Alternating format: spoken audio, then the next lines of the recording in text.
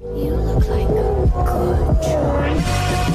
Interlink. What's it like to hold the hand of someone you love? Interlink. Interlink. Did they teach you how to feel finger to finger? Interlink. Interlink. Do you long for having your heart? Everything's a copy, copy, copy. Stop trying to control everything and just let go. Cells. Cells. Do they keep you in a cell? Cells. Cells. Want to know what you're thinking? Fuck what you know. You need to forget about what you know. That's your problem. Forget about what you think you know about life, about friendship. Interlinked. If you were to die right now, how would you feel about your life? I don't know. I wouldn't feel anything good about my life. Look at you! You're fucking pathetic!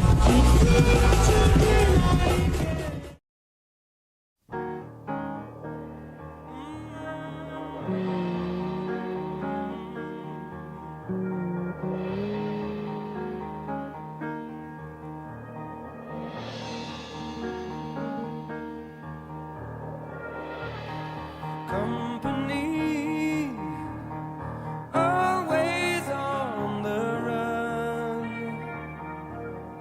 Destiny is a rising sun.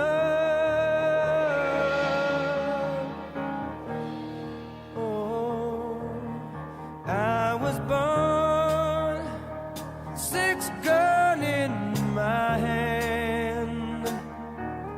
Behind a gun, I make my final stand. Hey, that's why they call me bad company, but I can't deny.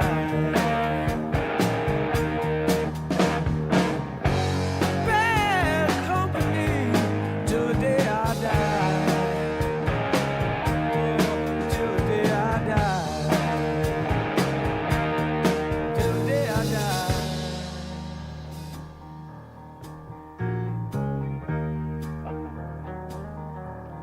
Rebel souls, deserters we are called. Chose a gun and threw away the sword.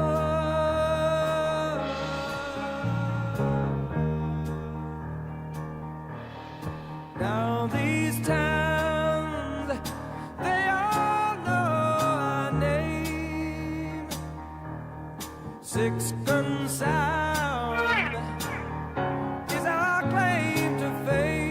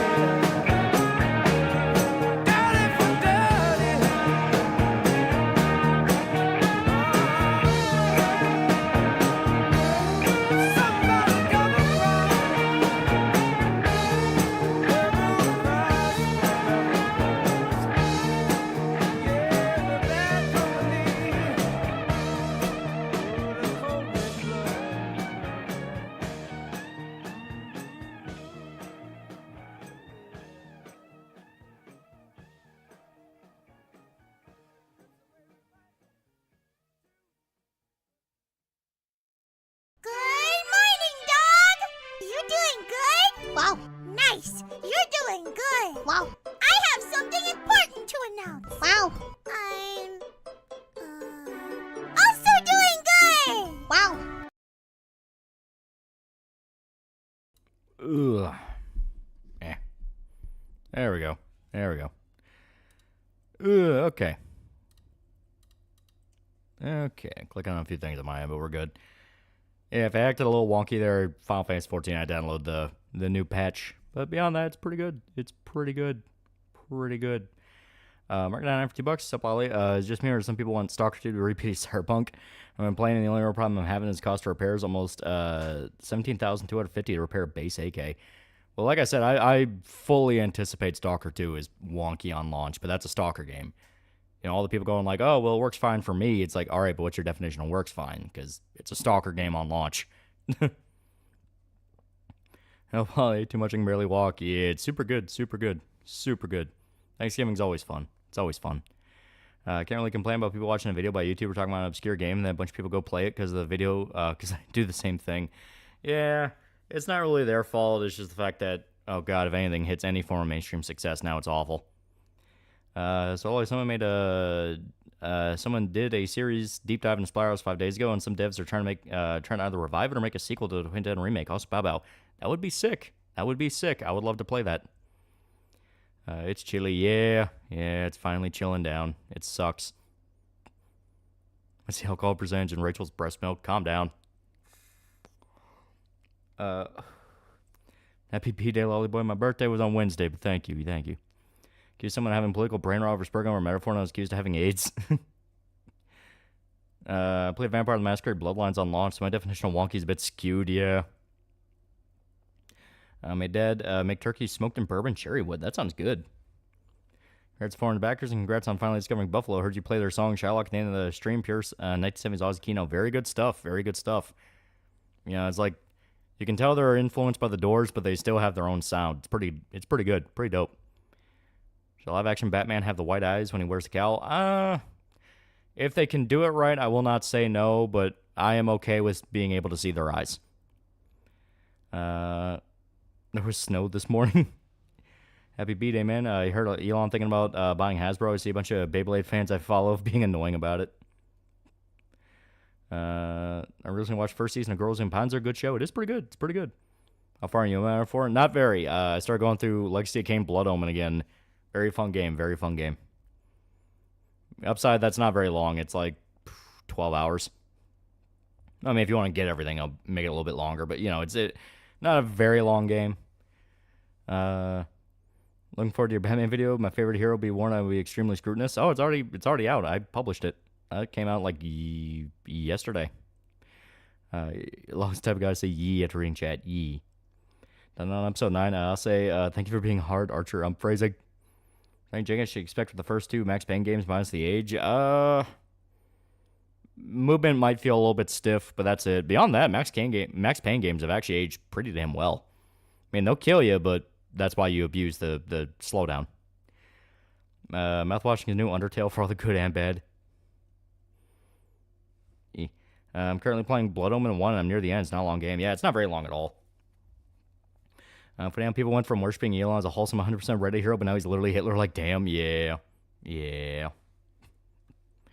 Remember, everyone, buy the Soul River Remaster after it fails. Don't want it anymore. Exactly. You let it fail, then buy it, even though it's probably going to be good. How was Thanksgiving? It was pretty good. Spent time at my grandparents' house. They also have a little Frenchie, so I got to play with that, and she was great. Favorite album, Relayer by Yes turns 50 tomorrow. Oh. That's a new Down and On episode. I have not watched it yet. I'm going to watch it Saturday on anime night. What do you think about Cormac McCarthy? Like, Cormac McCarthy pedo. Like, what? Do you mean like Cormac McCarthy was a pedo? Because he wasn't.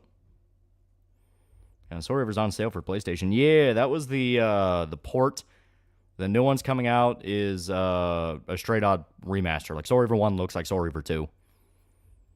Yeah, Nightmare Segment Max Payne are the original, worst part of the original. Yeah. Actually, he can't like the kind cute lady because she was raped, you gooner scum. Ever played the Conan game for 360? Like once. It was okay. It was pretty good. It was a God of War clone, though. But we needed two second HD collection, so we have Blood Omen 1, Blood Omen 2, and Defiance HD. My other step-on has a friendship posted in some Discord. Yee, very cute dog breeds. Adam Ray Sporsky will have his vengeance against Hasbro. Spent Thanksgiving when the turkey was Cajun seasoning. Everything else was good. Oh. Have you ever watched Powerpuff Girls? Like a long-ass time ago when I was a kid. I always preferred Samurai Jack, personally. Also, I was wanting to think of that buy after it fails strategy, at least for the remaster. So proud of that. Yeah. I'll give Anya for Mouthwash Simulator 550 babies. Currently playing Elden Ring for the first time, doing a Faith Dex Lightning build, just beat Radon, and now exploring Nocrum. Yee. How long is TheAlmightyLoli? Like an hour or more? Nah, it's like, we go from like maybe around 9 or 10 to midnight. Just give us a chance to catch up on everything. You see that Vito the pug won the dog show? Makes me proud to own a pug. Yeah, pugs are cute. You ever watched Dead Man Wonderland? Like a few episodes a long ass time ago. I never got into Dead Man. Yeah, Destiny Blue Fuentes, what is happening? Sister used to call me a fag for watching Powerpuff Girls. To be fair, there was more to it than the surface level. Nice Batman video. Could you remind everyone about the Troy Baker beef? He's a douche. He's utterly pretentious. He thinks he's like the greatest VA in the world. He tried pushing NFTs. Like a whole bunch of shit. Finish Splatterhouse. That'd be a fun one. That'd be a fun one. Especially if they do announce a sequel, we'd have to finish it. We're not too far away from the ending in the game. It's like maybe 2 or 3 more levels. You watch Arcane yet, or are you saving it for another time? I'm going to save it for another time when they officially kill it. Firebombing the devs behind remastering Elixir Arcane, it will fail. Decided to watch Long Halloween before watching the vid. They really wanted to put Hannibal Lecter and Batman. Not complaining, though. Yeah, I thought it was pretty dope. And having to be Calendar Man's interesting. Seeing what Penguin did in the Penguin show, I think we should call Punisher Agent 47. Can't believe Fauna just doxed all of chat and Hololive EN's names for Thanksgiving. You see Chris Shan confirmed that he did not get his girlfriend pregnant. Humanity may be saved. Well, that's the thing, though. Reminder. Chris will tell you what's happening, realize it was a bad idea, and start doubling back on it. So it's one of those of we don't know for sure if he was lying then or lying now. It's one of those things. Deadpool killed Hannibal Lecter. Which one? Probably the one that looks a lot like Odin, wink wink. I'm not sure what you mean by that. I don't remember Deadpool ever fighting, like, Anthony Hopkins Odin.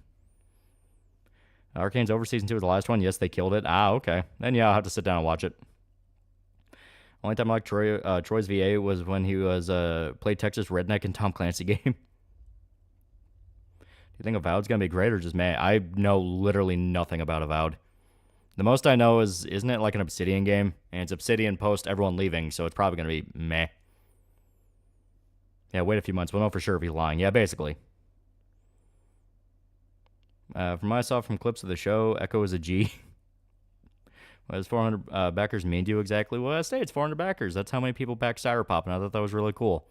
So I had Manito drop a little congratulatory image. I think it's really cool. I think it's great.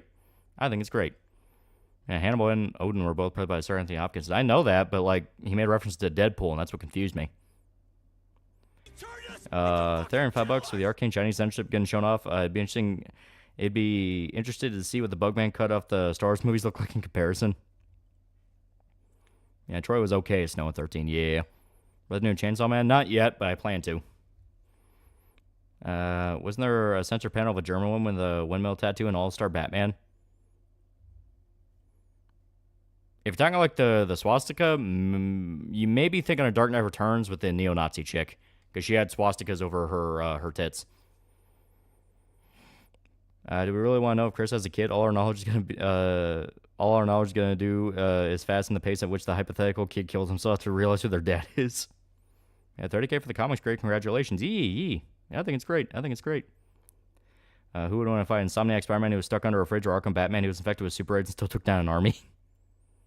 Who's Make-A-Wish child besides Yuki? That's Rachel. She's the other protagonist. She's crippled and drunk. How's your turkey day? Yesterday it was pretty good. Lots of ham, lots of turkey, lots of mac and cheese. So pretty good day. From what I've heard, Avowed is Obsidian's version of Skyrim. Ah, okay. Pay on cosmic horror involving zombies or flesh horror. Yeah, you can do that. That's where you get like Reanimator and stuff like that. Yeah, Bruno also has swastikas on her ass. Yeah. My hatred for Arcane Season 2 is so big, I don't even have the conviction to be upset about censorship.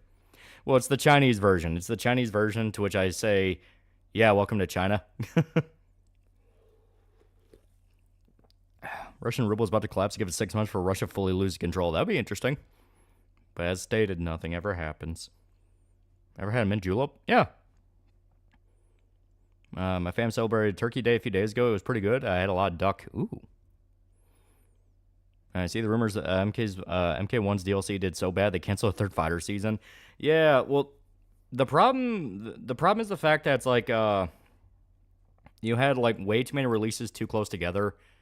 Because you had MK10, pretty fucking good. MK11 just kind of got shoved out like maybe a few years after MK10. Which granted, MK10 did go on for a while. But right after MK11, you had MK1. Like, MK10 and MK11, at least there was enough time where it's like, I can kind of see it.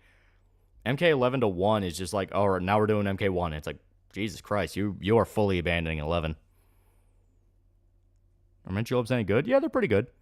You sell merch, so where's the TheAlmightyLoli merch website at? It's Teespring. It's in the description. I have shirts. Goku is the Macy Thanksgiving parade. Yeah. Yeah, sad thing is that Ghostface is cool. That's what I'm hearing. Ghostface is genuinely fun. Yeah, expansion for MK1 was priced a full game as well. Yeah, that definitely wouldn't help. Is that they were nickel and diamond people like fucking crazy. We had smoked pork belly, salmon rolls, and damn near went to a food coma. Oh god, that sounds terrifying. And that's an Exodus, the game made by former BioWare Night Dog devs. I am curious about it. Yeah, I am hoping it is good because it's all of like good people from BioWare. Forget the release it in $7 price tag didn't help them. Yeah, WB wants a cash cow like Hogwarts. Yeah. Little girl was with Jinx was stupid and Victor being a messiah ended sucks.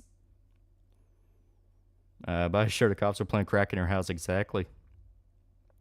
Main bit of realistic Ghostface or Omni-Man getting vaporized by a quick dash is great.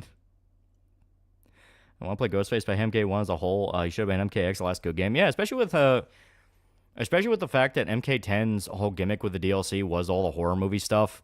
Because you had Leatherface, you had Jason, you had Predator, you had Alien. It's like he would have fit right in there. Hate the new game trend. The 11th game in the series. 1.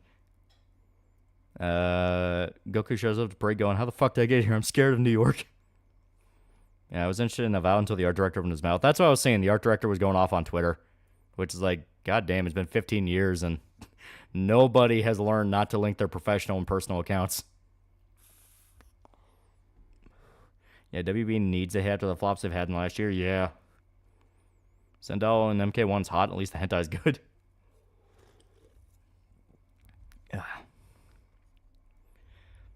Happy Thanksgiving, everybody. See what they do until the turkeys. What? Also, really funny how Ghostface MK1 has a lot of his kick ripped off from Terradrome, the indie fan-made fighting game with licensed horror villains. Yeah, MK1 DLC character's pretty lame. Ghostface the only cool guest character so far. Yeah. Yeah, dude's flat out saying he discriminates against people and he's part of the hiring process. Dude's going to get Obsidian in big trouble. Chris Avalone came out on Twitter and said, yeah, if you feel like you've been discriminated against applying for Obsidian, call your lawyer. And it's like, that's not great. That is not great. I ended up taking some else for $5. Happy Thanksgiving, chat. Also, holy god, Obsidian went off the deep end as of late. I used to like him too. Well, Obsidian, all the old people left. Like, all the old people that made the great games of Obsidian are gone. Like, they were filtering out around the time of New Vegas. Because you had New Vegas. Not long after that, you had Alpha Protocol. Alpha Protocol was pretty good, but you can kind of feel there was less and less people there. And yeah, they went dead quiet. They released, what was it, Outer Worlds. Outer Worlds was aggressively, it was okay. And ever since, it's like, yeah, there's going to be petering down bit by bit. More than just tank his game. He opened the company up to a discrimination lawsuit. Yeah. Do you not have a family? I was eating with my family. But it's at night. Dinner's over. It's finished Batman Hush movie. I expect more League of Shadow stuff, and it's just Riddler. I'm disappointed. Yeah, Hush is just okay. Just Story's terrible person, separate art from artist. Obsidian make before New Vegas. They made a few different things. They made KOTOR 2. I think they made a few other like smaller CRPGs, but like they were people that came from the company that came before BioWare, some BioWare people. You had like Chris Avellone, who's Planescape Torment, and a few other people.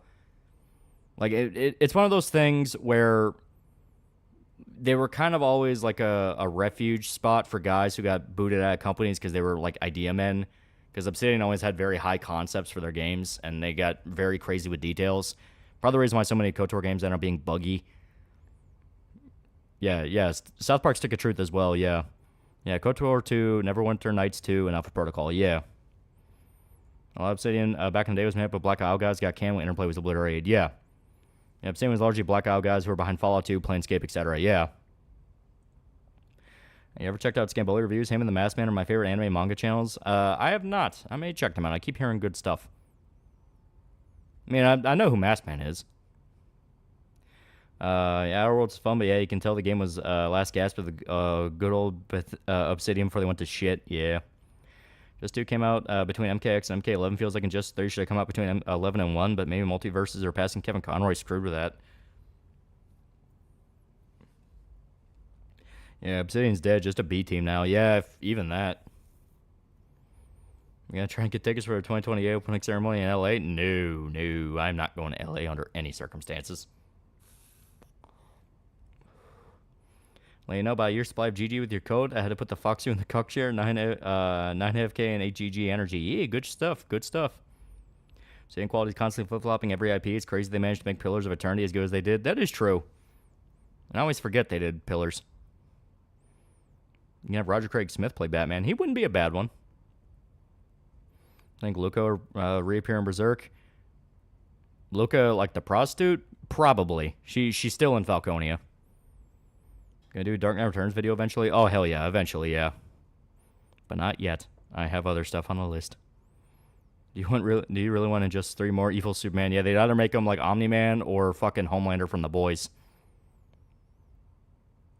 Looking forward to Uboblot anime, or you're a fan of the manga? I've not really checked out a lot of Uboblot, but if an anime is coming out, I'm probably going to check it out. Doing No Shave or No Nut November. Go near LA, only have to say set itself on fire for opening ceremonies. The Obsidian that made New Vegas died after making New Vegas because of Bethesda. Yeah, that's part of it. What's next on Shopping Block? I will keep that a secret until the intro is done. All I will say, it's a classic. It is a classic. And it's very dark and miserable. Avowed is actually a Pillars of Eternity game. Spin-off of Pillars of Eternity game. Oh, okay. Luca's syphilis one, right? For some reason, unless Griffith replaced AIDS for Demon AIDS. No. Luca is the one that led the prostitutes. The one you're thinking of is Nina. President going to be on Prime Video. I haven't watched anime on that service in a while. Oh. What's the worst media in your review list? Hard to say. If you mean, like, in general of what I've covered, Cool Cat. Yeah, Cool Cat. Out of my entire discography, Cool Cat was the worst one, because that just sucks. That was the make fun of it because it's a mentally retarded child one. Stuff I have, like, eventually, like, on the actual just full-on list of stuff I haven't even covered yet, there is a lot of really bad ones. Pillars had good writing, but played like a 20-year-old CRPG. Whether that's a positive or negative depends on perspective. Yeah. Now Thanksgiving's over. Can we start watching Die Hard? What about Cuck? Cuck is bad, but at least it looks like a movie. Look, Chuds, made this multiple $million game to piss you off. Wait, what do you mean I'm fired? That's the Chud's fault. Mortal Kombat has been a commercial for other WB properties since 10. A little bit. But Cool Cat taught us how to survive a school shooting. Some real stinkers. Well, like, everyone that was requesting a Ruby video explicitly said, you need to see how they ruined this. So it's like, yeah. I would say live action Cowboy Bebop was up there for the worst things you covered. That's also pretty bad. Live action Bebop, Watchmen. Nostalgia Critic movies, but I kind of made a point in those videos. Those movies weren't really meant to be movies. They were just meant to be like collab videos. Yeah, what's better, Cuck or Joker 2? At least Joker 2 has ideas. And for Obsidian fanboys blame Microsoft when Avowed fails even though it's not their fault. Wait, Cool Cat taught you what? Apparently Bloodborne server is on maintenance, so he's probably going to shut down forever. Probably, yeah. I'll pay you not to review Ruby. Too many people outvoted you. Yeah, Cowboy Bebop was a nightmare. So glad it died quickly. Dude, that's one of those cases of they're like, we don't want it to be like the anime, and then they realized, oh shit, we know literally nothing about this beyond the anime. What are we going to do? I'd say Bebop was worse due to ignoring and shitting on great source material. Yeah, Gladiator 2 wasn't that great. That's what I was hearing. I hear Gladiator 2 is just aggressively okay. Which at that point, you know, it's like, well, you can just watch the original. The original, which is one of the greatest movies ever made. Yeah, Ruby was never good. People just feel sorry for the creator. Sorry, Spirit of Monty can you ruin something that was always bad? Yeah, we got a Monkey Jones Cool Cat crossover and he stopped the ultimate school shooting. I think that relationship's pretty much severed. We don't want Cowboy Bebop Netflix to be like the anime, man. They totally deserve that downfall, yeah. Is KOTOR 2 better? If you're talking about in regards to KOTOR 1, it depends on your definition of better. It is a very different game compared to 1, even though they play very similarly. Ending took me out Gladiator 2. Most fights are fun. That's at least something. Review imminent. Oh man, how much porn do you have to read? They want to be like the anime. Why adapt it? Vanity. Vanity and name stealing. Ruby's always been bad, even when Omen's alive. It had great animated fights and a fantastic soundtrack, but the story and actual writing was hot ass. Nothing tops pile of shit that was Netflix's Death Note live action. At least there you had Willem Dafoe as Ryuk. And if they ever do a live action Death Note again, get Willem Dafoe, even if it's in Japan. Where the doc he's shipping out from? As stated, we worked with a company called Dakimakari. That's the site for it. They have their own little distribution network, but it should be based in the U.S., so all the U.S. people will be able to not have to deal with the headache of international shipping. Anyone who is overseas, I'm sorry, there's not much we can do for you there. International shipping's a fucking pain no matter where you do it. Yeah, there was a firefight. So when anime would want a proper live-action adaptation? There are some pretty good ones. The Fable has some live-action movies that are fun, but they don't really follow the manga, so maybe something more like a Prestige-type show with that. Because the Fable's really good. You can do a lot with that. Maybe some Junji Ito stuff. You know, like, because those are another where his style with human characters is so simple to where they can translate that to actors. It's the monsters and the creatures and the body horror you have to go over the top with. Yeah. KOTOR 1 really felt like a Star Wars being used to disguise a D&D game. Well, that's literally what it was. Main problem with Ruby was that the main writers hated anime and manga, even though they ripped it off shamelessly. Japanese Death Note live-action movies are alright, yeah. If you plan to do a Ruby review, at least make the joke that the only thing they remember in the last volume was the homophobic Ruby memes. Rachel, don't freak out. We're now in a dry county. Rachel appears in a cowboy hat and guitar. What about mouthwash? See Dead by Daylight doing a Junji Ito collab? That would be cool. That would be cool. Monster del Toro really needs to adapt that. That's another good one. If they do a live action of Monster, that could be really cool. I'm gonna watch a good Ohm-styled animator. Good news, Shane Newville has been involved with Dylan Goo's content. Goo being a Volume 3 animator and claiming fame via that. Oh, okay. Hana Sugisaki is close enough to Japanese Jen Ortega, so not happy. Not sure the context is behind that. May I say KOTOR 2 better than 1 in gameplay and quality of life features? It does have some tweaks. It does have some new balances and features to it, yeah. I almost bought the comic posted in New Zealand. It's the same price as the book itself. Yeah, we're going to find a way to avoid that for people, because we really don't like the idea of people getting fucked over in shipping. We got the shipping numbers for our Ikidaki backers as well. We'll be updating Indiegogo, and all our Doki buyers are getting their covers. Oh, hell yeah. Hell yeah. Hell yeah. Hell yeah. Rachel, Yuki, why'd you do that? They were bullying you. You killed them for bullying me? Yeah, only I can do that. They're stepping on my turf. I see the crypto market going from here on out, given the new rise in the market. Well, the thing that crippled crypto was the fact that people were using it as like an investment thing. Well, that's not the point of crypto. Crypto is meant to be a currency. You actively use it, and that's where it gains value. Because the demand for the currency coincides with how popular the currency is, because people are using the currency. So it's one of those things. It's kind of a bad loop right now where people are using it as investments, they're holding on to it, It's dropping in value because people are not actively using the currency and making it more valuable. It's a whole fucking thing. Want to know how hacky Rukia's live-action actor was in the Bleach live-action adaptation? She is apparently as old as we are, so not very... Gwen Saga might work in live-action. Yeah. That's a high fantasy thing, though, so you would have to, like, really spend money on it, though. Especially with the main guy. When Car reviews your comic when it hits, how would you react? I would be very surprised. What's more horrifying to you, disease or radiation? Radiation can get really bad. Hanazuki Sakura is also in live-action Blade the Immortal, too. Oh. I don't think you can faithfully adapt the Fable. The manga had full nudity scenes. I don't see that at all as being a limitation. Shows have nudity all over the place. Minor thing, but you missed out on Rachel and Yuki having the 400 backers written on their backs. Yeah, next for merchandising, Yuki's massacre printed into Okiyoi. That's a woman who don't clean their room. It's a terrible habit. KOTOR 1's story and role-playing is okay as long as you don't want to play an evil MC. Because the evil dialogue choices are really low quality. It's pretty poor for an RPG, though. Yeah, well, the fun of it is you're like an over-the-top Sith Lord. That's where KOTOR 2 is better. KOTOR 2 is better because you have a lot more nuance. You can do the wrong thing for the right reason, or you can do the right thing for a wrong reason. KOTOR 2 really expanded upon the nuance. Been reading Gwen Saga only in the first chapters, but it's interesting. Yeah. You're vaping or just ate too much there. Kind of both. There's been a girl with father or mother issues. Both are psychotic and will probably kill you. Money paper only has value because the goods you can trade it with. If no one's using it to trade, it's useless. Steam sale is live. Any good games to grab? I suck at making choices without destroying my bank account. Factorio. The Space Age Factorio expansion is out, so you can swipe that. For context, ukiyo-e are traditional illustrations printed onto wooden blocks to convey a story. Oh. Yeah, the ability to make other characters' light side or dark side's cool. Yeah. Which was Modern Ruby or Berserk 2016-17. I never got into Ruby, so I don't know, but Berserk had potential to be good. Had potential to be really good.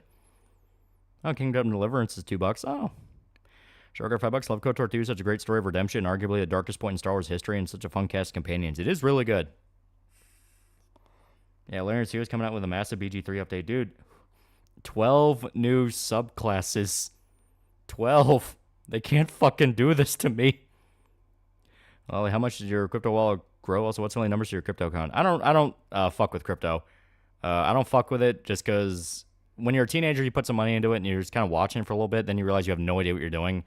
I may eventually make a new crypto wallet in case, you never know. But it is one of those things of like, I don't really fuck with it. Psychonauts 2 is on 70% sale. Oh. What games getting 12 new subclasses? Baldur's Gate 3. Like, pretty much every class is getting new subclasses. Gonna do any Black Friday shopping? I plan to. The problem is, obviously, will I be able to swipe the things I want before they're gone? Yeah, don't end up like Boogie. Trying to decide between Space Marine 2 or Baldur's Gate 3 since they're both on sale. Can't decide. Space Marine 2 is shooter. Baldur's Gate 3 is tabletop RPG. So, which one do you think you put more time into? Alright, Spam, but happy Thanksgiving. Yeah, it's super good. Super good. I was invested in Bitcoin and Ethereum, but just treat it as diversified separate investment. Any hope in an increase in nuke energy? Hopefully. Fable the manga where Japanese people can flex their gun knowledge. They mentioned the CZ pistol. Yeah. What is it supposed to be about like criminals and hitmen? Sorry, I'm late. Yee. There's no Hexblade or Dragon Ranger. You're getting Hexblade, but yes, no Dragon Ranger. Wait. Actually, I think archers are getting Dragon Ranger. Junji, Curse never get a shit adapted into a good anime, right? Dark Sector Progenitor Warframe's currently free. Oh. Happy Thanksgiving. Yee. Be careful and don't bother with using PayPal. They'll fuck you up. Ghost fees, blocking, rejected cards, and bank claves as making up excuse not giving your money to you. Oh, I never keep money in PayPal. I always move it. Just due to the fact of, that happens so many times. Too many people use PayPal as a bank when that's not what it is. It's a payment processor. Hexblade, Shadow Sorcerer. There's no Archer. It's Fighter who's getting Arcane Archer. Really? I thought Dragon Ranger was coming. Hope to get a new graphics card soon so I can better enjoy gameplay games like Space Marine 2. Well, did you play the Fable series? The games? Yeah, they're fun. And I actually defend Fable 3. I know it's not that great, but I have a lot of good memories playing it. Yeah, fighter gets arcane archer. Yeah. Is it well annoying to have a birthday so close to Thanksgiving or the holiday? It's awesome. When I was a kid, that meant that like I could have my birthday, and it was great. Then I could have Thanksgiving. Sometimes it would even be on the same year, so it was awesome. Yeah, Drunken Master Monk. Every day I think to myself, why is every animation channel ran by an annoying fag who runs an equally annoying Twitter account and grandstands on everything from AI trains, etc.? Use PayPal as another security layer. Don't use that shit as a bank. That's hella retarded. Yeah. Yeast games are dirt cheap on Steam. Oh, yeah, that's really cool. Play the Yeast games. They're great. Ranger will be getting a subclass that can summon angry swarms of jellyfish or bees. Oh. Like using all the weird-ass arrows you can use with Archer. Impose drunkenness on enemies. For that alone, it's goated.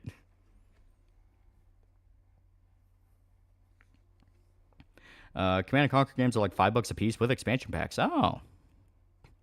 Loli, Angry Joe listed 32 reasons Fable 3 sucks balls. I like the game. I don't care. I will fight Angry Joe. Birthday's January 1st. Oh. What was Rachel's childhood like? Was it similar to Sarah's Victoria's childhood? I cannot say. That's plot stuff. Thanksgiving dinner, my sister made mac and cheese, ham, mashed potatoes, gravy, corn chowder, and just corn. Also the rolls she made were bomb. Yee, good stuff. Being born in the middle of August sucks because you go right back to school. I'm glad I've been out for years. Yeah. Remember when KOTOR 2 was being rushed by Obsidian as an unfinished buggy mess was the biggest game controversy. Pepperidge Farms remembers. Yeah, PayPal threatened to charge people for wrong thing. Yeah. Yeah, Warlock hits Hexblade, one of the most shit-ass OP subclass from the tabletop Lyrian sweep. I just realized I have 3 slow-mo shooters now. Ooh. Jacksepticeye now he has autism. That explains a lot. Should have mac and cheese with fries and bacon. You're gonna fight Angry Joe regardless, don't lie. Yeah, PayPal threatened the IRS to go after OnlyFans. Yeah. God, I hate Hexblade. But they're cool. They're cool.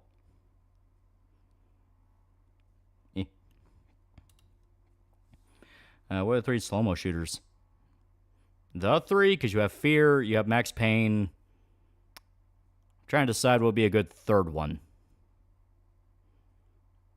Because Fear and Max Payne are the 2 big ones. The third one you can argue over.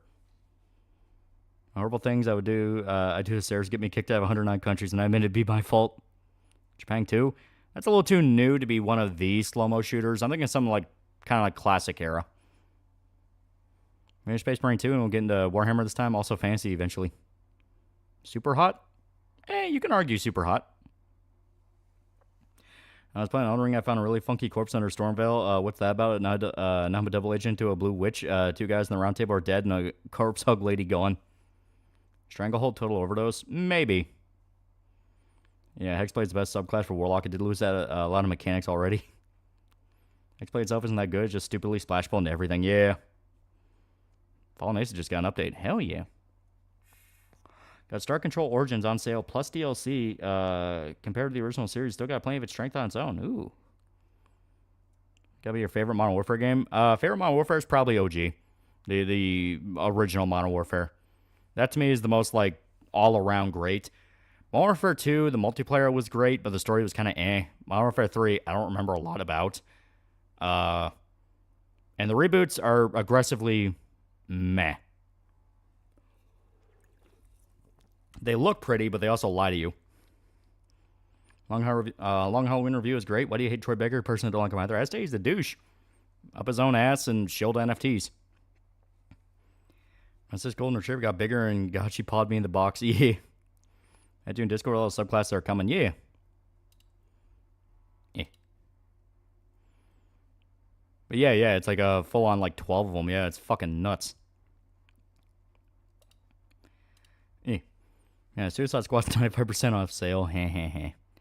And Modern Warfare 3 is just Modern Warfare 2.5. Yeah.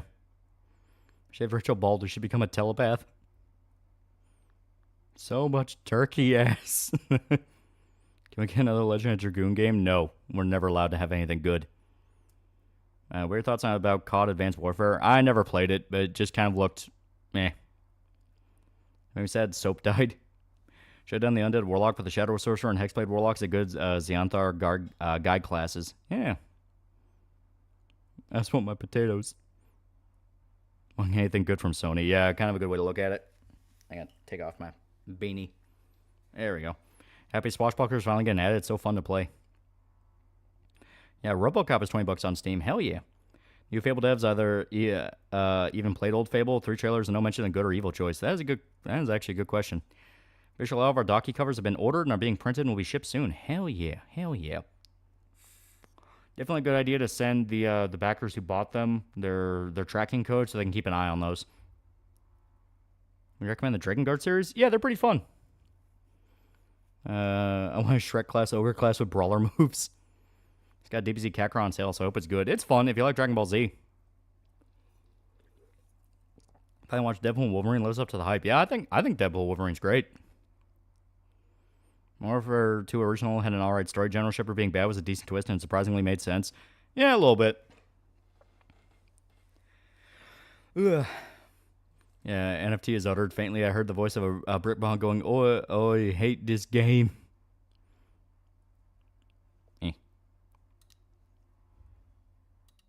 Do.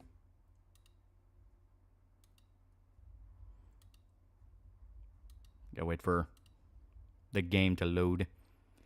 Also, the backers back to Doxy beginning emails with their tracking numbers already updating Indiegogo with the info. Hell yeah, hell yeah. Good stuff. Can do a video on Final Space. That would be fun. That would be fun. Also, ones I gotta. For some reason, sometimes the update won't actually like come back until I back out and then back into the screen again. Gabby watched it in Hamadon's like a prayers constantly. My head ended now. Shadow Sorcerer looks really interesting. Baldur's Gate 3. You get a Shadow Hound to stick onto your enemies. Ooh. And here we've played a few different ones with rabbits, so we're gonna go to. We're gonna go with Shadowbringer. Tatum as Gambit was my highlight in the movie. He was great. He was great. Modern Warfare 2 had the balls having you fight a U.S. general and kill American mercs. Yeah. So mentioned Star Control, the series. Creators, writers got the rights to the original continuity back, rebranded as Free Stars. They're working on a canonical third game with a new team. How was your Thanksgiving? I made pie for my family. It was pretty good. It was pretty good. Had plenty of food. Ridge Wallet's any good? I don't have one, so I don't know. Pretty big Vampire Hunter enjoy. I assume you meant pretty big Vampire Hunter enjoyer. Are there any games like that you recommend? You have the Blade PS2 game. You have. I think about it, there's not a lot of games where you hunt vampires. It's usually you play as one. You have the Infamous 2 DLC, but once again, you technically play as a vampire.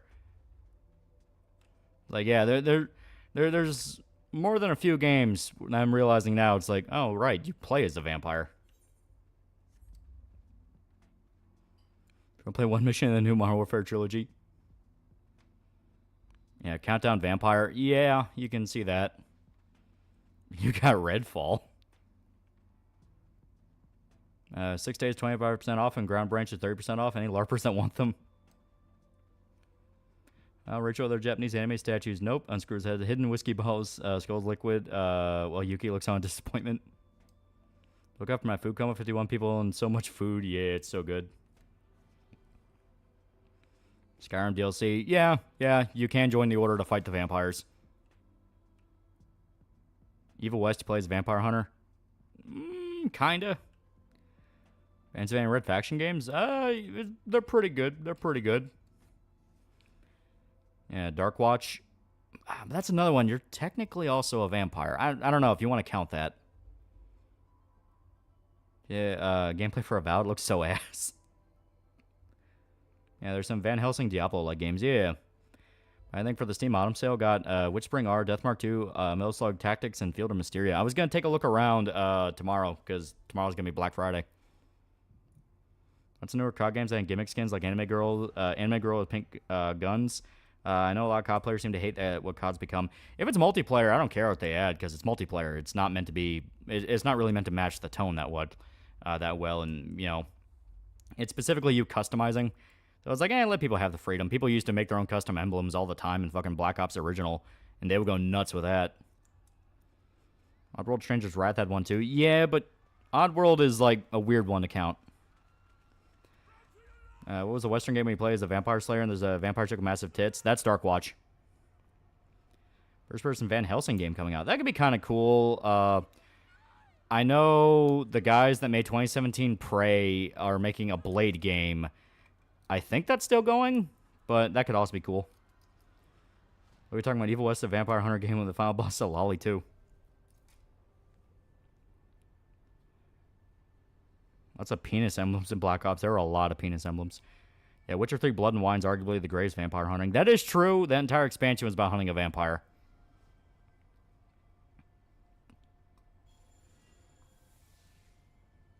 There are very good things about Dark Watch. Too bad it's a PS2 exclusive. There was an RPG called Weird West where you can kill vampires. Yeah. I saw someone have Patrick smoking a blunt as their emblem in Black Ops 2. Fun times. Beating up a lolly in Evil West was a 10 out of 10. Replacer in Black Ops 6 is probably the only time people don't care about custom skins looking realistic. I'm going through all adaptation of Trigo again because Stargaze would be an understatement to say Rem is a bad person and his Miracle Vash turned out the way he did. Arcane Studios, I'm not the biggest fan of their games. Couldn't get into Dishonored. Prey was really good, though. Like 2017 Prey, I thought they did fantastic with that. Incredible Adventures of Van Helsing, an isometric RPG, replays Van Helsing killing monsters in Steampunk World. Oh. You think about Mouthwashing game? Have you played it? I know about it. I was going to play it eventually. I am fully aware the fan base is psychotic, but, you know. Apparently Dark Watch on Xbox Original. Wow. That's because I'm writing a vampire novel, and maybe more media can help me out with that, you know? Well, in that case, check out some of the old Hammer Dracula movies with Peter Cushing and Christopher Lee. Those are fantastic. I mean, Castlevania all about hunting vampires. That is true. Castlevania. I was trying to think of something a little bit less obvious.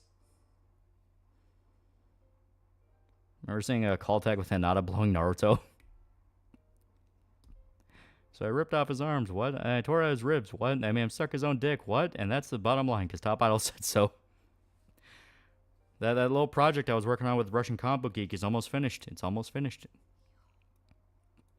Lexia K and Helsing are the best vampire media. They're pretty good.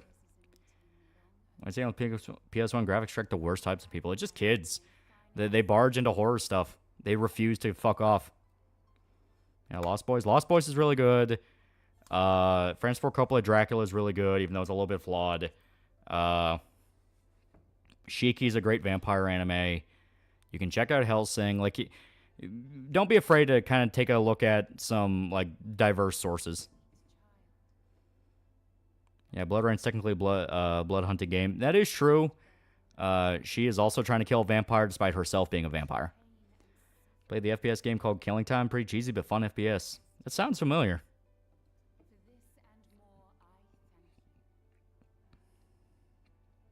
I was watching an alright game, but games like that attract fucking crazy, push away people trying to get into it. Yeah.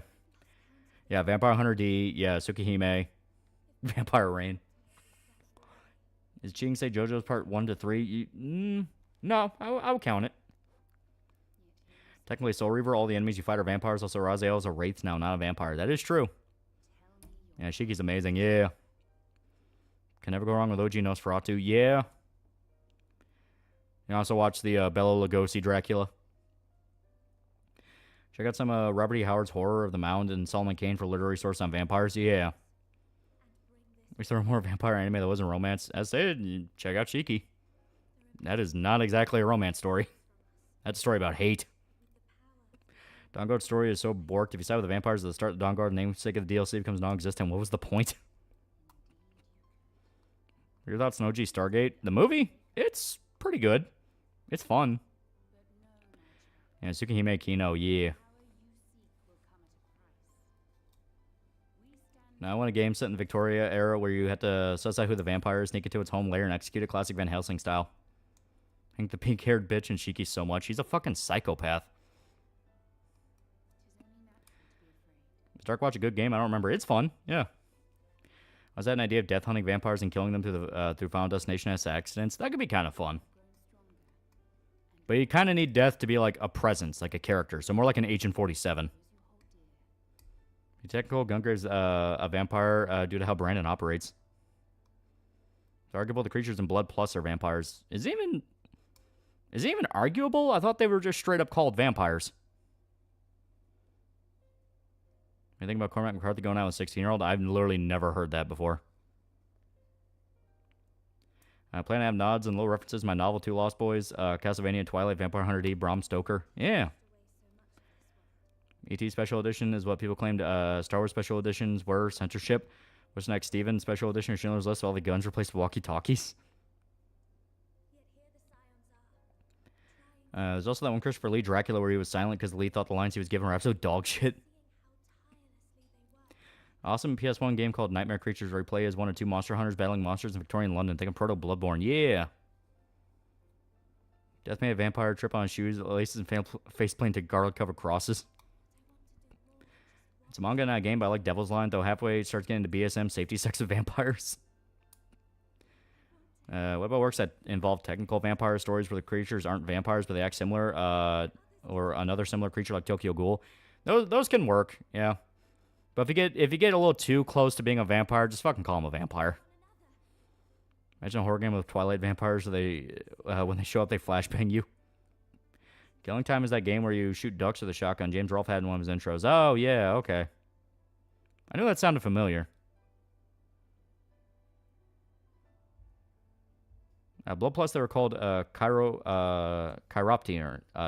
Oh, okay. Devilman demons are just vampires? No, they're just straight up demons. I did want to try Bloodborne. I'm sorry, I'm just not a fan of Dark Souls type games. Bloodborne's like the best one, so if you can't get into it, yeah. Did Blackwatch get an Xbox release? I can emulate Zemu PS2 games. That's hard. If you're talking about Darkwatch, yeah. Dracula, I saw the Bela Lugosi Dracula. My personal favorite is Coppola version. Coppola version's good. It's just, as I say, it's a little bit flawed. I thought the Harlequin romance elements were kind of dumb. I got a 5 out energy here. I had an entire box of them sitting there for years. And now I'm going to drink it and see if it'll kill me. Before I do that, when is the Best Buy date on this?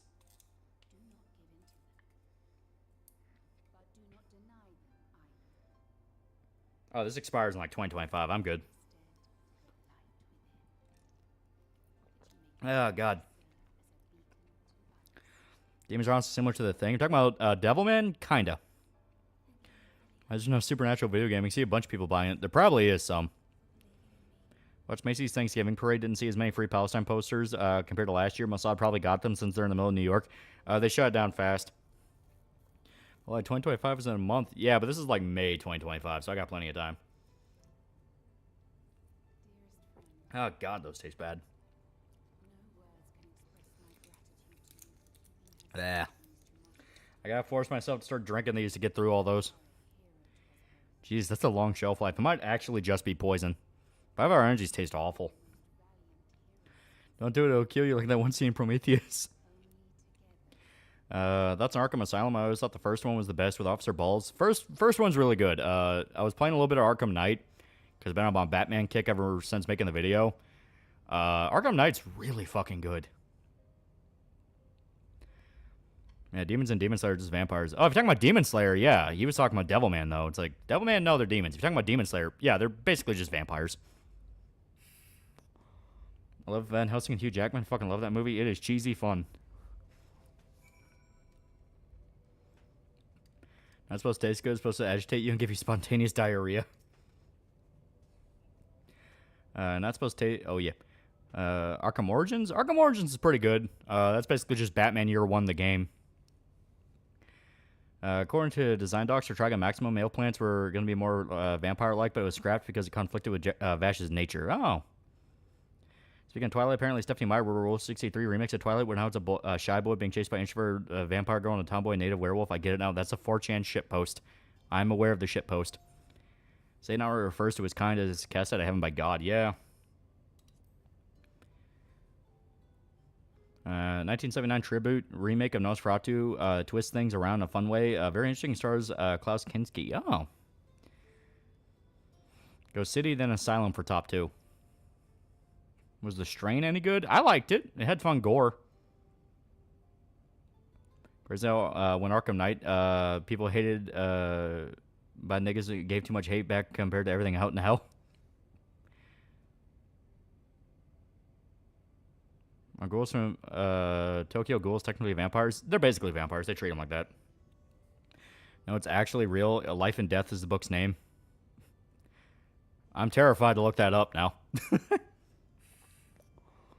Stephanie Meyer get like the biggest male fan base ever. Stream was alright right up until the nuke. Completely lost all interest at that point. Pretty much everything that happened in the nuke drop season was ass. Fun fact, even though they were vampires in Trinity Blood, the Krusnik were actually shapeshifting vampire hunters from Slavian folklore. Oh. Arkham Origins is awful because it made people, it made me think about Penguin having sex. Orange Marmalade was a Korean webcomic that was pretty good. Very slice of life. No more 5-hour energy. You're going to shit yourself, throw them out the window. Oh, I only drank the one. I only drank the one because I'm going to limit it to like one a day. Holy shit, Rule 63 Twilight's real. Slovenian, not Slavian. Fuck you. Fuck you. Have you read or listened to any historical fiction books? And if so, what's your favorite book series? I don't really listen to a lot of historical fiction. Usually it's just straight up fiction. I want a movie about the world becoming more overrun with werewolves and post-apocalypse. Maintain the fight with Deathstroke and Arkham Origins' best fight in the Arkham games. It is pretty good. You're gonna shit yourself. I do like that movie Priest, even though it's completely different from the Korean manga. Underestimate the bowel curling power of 5-hour energy. What about the Bane fights? Bane fights are always just kind of rhino fights. Just lower them against a wall. Drink 5-hour energies. You unlock the secret hour of the day. My dear friend Lawrence made a video about Tanya the Evil American Psycho. I'm here to show him because he worked very hard on it. Pretty good. Pretty good. Pretty good. Pretty good. Yeah. My dad drinks energy drinks like water 2 a day. Yeah, that's not healthy. I say that as someone who also used to do that. Look at Mom was a sweet guy. Dude gets the ability to make anyone horny by touching them. Still laugh at that. That's the gayest I've ever been in my entire life. Most people hate Twilight. Can anyone name a single book series that came out around that time? I man himself streaming on Thanksgiving. I mean, Thanksgiving's over. It's like 10 at night. If you're still having Thanksgiving dinner, dear Jesus Christ. Most people hate Twilight. Can anyone... Oh, yeah. That's Matt Reeves wanting his trilogy to stay grounded, mystery solving, no supervillain, grandiose fights. I'm not against that. You know, give us something different from Batman. Chat Summary doesn't want to talk about us getting morning lullaby, how 5-hour energy is going to give him incendiary diarrhea, the coward. No, sir, you're forgetting a very special Bane fight, not spoiling. Maybe I am. By the way, I 40K fans in here read Red Tithe, great book. How do you feel about vampires being demons, or should they be their own thing? I'm okay with them being a type of demon. Where's a Ruben and Langdon? I don't drink energy drinks. I got all my energy from the earth. Hey, it's 9:30 here. He's almost 50 doing that. Yeah. And bro, I just thought you'd be too tired to stream. No, I mean, I already passed out with the food coma and I woke up. Case Study of Venice is a good vampire show. However, they shove the goofy faces in far too much. Kane's take on old vampires is interesting. OG vampires were their own species, and vampirism was coined from blood curse inflicted on them as retribution by the enemy race they banished. Which you eat at Artie Boko's restaurant. It's apparently a pretty popular restaurant. Popped in and say Dead by Daylight got Junji Ito crossover and costumes look sick as fuck. I'm so upset. Yeah. You should just try my 50-hour energy. It's 5-hour energy chicken soup and just actual meth. Get my energy from drinking 20 cans of Dr. Pepper and gas station boner pills a day. I'm God's strongest warrior. That's an American Vampire. I don't think I've ever seen or heard of that. Yeah, they made Batman vs. Dracula anime movie. Yeah, that was the 2004 version of Batman. It was pretty good. My novel, There's No Gray, the vampires pure evil and the humans need to take them down. Oh, okay. Just giving the Richard Sharp series a try. There are some original audiobooks on YouTube, but the sound quality is not great. Otherwise, use Audible's Rupert Farley's reading. Oh. Yeah, American Vampire by Scott Snyder. Yeah, I don't think I've ever touched that. The Long Halloween video, generally my favorite Batman comic series, is really good. Favorite line, Max Payne. Mine is, I had a dream she was dead, but it was alright. There's so many good lines. I love all the ones in Max Payne 3. 3 is still probably my peak. I love 3 so much. So, like, from 3, probably stuff like, hey, maybe we can sneak around back. Now I'll just barge straight through the front door like an idiot. It's like, I love that one. When you watch someone playing when you play yourself is most accurate criticism and advice for 2020s. Once you think about Fallout 3, just the first 2 Fallouts, but ported to, at the time, newer consoles, just as basic 2. Checked out year 1 to the video, can see why everyone loves it. Yeah, I love the scene where he breaks into the dinner. Like, it's so fucking good. It's like, from this day on, none of you are safe. Directions on the 5-hour bottle recommend taking half contents, 103 milligrams of caffeine for regular use, and the whole bottle for extra energy. I just chugged the whole thing, so. Do they even make a Max Payne 4 story kind of end in 3? I hope they don't. I like 3 as an ending. You know, Max finally gets to walk away.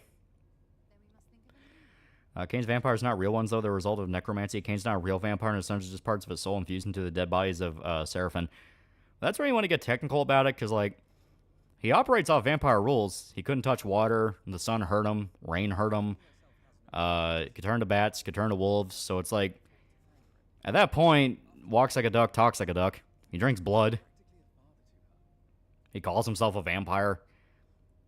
Had a hole in my second favorite drinking arm, and the only way we were likely to get Fabiano back now was in installments was pretty good. Yeah, that was pretty great. Max Payne 4 could be an alt timeline thing, like a reboot? Yeah, Max Payne's voice actor is also dead, so they can't really continue. Yeah. I drink 9 espressos per day. You like GTA? You're looking forward to GTA 6? I think everyone likes GTA to some degree. And yeah, I'll keep an eye out for 6.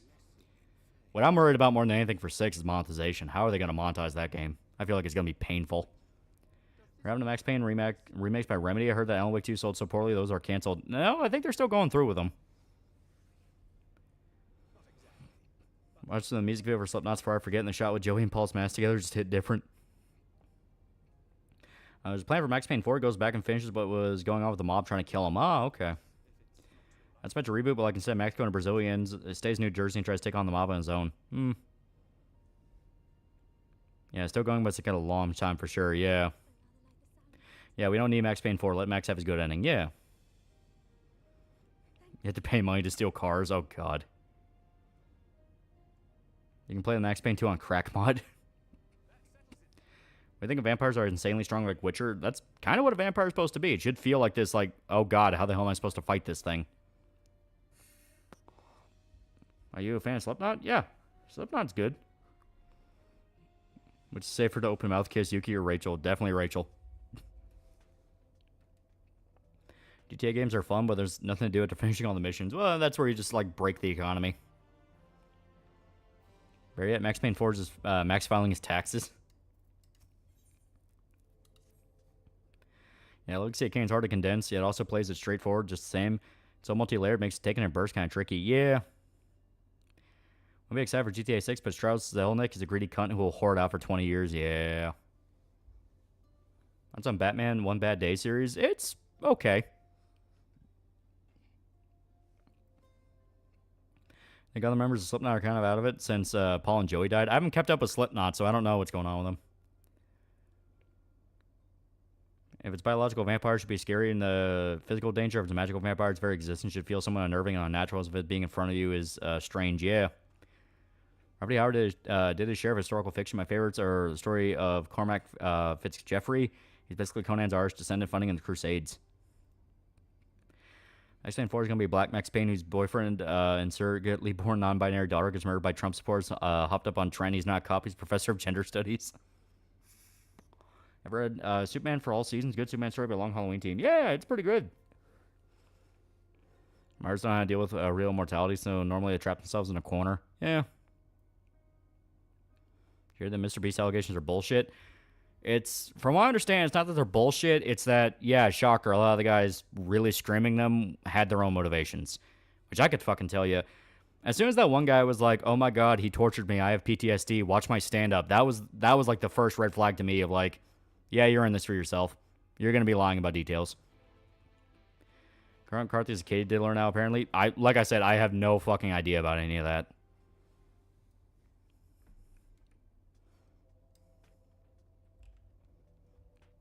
Some killing joke video will eventually happen. Yeah. What about the new Batman run where Batman has a killdozer? Yeah, that's absolute right. It is okay. I'm trying to cancel Mr. Beast for how long now? Finally getting past the god-awful listen and believe Allison phase. Yeah.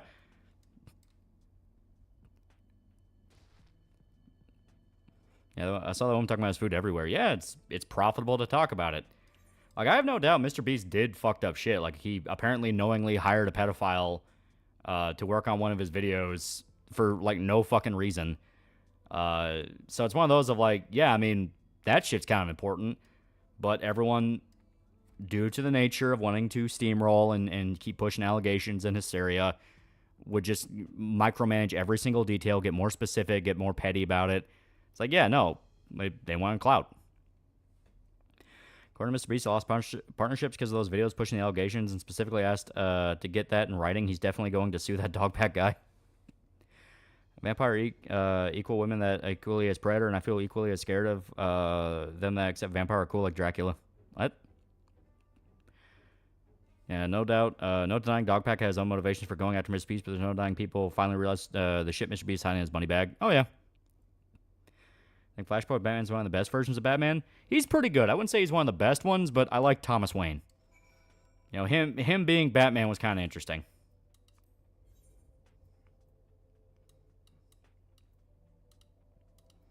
Yeah, no, that's good. Flashpoint's stupid. I thought it was fun. Turning into its whole timeline, though, is... Too often today, we have weak and mentally ill poor people trying to sue powerful and successful men for money. There needs to be a huge restructured justice system. We need to protect our great minds. What's your favorite mythological monster? Kraken's always cool. Who doesn't love a giant squid? Upper Echelon covered Beast's defense, points out the manipulation tactics he used and good points Mr. Beast made. He also pointed out the ways Oompaville dropped the ball in the interview. Yeah. Speaking of Thanksgiving, you see the video of Barney parade float deflating while Hindenburg video over it? Yeah.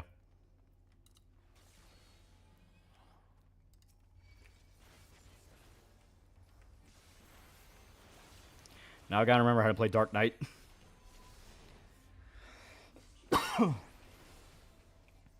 Is a random fact in Chinese mythology there's a story about a woman who was promised a horse that if he saved her father, she'd marry him. Sounds familiar, doesn't it?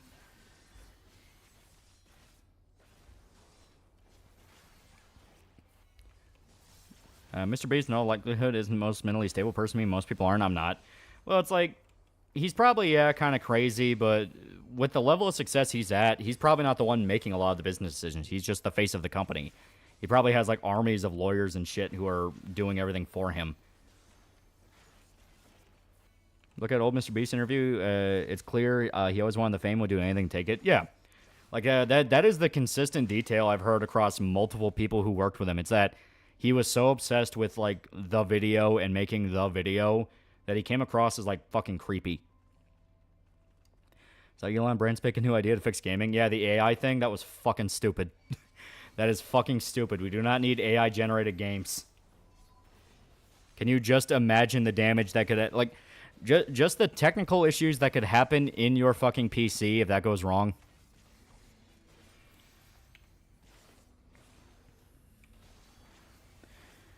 What happened to that guy who made the mixed race couple meme, cringe meme? I have no idea. I'm not even sure who you're talking about. You know, Mr. Beast is in the same server as Chris Tyson. He's sharing porn with kids. Yeah.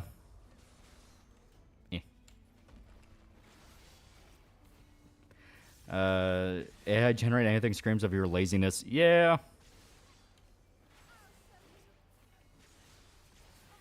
Mr. Beast situation, new channel, awesome document, horrible truths mixing with so many lies. Yeah. And just like the Doug Walker thing, is going to take a few years for it all to come out.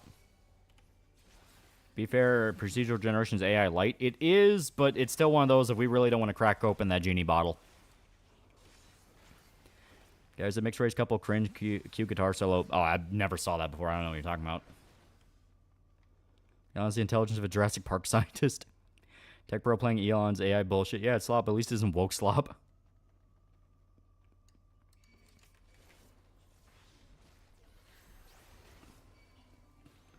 What's your opinion on new Mario voice actor? I haven't heard him yet. Is he good? Yeah, Elon's basically the world's richest redditor. Do you like some of the AI-generated music videos? The robots can slap with a beat. Don't you dare compare Doug to that animal, Mr. Beast. Doug is a pure boy who requires respect for the hustle, he points out. Yeah, I developed a game that would be horrible. Imagine a bug killing a boss a certain way, deletes System 32. Mr. Beast made a video where he tested how many condoms it would take to stop a bullet. That has nothing to do with anything. I just think it's funny. Weird moment where you find out the man who first accused Michael Jackson of being a pedophile was also the screenwriter Robin Hood, Men in Tights. No, not Mel Brooks. Yeah. I think he also... I'm trying to remember the exact story behind that. He for years, he was trying to get into Hollywood, and he worked as like a dentist or something. New Mario VA name is Kevin Afghani. Oh, okay. For Elon not getting involved in gaming, I think buying MSNBC is a waste of money. However, you want to purchase YouTube, I would be in favor. Yeah, it's like don't go after like legacy news shit because no one's watching that. Like go after YouTube, buy it from Google or something like that. Of course, if he runs YouTube like he runs Twitter, it'll be marginal improvements every now and then, and everything is still just kind of in a perpetual state of, man, this sucks. Any successful writers are there? Randy Pitchford, the guy who wrote Borderlands 2 and Elon Musk. Prefer your turkey fried or baked? I don't think I've ever really had fried turkey, so I would like to try that. He was also coached by a guy who wrote a literal fanfiction about Michael Jackson being a pedo. Yeah. I think Elon's evolving to become a 4chaner now.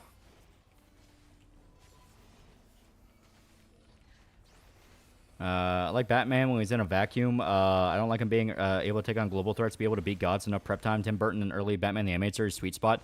He's pretty dope in Justice League. I will say that.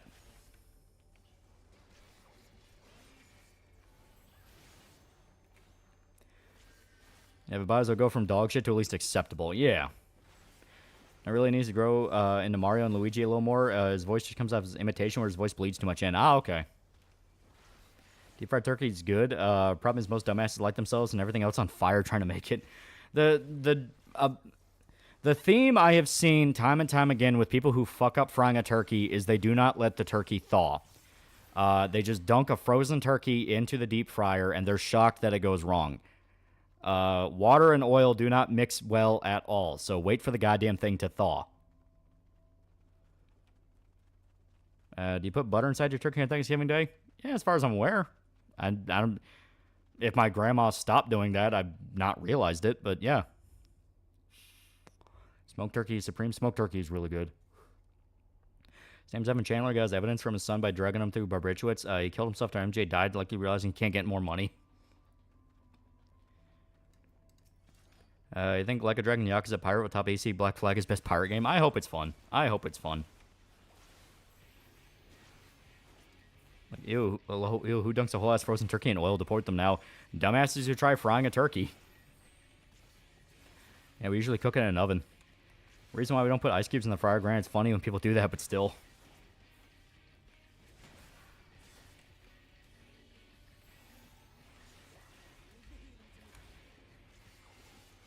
Haha. Gotta make that bird nice and juicy. Yeah. I would love to see Almighty's opinion on 50 Shades of Grey.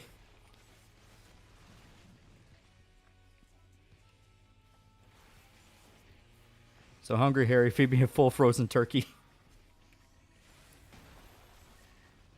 Have you eaten food at Traveling Carnival? Leave the frying to rednecks.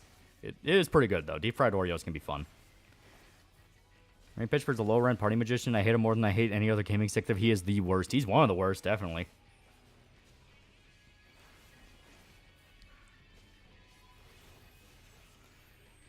I want a pirate game where he plays John Paul Jones and dunk on the British.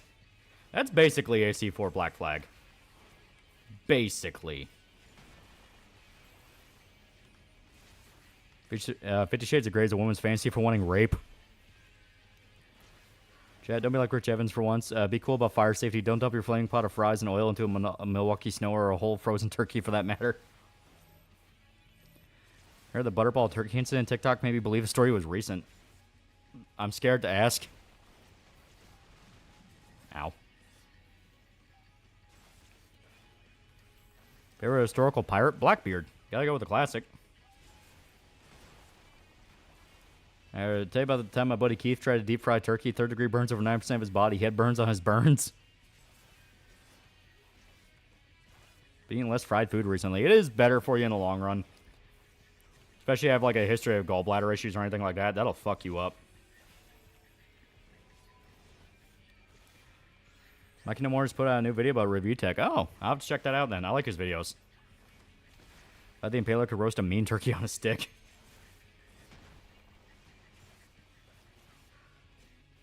I mean, pitch for a USB of CP. I have no proof, but fuck him, it's CP now. It was jailbait stuff. Bet Jesse James your favorite cowboy too. No, Bass Reeves. Dude inspired the Lone Ranger. Him or Doc Holliday or Wyatt Earp, you know, the Tombstone boys. My friend who's in a lot of kinky stuff went to watch it. She finds it basic. She also hates it because that's what BDSM is. Smoke my turkeys with a mix of mesquite and post oak. Oh. Remember Gus used ice to burst down Los Pollos or Manos? Yeah, that is true.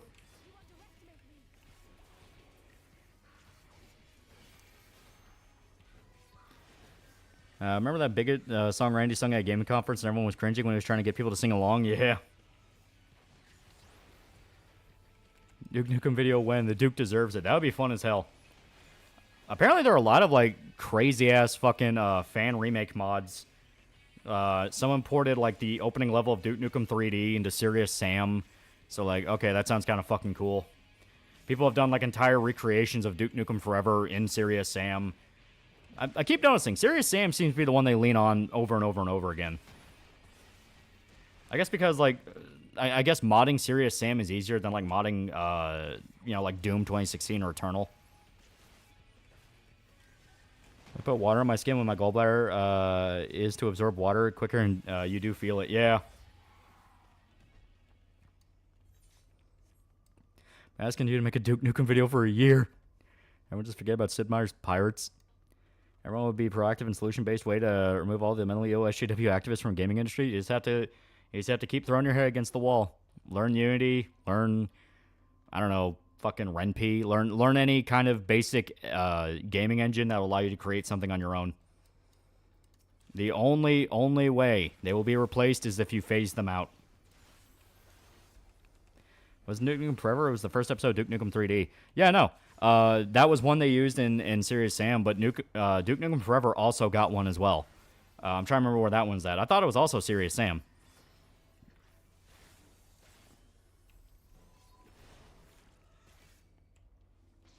Serious Sam is the only character that's close to Duke. Maybe that is part of it, yeah.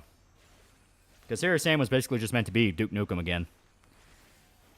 Doom 2016, Eternal Engines, yes, they're different, aren't open source, and its commitment to open source left with Carmack. That is true. Hell, I'd fucking kill for id to buy the rights to Duke Nukem. That'd be fucking dope.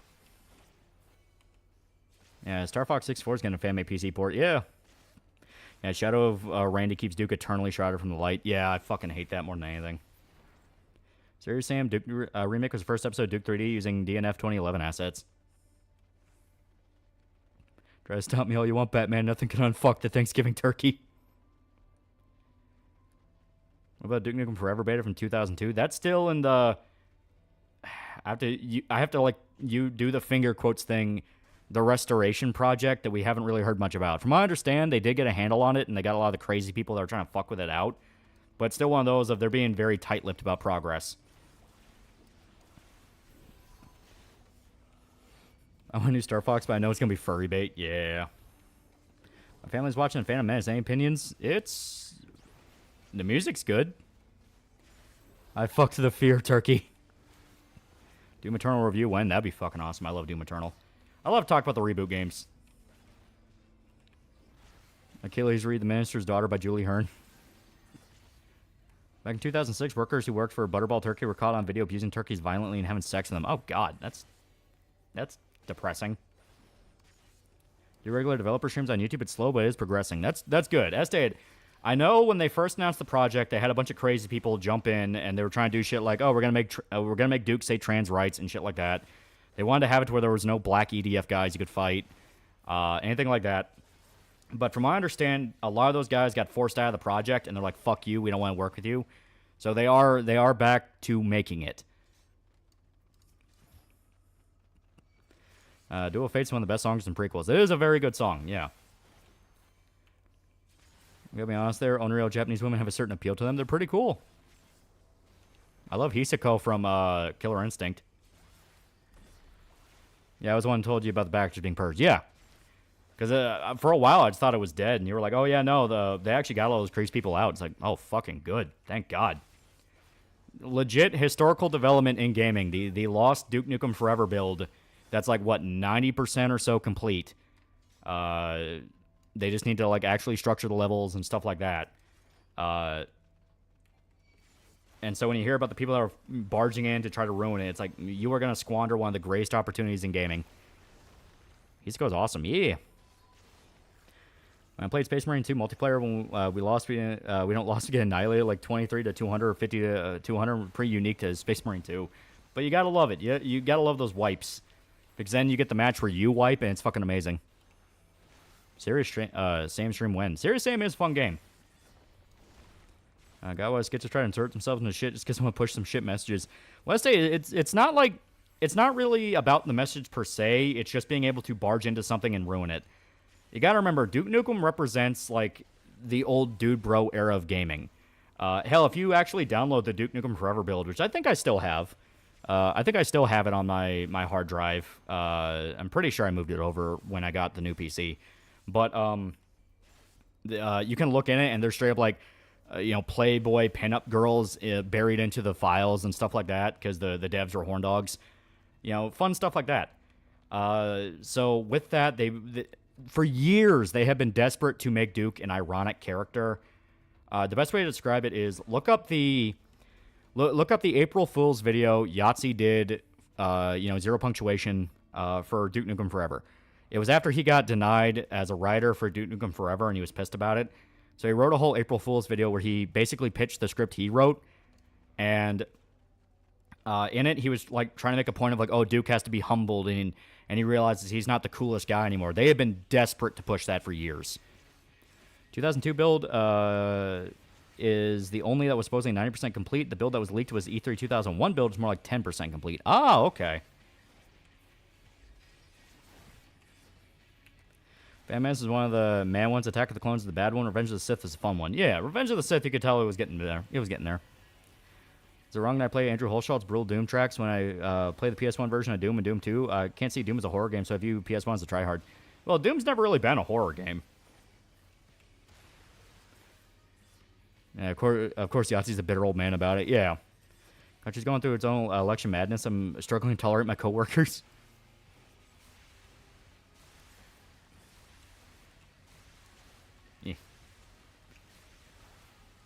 Oh, God. Yeah, Doom 2016 was good. It's just not as good as Eternal. Yeah, I just think Eternal's better. To me, it just has way better gameplay. It's way more addicting. Fizz also said Duke Nukem Forever reviews by journalists was patient zero for Gamergate. It was part of it, yeah. Duke Nukem Forever is still very meh. It's not that great. It has a lot of problems, and it's just really not that fun. But yeah, you could see in some of the reviews there was just contempt for Duke as a character. Duke is the embodiment of the coolest dudes. Duke's literally him. Yeah, the entire joke is that he is every 80s action stereotype, but he's unironic about it. He's great. I don't think Fallout Miami will have anything from Hotline Miami. Sorry. Doom 3 was at least good. Attempt at horror. Yeah, Doom 3 was pretty good. That guy that does the bad Duke Nukem impression, neuter himself to fight rape, tries to make Duke ironic. Yeah, that's Gianni. Damn, completely forgot Yahtzee did that. Why do we think we used to be cool? Classic 5th, 6th generation games get imported to PC. It's great. Yeah, fucking Blood Omen. Blood Omen, the original, like, OG, you can buy on PS5 now, and I was playing it, and I thought, fuck yeah, that's great. Overall, I think Doom 64 is the real Doom 3 game. It kind of is considered to be, yeah. Doom 3 is kind of widely considered to be a fun experiment.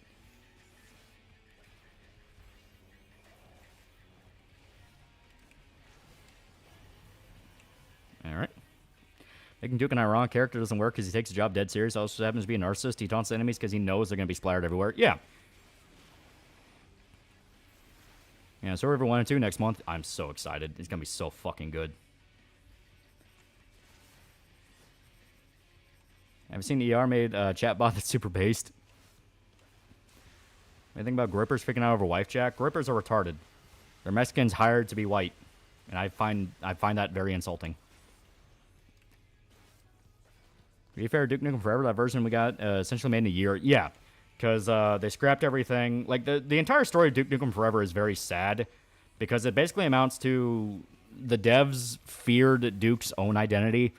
You can look up a lot of stories about it. Basically, as they were making the game, they kept getting ideas because they would play other games. And they'd be like, well, let's do that. Let's do that. Like, they saw Half-Life. Half-Life blew everyone away. So, like, well, we got to make it like Half-Life now. Then I think... There was other games that George Broussard was playing at the time, and he was like, we got to add that. We got to add that. He played Doom 3. He wanted to add dynamic lighting because that was Doom 3's whole thing. He played Half-Life 2 and infamously wanted to add in a bunch of physics stuff because Half-Life 2 did it.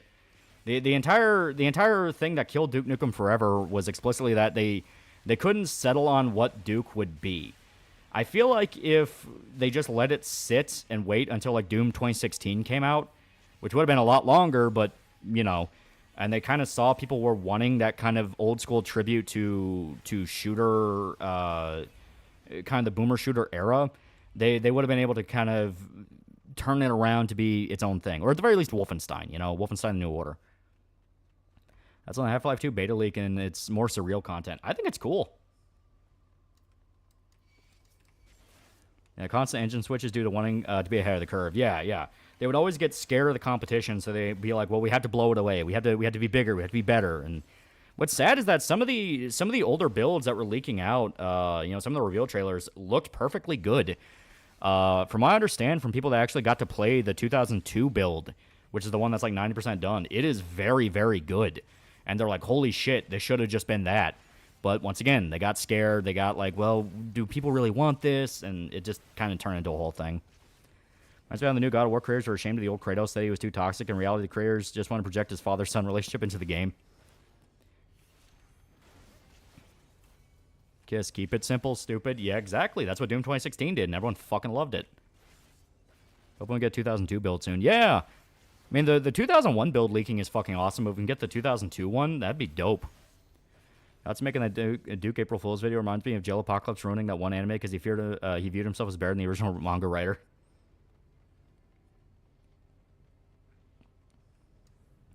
Yeah, I believe that if they stuck to their guns, they would have made an actual fucking masterpiece. Yeah.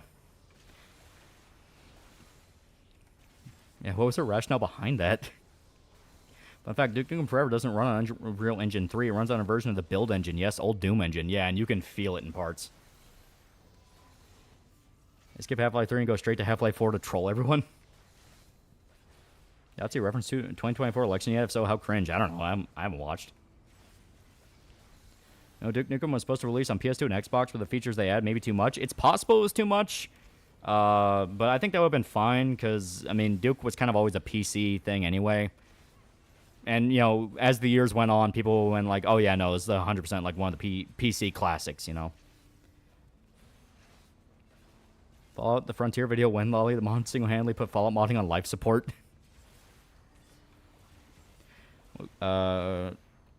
What's better, Red Bull or Monster Energy? Monster got better flavor. Yeah, I prefer Monster.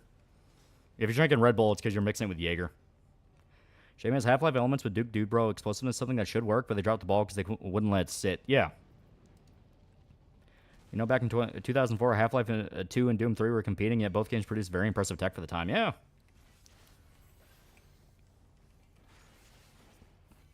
Did the whole voice actor Reed's meme trend die because they kept needing to add their own terrible jokes? Yeah, I definitely think that's part of it. Mixture of that, and then you look at the actor's Twitter, and you're like, oh god, I hate you. Duke Nukem Forever is going to be PC exclusive with a possible for PS2 and Xbox ports, as they were PS2 Duke Nukem games in the works, but those were canceled. Yeah. Wish they allowed you to save the babes in a Duke Nukem game. Ironically, N64 version got it right by letting you save them. Yeah. You mean that'd be fun, you know? As stated, it's meant to be like just over-the-top 80s cheese action. Frontier was so bad, 2 entire reworks were canceled, New Vegas modding completely died off. It's not completely dead, but yeah, a lot of the high concept expansions kind of went quiet. A lot of the voice actors got political on main too, yeah. Drink Bang Like a True Alpha has the most caffeine. Yeah, New Vegas modding is had to die. I think System Shock 1, 2 of the standard set the standard for video game space horror. I don't personally view System Shock 1 to be that scary. Maybe it's just a generational thing where it's like, well, I mean, this looks like a calculator. I'm not that afraid of that. System Shock 2, though, has some good fucking scares.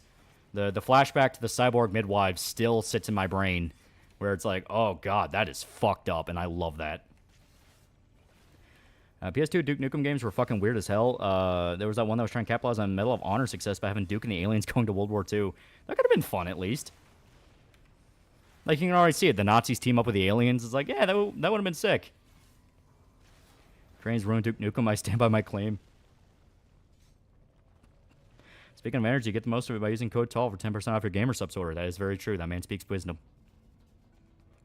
Yeah, Redditors killed their golden goose. If I recall correctly, the cyborg midwives all came to be because one scientist was a fucking creep for a single girl. Yeah. That's one reason I really like the many, because the many's a hive mind, but each person that's part of the many still have a lot of their own traits as people. So they'll still be impacted by their biases. They will still be affected by their desires. So you had that one that was stalking the one chick. So the many's like, we need you to build cyborg midwives to take care of our eggs. And he just picked her because he liked her.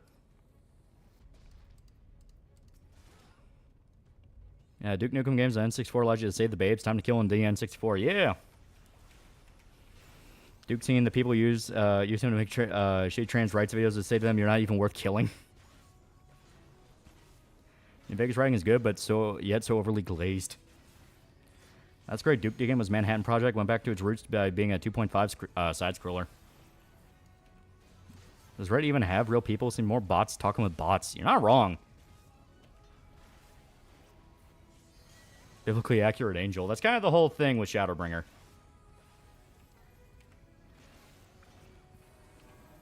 Grant the Titanic level time to kill his ass. In Fallout Tactics 2 Hummer Edition. Possible parody idea for 50 Shades. Christian keeps begging for consent. Anastasia says no. Christian pouts. Anastasia agrees that being allured by his pitiful state. A Seraphim? Well, like, the whole thing is in Shadowbringer, you are in an alternate timeline. Basically just a different universe, really. And in this, light won instead of darkness. So instead of fighting demons, you're fighting essentially demonic angels. I need to know Duke's views on trains in the bathroom so I can tell him if I should like them. Fallout writing is either some guy vomiting his entire philosophy on you or excessive swearing or perversion. Biggest bulk success story is Steven Universe, and that's just because of the music. Too many wings and no humanoid body.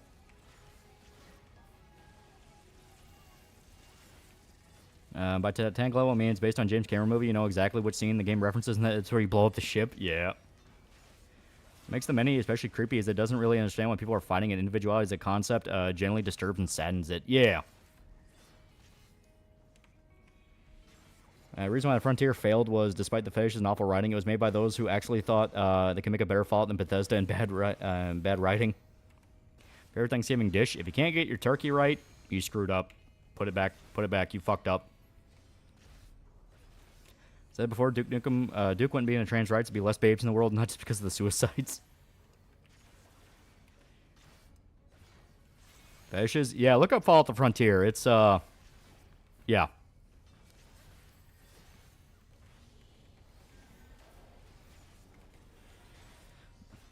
What about ham instead of turkey? Ham is also really good. If you get a right ham, you can get away with passable turkey. Can't forget the classic line from System Shock 2, my cup runneth over, yeah. So your Payday 3s bring back First World Bank and Jacket might be coming back. That could be fun. It's hard to fuck up First World Bank.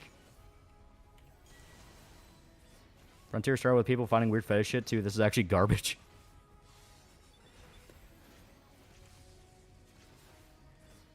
I'm lazy to give examples. Are we talking about the Frontier or like what are you asking for? There was a huge problem where one guy working on the Frontier knew the exploits used for custom scripting. Basically, no one else knew how to implement or fix a lot. Yeah. So I should probably get out of the way. This is killing me. Kingdom Hearts was a Doom game. Jay, fuck Deathclaw. No, it's not a Wild Wasteland encounter. Yeah. Frontier? Yeah, okay. So, the story behind the Frontier is it was a mod for New Vegas that got a lot of hype behind it because the entire gimmick is you go to the Pacific Northwest. I think you go up into Seattle, if I remember right. The weird thing is, I didn't hear a lot about it until they were releasing it. But apparently, among Fallout New Vegas modders, it was a very big deal. They're like, oh shit, it's the Frontier. That kind of thing. And there's some pretty hyped up other mods as well. You had Fallout Miami, Fallout New California. What was the third one? Technically New London, but that was more of a Fallout 4 one. But the whole thing is you had these massive expansion pack type games that were coming out as mods. Go to Portland. Yeah, that was it. It was Portland. But yeah, London's 4. Isn't Fallout Miami also 4? Yeah, Fallout New Mexico is another one, yeah. Imagine Sora and Doomslayer's Limit. Yeah, Fallout Nuevo, yeah. Tale of Two Wastelands, yeah, Tale of Two Wastelands is another big one. Yeah, Fallout Nuevo Mexico, yeah. Oh, yeah, forgot some of the Frontier devs are also pedos, but the other devs try to scapegoat them as to why the mod was shit. I'm going to bed. I want to say I liked your Batman vid and look forward to future vids. If I ever become a dictator, people in chat are going to be rounded up first. Peace, yeah. Yeah, Miami and London's 4, yeah. But yeah, basically you had these like really big expansion pack mods that were coming out. London actually came out, and from what I understand, it still has some technical problems where it likes to crash a lot, but it's genuinely good. People say that Fallout London is actually a pretty fucking good one. But Frontier kind of ended up taking a lot of the spotlight just because the devs would really push it. You know, they were like, hey, Fallout the Frontier, it's going to be fucking great, you know, this and that. Famously, they had that trailer where it had the I'm Only Human song. And that was something they would really try to hype up. Well, then the mod comes out, and there's some impressive stuff there. They actually got a pretty decent voice cast for some of the characters. They got the guy who played Noctis in Final Fantasy 15 as like one of the colonels in the NCR. I'm pretty sure he was a colonel, but that was kind of cool. It's like, you know, he likes doing fan stuff. That's really fun. But then people played through the mod, and they would find weird shit. You had the copy Mass Effect Andromeda's trailer. Yeah, basically.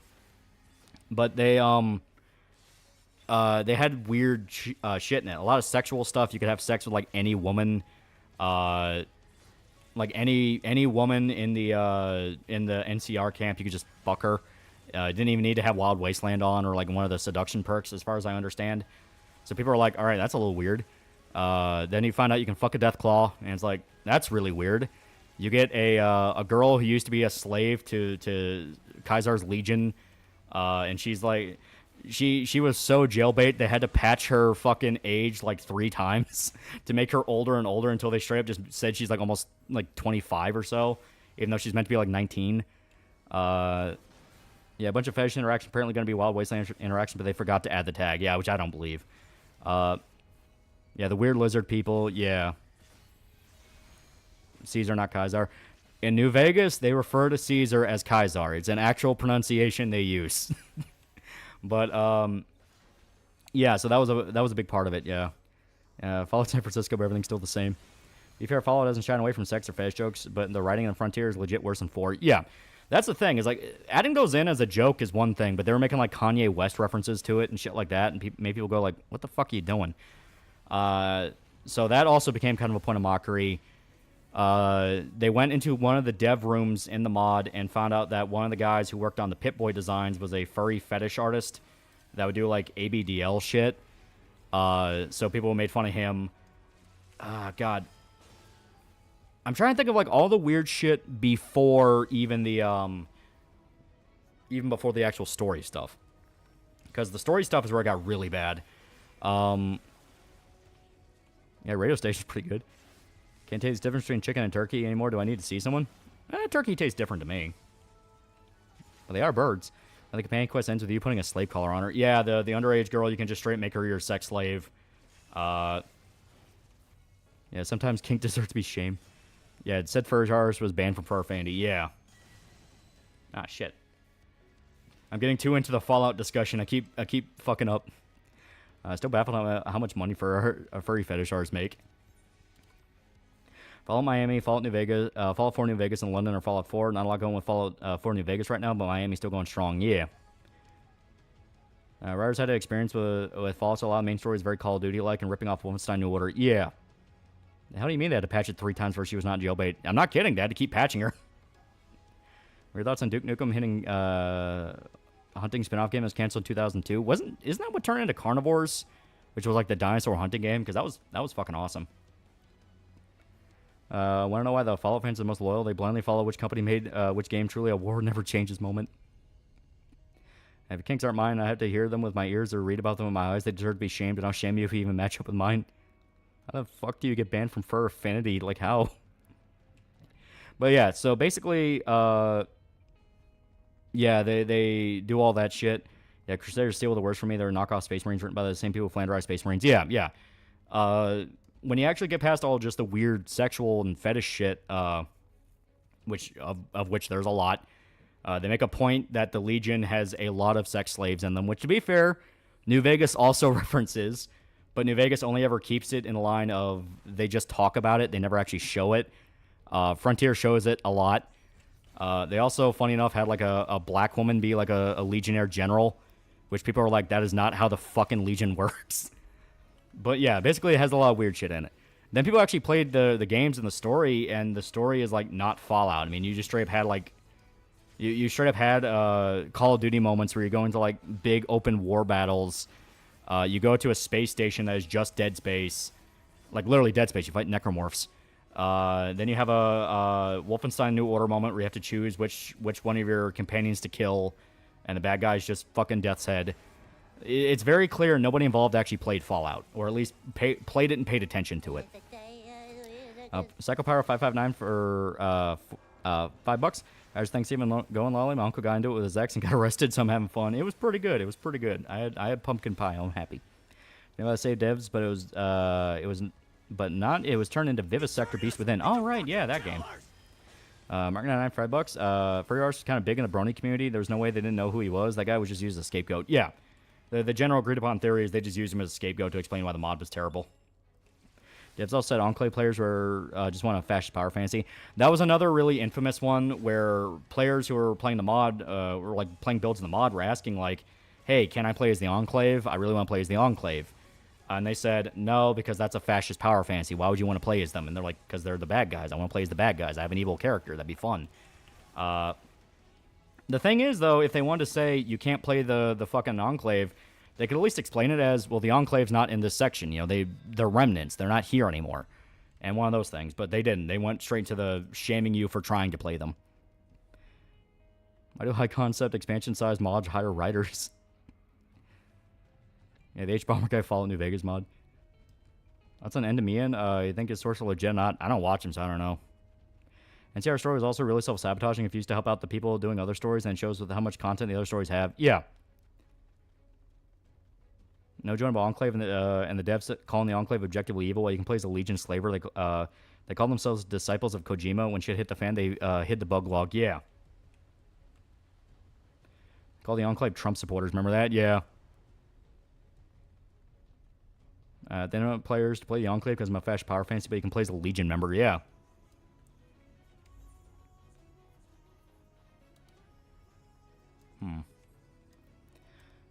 My pedophilic fetish always trying to moralize us.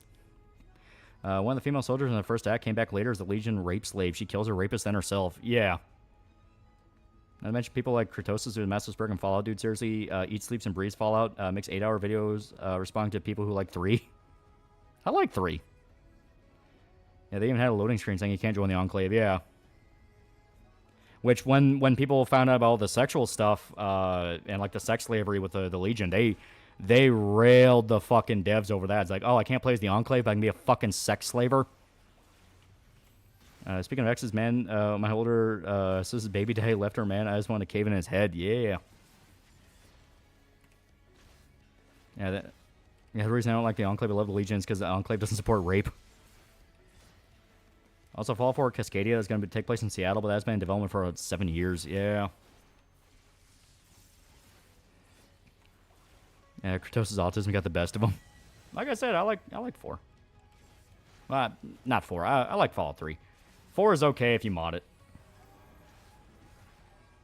Fallout 3 story and RP is beyond mid. Nah, you can do more in it than you remember. That is something I always tell people. It's like, no, you can do more in 3 than you remember. It's 4 where you had, like, no fucking options. And Fallout 4 have a bunch of sex mods to it, and I tried it out, and it's good, but Lord of mercy, I need to wash my eyes after seeing something like this. Being a fan project shit shows devs for Spiral fan game, been watching start added trans pride references, which isn't much, but it has me word for the project. Gonna bow for a while, be right back. Yee. Also, a lot of feet stuff. Stupid communism works side quests, which sucks. It had an actual really cool side quest called Unsafe Harbor. It was a prison break with multiple endings. Yeah.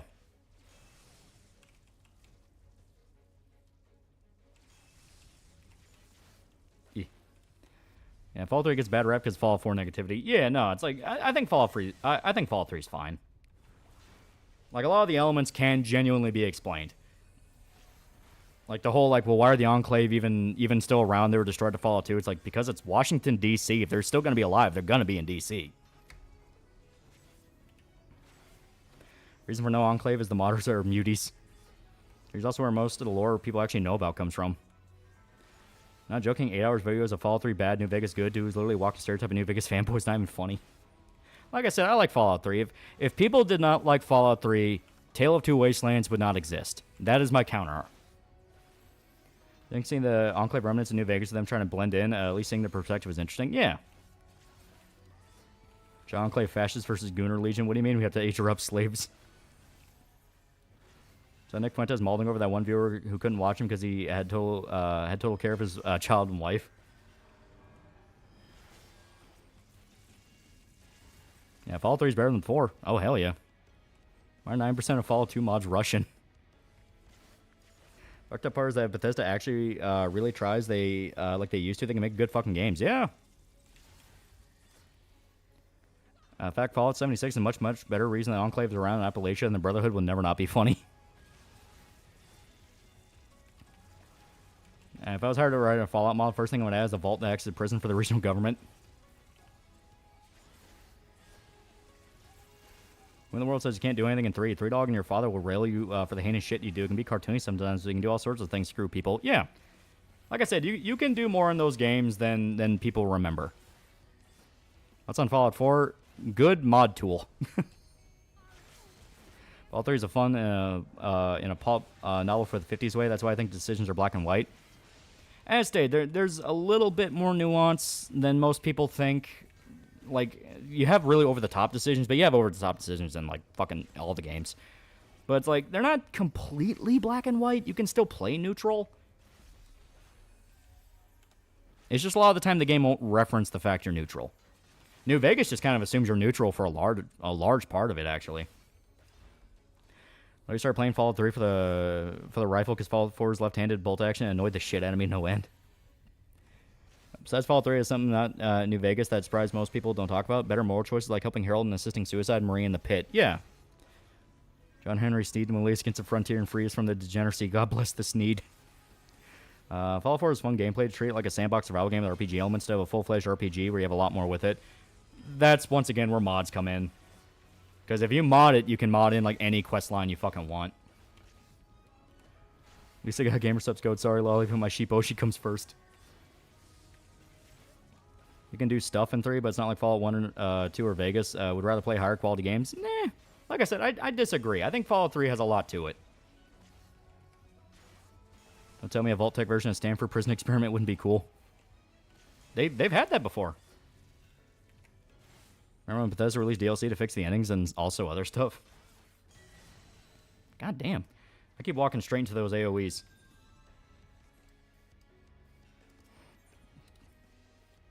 I'm gonna go game before I go to bed. It was fun talking Duke Nukem with you. Yee! Remember Bethesda released... Oh, yeah. But enough I'm playing both Stalker and Fallout right now. Yee! Played in Vegas 4-3, and 3 isn't that bad. There's less weapons to choose from, but I could deal with it. Yeah, in that state, you can just get Tale of Two Wastelands, slams the two together. Yeah, Fallout 3 and New Vegas are just good games. They felt so expansive and modern back in the day. Yeah. Like, the best way to explain the appeal of Fallout 3 is if you like Oblivion, you're gonna like Fallout 3, because that's basically what Fallout 3 is. It's Oblivion with guns. Yeah, Fallout 3's weapon count's pretty poor. Yeah. 10-penny mission makes believe that either someone Bethesda's based or accidentally based. I will say, I wish we did get Fallout Van Buren. Yeah, complete revamp of gameplay and rewrite Fallout 3 story and setting before I could play it again. I was Stalker 2, so everyone plays it, but I don't want another Metro. I'm holding off on it just because it is a Stalker game at launch. I'm just waiting for the horrible, horrible technical issues to be reported. But I'm pretty sure once enough patches come in, it'll be fine. I hear the people that are running it and they don't have any issues with it really like it so far. They say it's great. Do you kill a Chinese sub-captain always in Fallout 4 or help him get home? I haven't played that quest in a while. I think I always default to helping him just because I'm like, fuck it, why not? It's a quest line. Killing him is funny, but say how they made Vault-Tec a stupid evil company that just evil shit to vault dwellers. Like, a few are fine, but it feels like every vault. Well, it is a lot of vaults. They made it a point that there's only a few, like, genuinely good vaults. But that's been a thing since Fallout 2.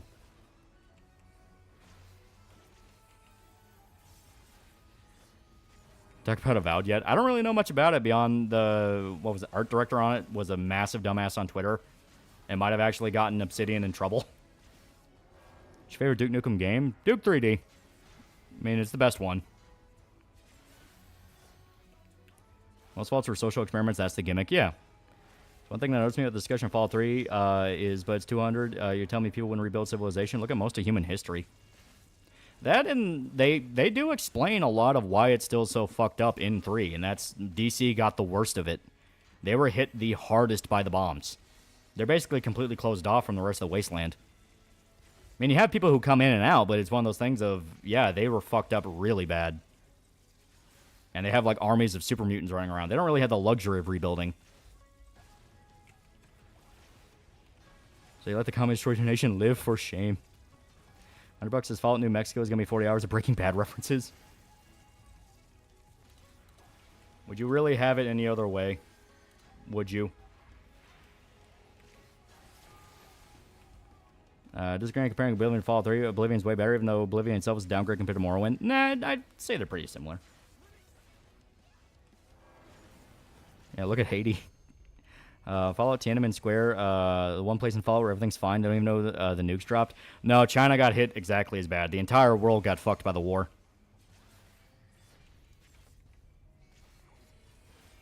Not only that, but it's historical precedent. More rural areas, a lot more that can be done in a disaster rebuild. Good luck rebuilding a state capital or fucking DC. But more than that, you have the Enclave running around who don't want people to rebuild because they're still operating. They need the anarchy to hide.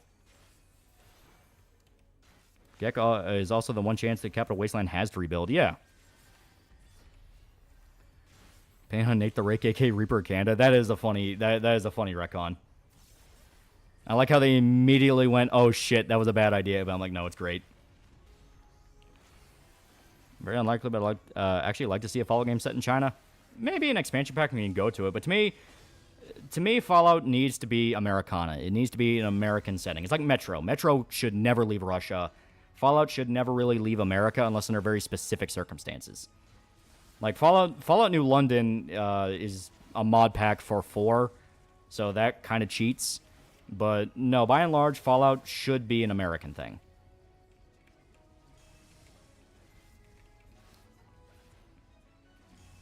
I can finally use graphics mods for New Vegas.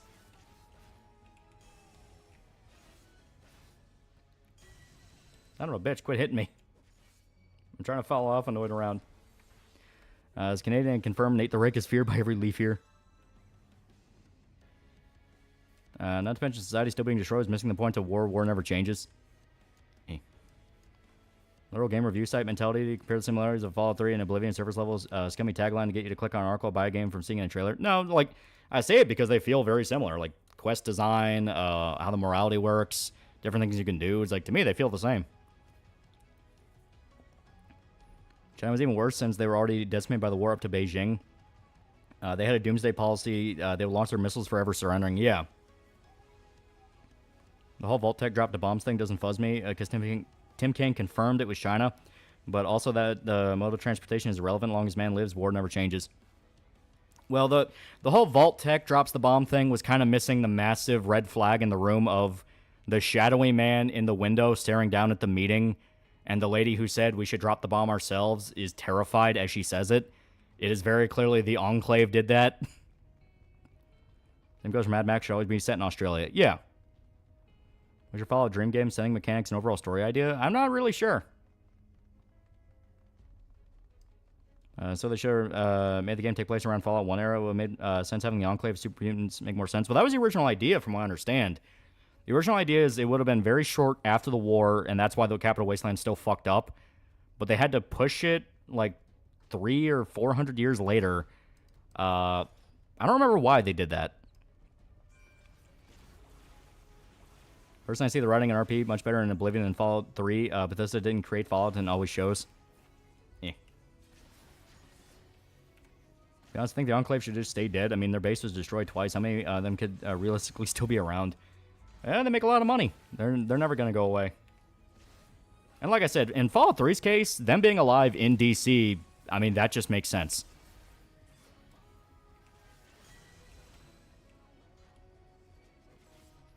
Yeah. You're saying nuking America in Fallout 2076 was an inside job? Favorite and least favorite unique weapon in New Vegas? I don't remember. I guess I like the drone strike one where you have the laser weapon from the kid. That one's fucking great. I don't remember what my least favorite is, because I don't spend a lot of time using them if I don't like them.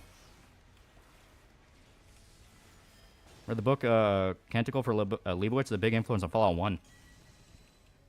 I don't think I ever did.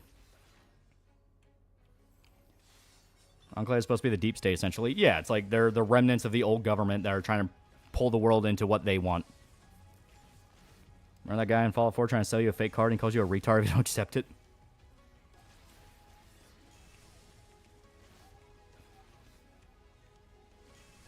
Son of a bitch.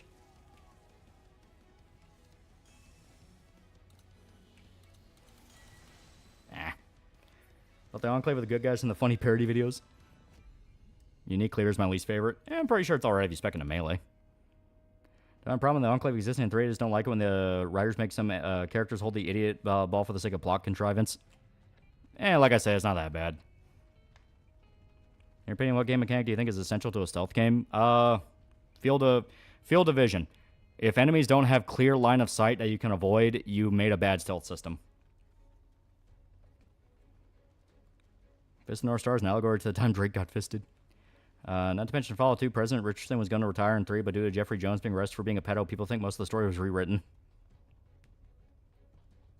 Them being around DC makes a ton of sense with their oil rig base being destroyed, their influence massively dropped on the West Coast. Yeah. Theory of the Great War started because of super intelligent computers like Pam who worked for the railroad by the time of Fallout 4. Original creator of Fallout did say that China was the ones who dropped the bombs, referred to be a mystery of who blew up the world. I'm okay with the idea that it was essentially mutually assured. Like both sides were planning to nuke each other first, and they just nuked each other. Because I mean that makes sense. It's like, oh, we'll get them before they get us, and they just happen to be doing it at the same time. Light gem visibility meter sounds good, but it really foamed the ball with this. Yeah. I hate both super mutants and Deathclaws keep coming back. Then he introduced region-specific creatures. Yeah, but once again, they make a lot of money. Yeah, Fallout Tokyo, it's nothing but fist references, violence check with mods. It was Canada who did it. As good as Fallout New Vegas is, the damage it made in the video game industry is astonishing. The concept of the Minutemen Fallout 4 was good on paper, poorly executed. The idea of like a local militia faction is a good idea. I think that's pretty cool. It's like, yeah, this is a region-specific militia that formed because the circumstances of their region demanded them to. It's like, that makes sense. Frontier making the Enclave Trump worshippers so the funniest thing to me. It tells you everything about the level of quality you're getting in the mod's writing. Alright.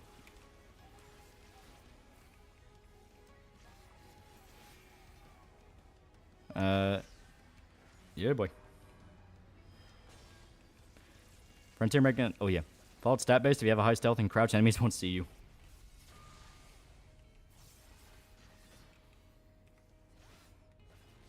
Like a man focused on base building his ass. Yeah, that's what killed that faction. The fact they were literally just there for the tutorial on how to base build.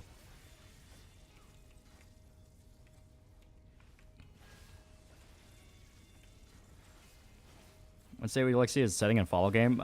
They've kind of already done Appalachia and Kentucky, so I don't know. Maybe New York. New York would be kind of cool.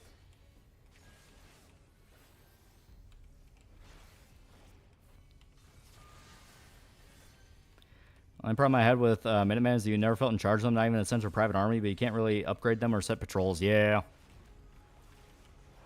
Maybe Deadmine. 2014 does sound like a section of Fallout using 731 site blocked down full of undying zombies who don't know the war ended. Fallout Switzerland, nothing's bad, everything's good. Basically no difference with the bombs dropping. Yellowstone, yeah. And New York's classed. Yeah, but that'd be cool to explore. New Orleans be fun? Yeah, that'd be a fun one. I think the fall game takes place in Missouri. I'm not sure how you could do that.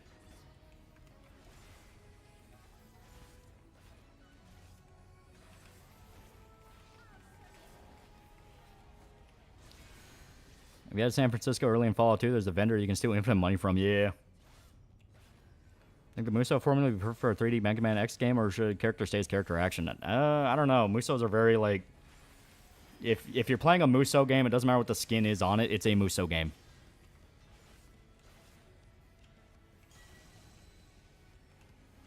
Central Oklahoma, Oklahoma City Fallout. Just see how horrific any tornadoes would be on my CPU. That would be kind of fun, yeah. Fall Alaska could be neat. Maybe. That was basically Operation Anchorage, but yeah, something a bit more formed.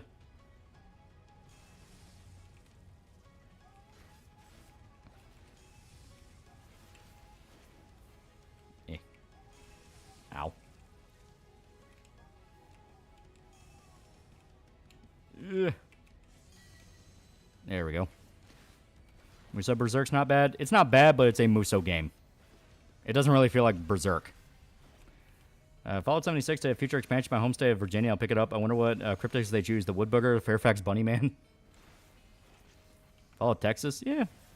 Persona 5 Strikers follow that idea. Persona 5 Strikers has ideas to it that at least make it stand out a little bit, but still adds core Muso game.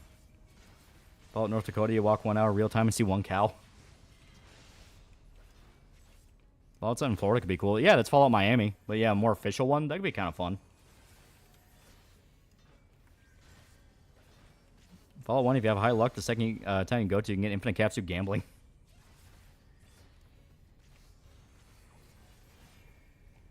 I've always thought that we're going to have backstories for Nate and Nora, have them improve skills that relate to their old jobs, speech for Nora since she was a lawyer. Yeah, the problem with that is that Fallout 4 at its core is not an RPG, it's a shooter. That's something I've actually talked about a few times with on stream before, where if Fallout 4 really wanted to dedicate to something, it should have dedicated to being a shooter. It clearly did not want to be an RPG. So having it be almost like a Metro type game where you're just kind of going from section to section and fighting, that would have been something. I watched, we watched the, this is a long ass time ago, so I don't know if people remember that, but we watched the fan animation someone did of Fallout 4, where it's about Nate. I think it's called Dream. It's a fun little thing, very, very influenced by like Kojima stuff and Beast of No Nations. Pretty fun little thing you should check out. It's Fallout 4 Dream. But that was, as we were watching, I kept saying, like, that's kind of the style that Fallout 4 needed to be, more of a narrative shooter. Because it clearly did not want to be an RPG in the slightest. If it wanted to dedicate to something, it needed to dedicate to being an FPS. I know people went like, well, fuck you, Fallout's an RPG. It's like, I get that, but what you have with Fallout 4 is not an RPG, so it needed to dedicate to something. Fallout Fargo speedrun to the wood chipper. That would be fun, yeah. I know everyone shits on Fallout 4 running, but I think the VAs did a banger job. Yeah, the people who played Nate and Nora did all right. Fallout New York would be interesting, yeah. And so does another good animator for Fallout lore. Personally, I prefer post-apocalyptic settings for the old world so far gone that the setting may as well be a new planet and no locations have no real relevance. You probably like the Xeno series. Do you have hope anything new from Bethesda? Not really. Pro for adding new boogeyman monsters to take place of the Deathclaw. Far Harbor did have the fog crawlers, for example. Yeah, they were pretty cool. About Fallout being about ghoul and the fact you're turning feral is a call to action? Maybe.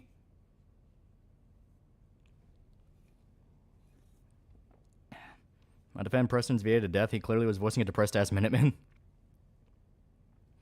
Yeah, revisiting the Midwest and Fallout would be cool.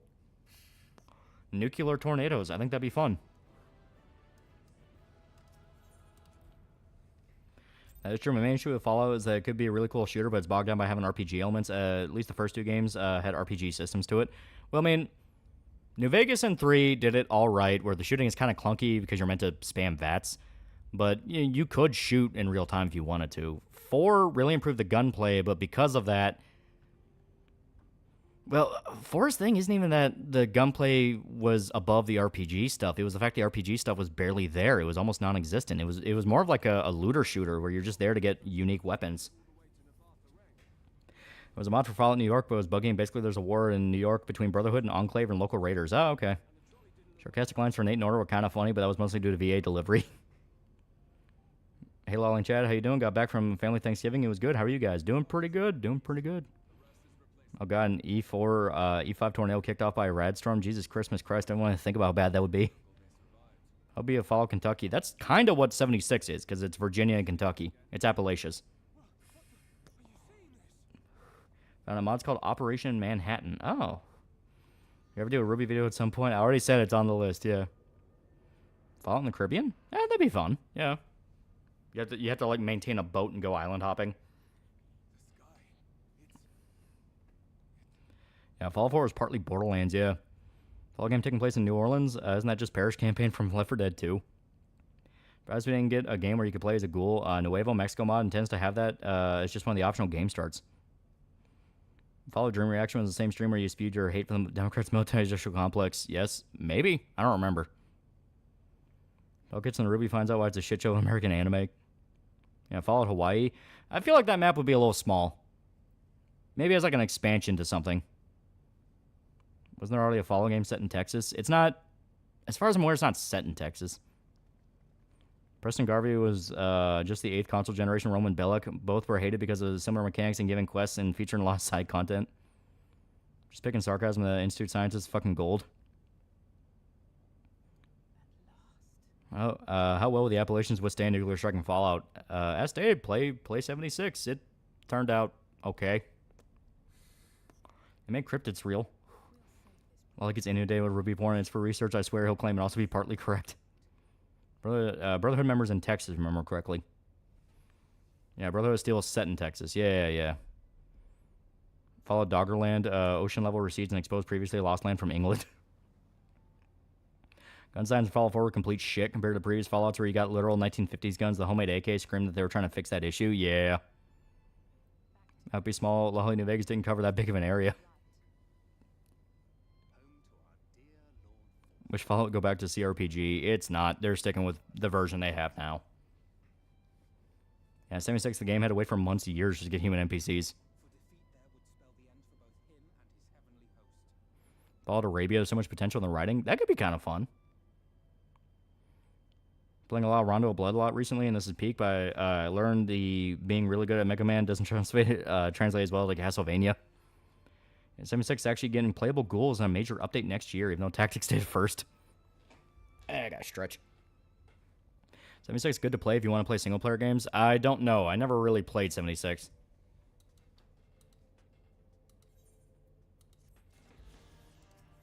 You play Sea of Thieves? Yeah, on occasion. It's a fun little pirate game. Remade Fallout Brotherhood of Steel, made it cool. I wouldn't mind, but they would remove all the sexy characters in modern day. Here you have a vault that has not been opened since 2077, opens chest and finds a fucking pipe pistol. All right. Give me one quick second. I'm going to take a leak real quick. I'll be right back. So you get to listen to the music.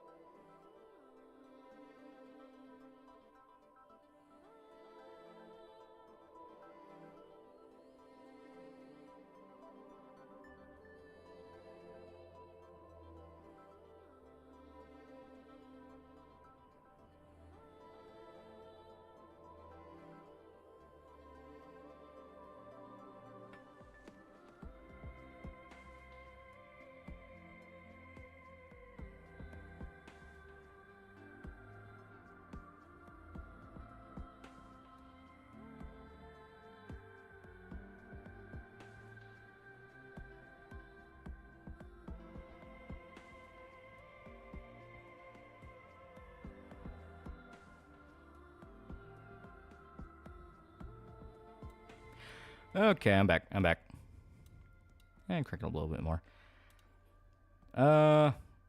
Zodiac for $1. I'm thinking about replaying Fallout 3, but I want to mix it up. What mods do you recommend and where to get them? As stated, you can get Tale of Two Wastelands. That should still be on Nexus as far as I'm aware.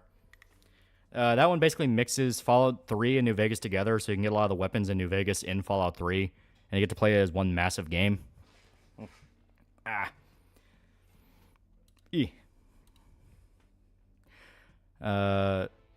Fallout 4 guns where we don't want to get the license to recreate actual guns, so here's some nondescript guns that aren't made by real-life manufacturers. Yeah.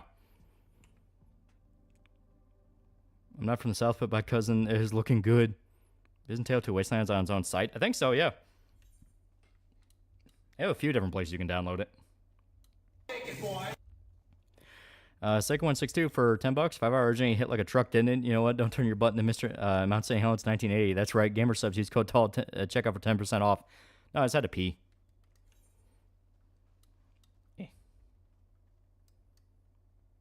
All right.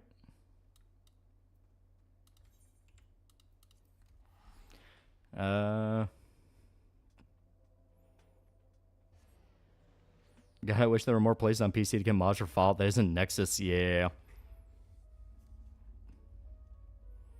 Apparently, Legal Mindset's making a video collab with a Korean guy that hunted down Johnny Somali. That sounds really cool. Oh. The music died. I made a joke about the last Israeli and Palestinian on Earth still focusing solely on killing each other. Yeah. Apparently, Chank is making his song cry on stream. Oh, that sounds fucking hilarious.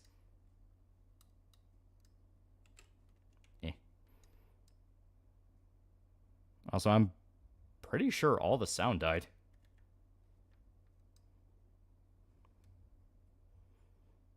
I'm not crazy, right? Like, it's mute now?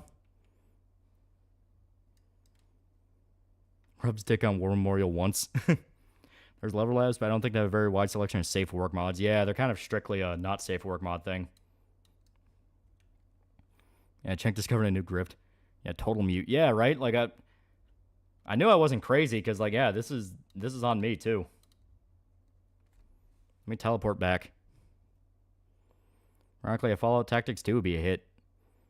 The Courier, I think, also have an perfect blank slate to let players choose to be a ghoul or super mutant, explore the physical and social pros and cons being such creatures. I mean, yeah, especially since the fact that super mutants in New Vegas are, like, actual characters and have their own faction you can talk to. That would be interesting. There's got to be a mod out there somewhere that'll let you play as a super mutant. But why companies start using real guns? Because certain families start suing video game companies for promoting violence by using real guns. Yeah. Guys have to play Splatterhouse now. Chop chop. Young Turks always left-wing, far less entertaining InfoWars. Playable goals in 76, and you start at level 50 with a new quest that gives you unique perks and cons. Oh, okay. So I'm noticing this is taking a while to load. Okay, there we go. Is it going to be a Portal 3? Hard to say.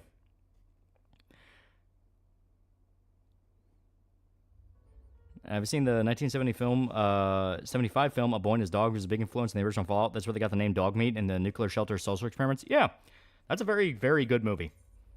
Very grim, but it's good. Like, it's grim, but it has a lot of black humor to it. Like when you actually get to the totally not vault, and they're having their like rundown of like who goes to the farm and who doesn't. That one's great. And now I'm back. Yeah, COD was sued by Sandy Hook families. Yeah. I'm firebombing FF14 servers. Remember that racing game? Can't have crash models in the game because many manufacturers don't like that. Yeah, they have to make approximations of car models and make them fake in order to have that, which I hate so much. So no sound? It sounds on my end.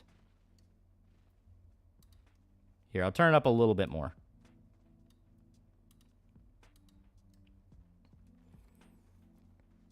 Which one's worse, Shibuya incident or no Russian? What was the Shibuya incident? Who aren't the Sandy Hook family suing at this point? It's actually a good question. Like, the Sandy Hook family kind of ended up becoming the Sandy Hook families kind of ended up becoming the new Westboro Baptist Church, where they're constantly dragging people into legal battles to grift money. And it's to a point of like, dude, it's been like 15 years now. Like, there's the grieving process, and then there's weaponizing grief for your own gain. Oh, Jujutsu Kaisen arc? Oh, I don't know anything about Jujutsu, so I don't fucking know. Never tell if the people that made World War Z movie were puffing up Israel or stroking themselves off by having it fall to the zombies. Well, that's the thing. It's the exact opposite of what happened in the book. In the book, Israel actually ends up kind of going through the entire zombie war fine because they caught it early and they were able to quarantine themselves. You ever been hunting before? Not really, no. He's weaponizing grief. Sandy Hook families. Apparently, they are continuing to sue people. Yeah, I know they're not getting $1.5 billion off Alex Jones. Yeah. You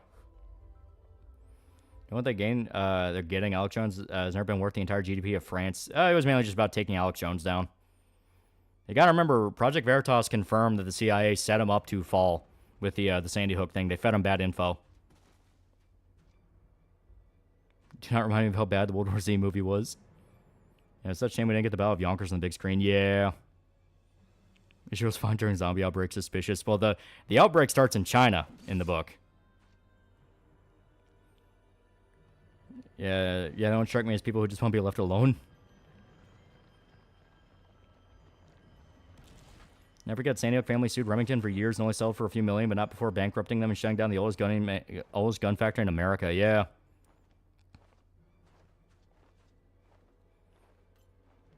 You can take the makeup off her cheeks. It looks goofy. Yeah, they would have ruined Yonkers. Well, especially with the version of zombies they use, where they're like super fast. Like, no, that's not the World War Z zombies. They're slow. Sandy Hook at this point very much seeming like the genesis of today's fashionable habit of using victimhood to damage others for profit. Yeah. No, after that, Wolfgang guy who went to the family's homes and was not connected to InfoWars. Oh, wait, Fed Boy, yeah. Watch the hog shooting vid where some guys use a fucking 50 cal? Yeah. Yeah, Mikey No More drop more review tech lore.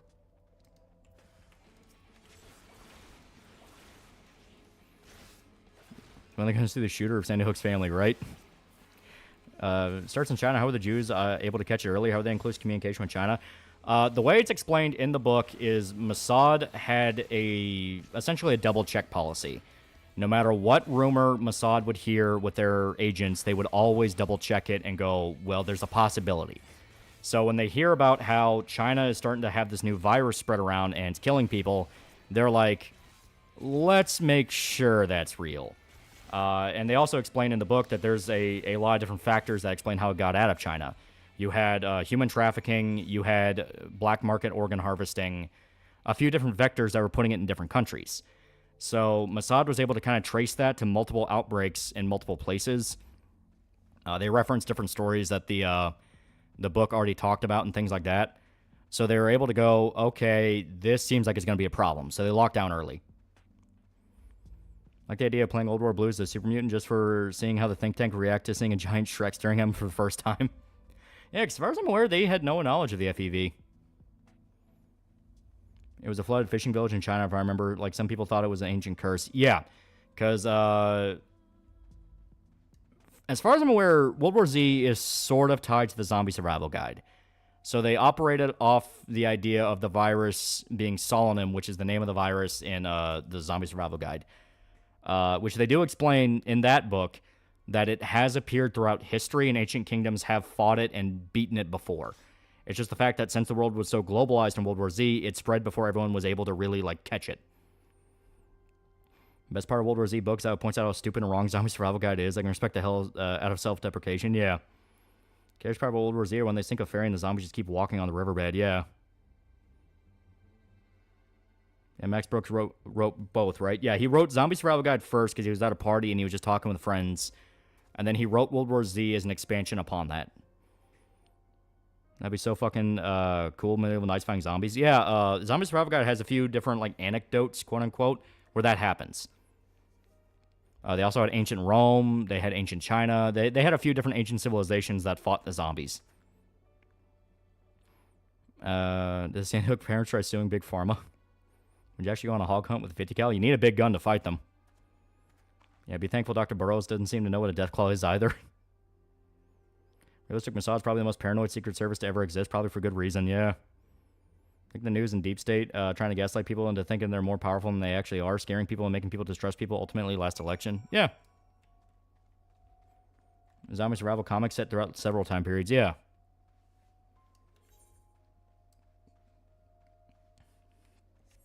Worst advice in Zombie Survival Guide is that 22 LR is the best round for zombies. Yeah, that was extremely stupid. They're trying to say, like, oh yeah, don't get a shotgun, they're inaccurate. It's like, do you have any idea how a shotgun works? You hit a zombie in the head with it, the head blows up. Best part of Zombie Survival Guide was the Romans fighting the zombies and then preventing zombie events in Europe afterwards, yeah. Yeah, ancient zombie apocalypse actually sounds interesting, yeah. God damn, I want Kingdom Season 3. Now the zombie comic you're talking about, yeah. The man has no guns, he's a New Yorker. Yeah, we know why people go postal activists on soapboxes. Man, shotguns are very accurate. The dude has no idea how guns work. Yeah, he was a fucking liberal New Yorker his entire life. Playing on Call of Duty and lore zombies powered by ancient evil magic. I mean, it's a fun explanation. They tie it into, like, Lovecraft mythos and stuff like that. European Kingdom would be great. Oh, more Reze. A 22 LR from Long Barrel can do a decent amount of damage. It can do a decent amount of damage, but still not ideal. Like, you're using it because there's nothing else. 22 LR is peak boomer flood lore. Shit barely takes out small game, let alone something you need to destroy the body. Well, the zombies in World War Z operate off the idea of just shoot it in the head. You know, it's a headshot rule. So it can do decent damage if you're able to get in close and pop it in the head. But even then, it's going to be one of those, you're going to need to double tap it. You know, 2-2 in the head, and then maybe it'll drop. But that's 2 rounds of ammo you just used on a single one. It's not ideal. Compare that once again to a shotgun where you can shoot it and its head will go off and maybe the one behind it will also get fucked up. Sure, BlackRock funding is going to pull out of countries. I hope it's true. I really hope that's true. Like how the zombie history comic, it all started with the infection in Africa, Cape Henning more than the infection. Yeah.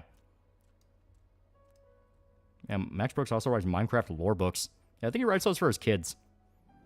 Wish I wanted a Marvel Zombies game made by Capcom. But yeah, Max Brooks doesn't know how guns work, despite Mel Brooks being a vet who fought the Nazis. And why not just use a bigger caliber? Exactly. Double tap with any weapon that doesn't blow off the head of a zombie isn't even wasteful. It's industry standard, to be honest. Well, it's still 2 more bullets that you used when you could have used 1. You know, it's one of those things. It's like, it's like every round you fire is now 1 you don't have.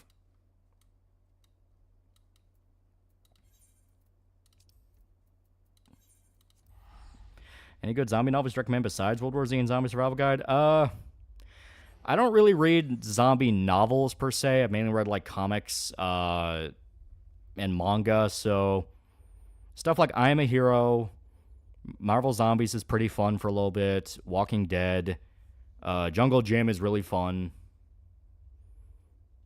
We asked question, what is your main opinion on white master fascists? Are you talking about race play shit? It's funny. I believe in fall supremacy. Fall will just straight up blow your fucking head off. Like, that's one where if it hits your forehead, the entire top half of your head's going. Yeah, High School of the Dead's good too, yeah.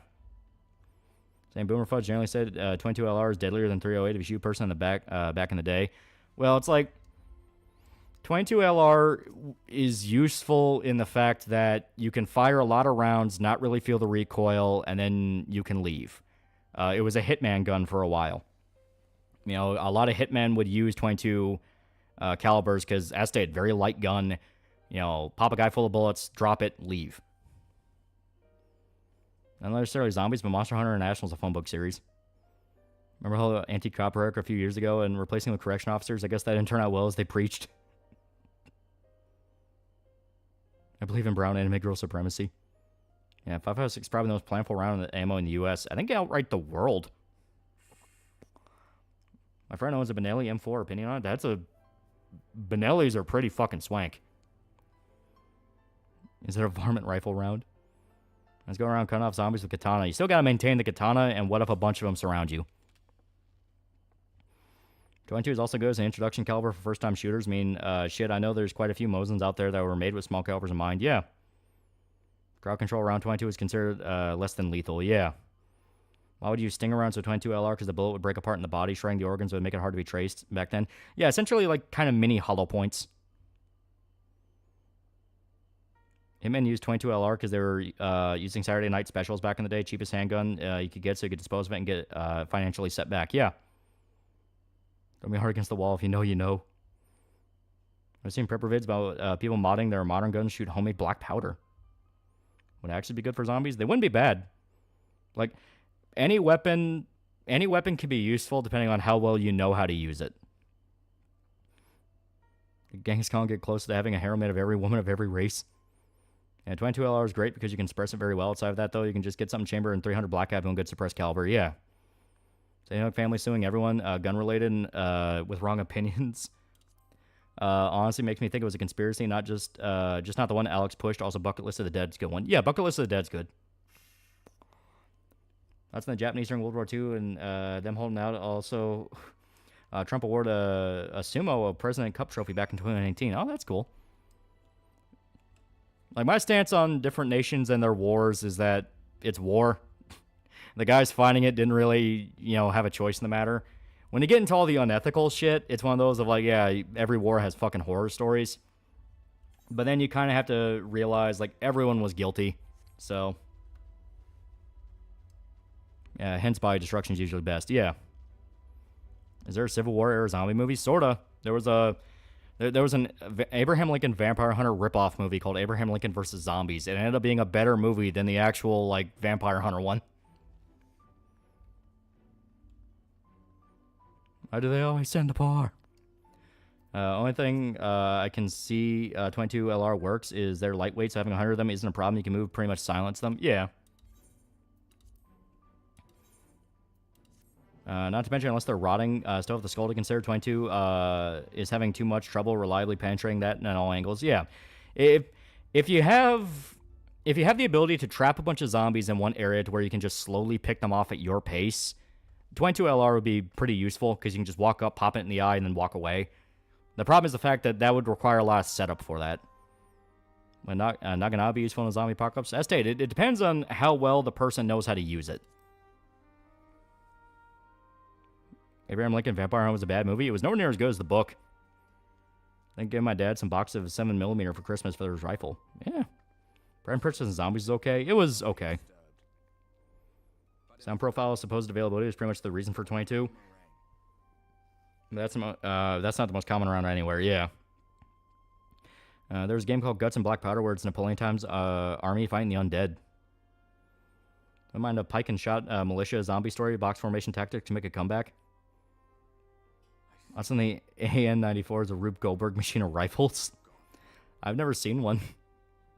22 LR is a good survival round because cheap, plentiful, and guns are lightweight. You still want something beefier for large game and self-defense. Yeah. Japanese World War II soldier didn't know the war ended and kept fighting on that island for decades. Is interesting. Yeah. Good weapon against zombies. You want something reasonably heavy, made of metal and blunt, like a club. Something that will rile the brain, even if it doesn't destroy the skull. Yeah. Yeah, Perfect Zomboid taught me the ways to hear zombies. Speaking of 308, every country back in the 60s were wild, wanting infantry rifles be chambered in it and be full auto. Yeah, that was a bad idea. Semi-automatic's fine because you control the pace, but, you know. When samurai armor would keep you safe from zombies? I don't know.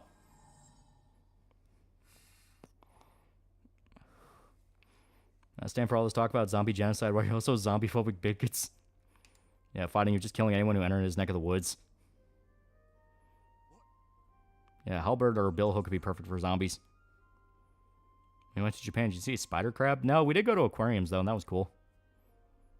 Yeah, you remember that one handgun with 4 barrels from Bad Boys 1 movie? Notice they're going back to real-time combat for Yakuza Pirate? Yeah. It was still in the 90s. You think we would have gotten a Zombies into Hood movie? That already exists. I'm not even kidding. That exists. I literally think it's called Gangbangers versus Zombies. Dead Rising taught us clear. Everything's a weapon. Yeah, anything that prevents the teeth from sticking inside you would be safe. Yeah. How useful would a flamethrower be against zombies? It would not be bad. It's just one of those of, it depends on how tough the zombie is against fire. Because, you know, that's something that, like, every fucking zombie movie neglects to mention, which is you can just lure a bunch of them in one area, pour a bunch of petrol fuel on them, and then just light on fire, and boom, you can kill an entire horde that way. So my zombie apocalypse be like Zom 100, where I land myself a cute tomboy GF. A94 is a Rube Goldberg machine of a gun. That would be the G11. Its Eternals were a literal clock. Find it was in real life and wouldn't melt a zombie incredibly quickly, since muscles would be burned in like 2 seconds. It would not be functional and moving. Yeah. I can just chance out every zombies you go up against, but we're not in Dead Rising. The fast zombies, no, you'll get swarmed by boiling flesh. Yeah. What about follow power armor against zombies? I mean, power armor against zombies, that's just you fighting feral ghouls. Yeah, second Resident Evil movie had a gangbanger character. Yeah. Leather BMN, go-to for armor against zombies. Improvised, yeah, but if you want something to, like, actually protect you, you want something heavier. You want, like, actual combat armor. Imagine full plate armor be suicide against zombies, get surrounded, get piled on, and get crushed, snuffed out, even if they can't bite you. Petrol fuel, oh, you're not a Euro, say gasoline like a normal person. Well, I mean, there's like multiple fuels you can use, not just gas. It can be like anything, you know, oil, anything that can act as an accelerant. Is live action Zom 100 ain't good? It compresses a lot of events from the manga, but I thought it was fun. It also leans a little bit more on the horror. Zombies cannot bite you if you don't give consent. You want to set hundreds of zombies on fire with gasoline, but what about global warming? 122 LR weight, only a pound. They're cheap to buy pre-apocalypse. Not the best round, but works if you mag dump. Yeah. Andy tried that in Dawn of the Dead 2004. All he said was he threw a Molotov, and all they did was make him smell and crave Jimmy Dean's. A ghoul is worse than zombies because they're technically real people. I mean, they act like zombies, so fuck them.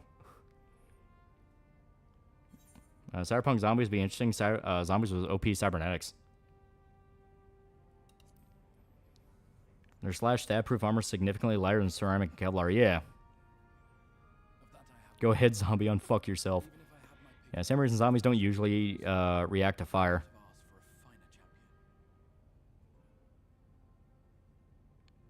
Anything about Tim Dillon? I don't remember who that is off the top of my head. Did you ever reveal what the book your dad wrote was? No, I'm still waiting on people to find it.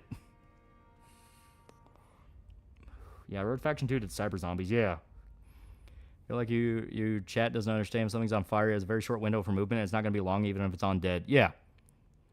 OG ghouls are basically people sucked by a vampire but not turned. Basically a mindless drone to that vampire. Yeah.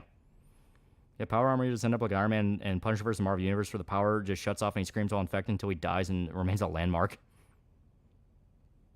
Speaking of zombies, remember that female zombie from RE2? That was a hot zombie.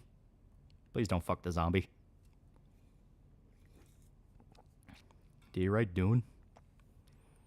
Yeah, use a sharpened Tahoe buckler as a weapon. What was your dad's book about again? It was a murder mystery thing. And Rotten Ruin book duct taped to you was a good improvised armor against zombies. Yeah, it wouldn't be bad. There was a guy holding out in Iwo Jima when he cracked open a crate of Coca-Cola. He said it was the best thing he tasted. Return of the Living Dead zombies are an absolute nightmare to deal with. Well, the joke in those is that they're unstoppable. I always felt skeletons were scarier than zombies, undead, but fasting can still fight, and that's Scream, really underrated monsters. I see a zombie thing where the military aren't retarded. Any tracked vehicle will be unstoppable. M113 can drive for a couple days without refueling.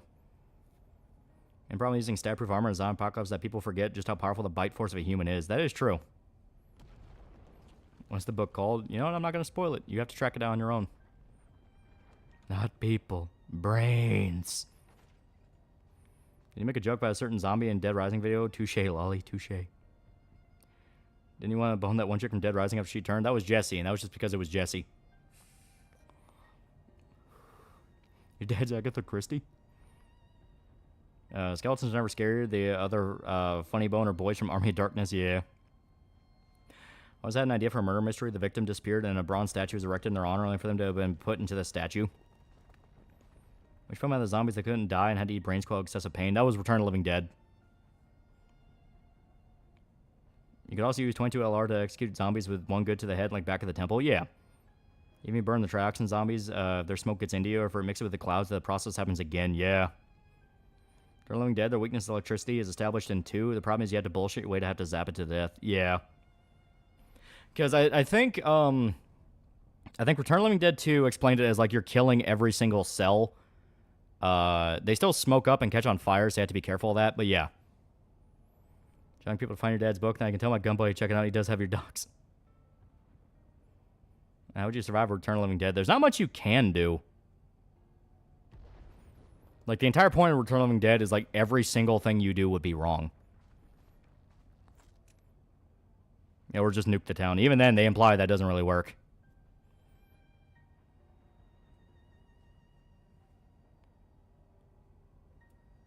Yeah, Jessie's thick. She was great. I miss her.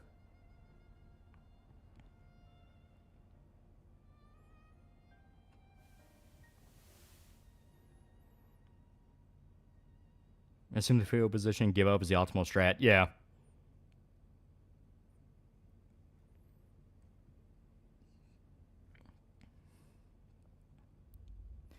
Should have me the bit Jesse in the tit. Yeah, Kentucky got nuked in Return of the Living Dead, right? Yeah, because it took place in Louisville. Well, like, right outside Louisville, but yeah.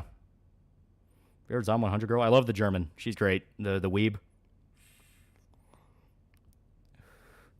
Is zombie virus like an STD? Because some of these zombies have fat tits.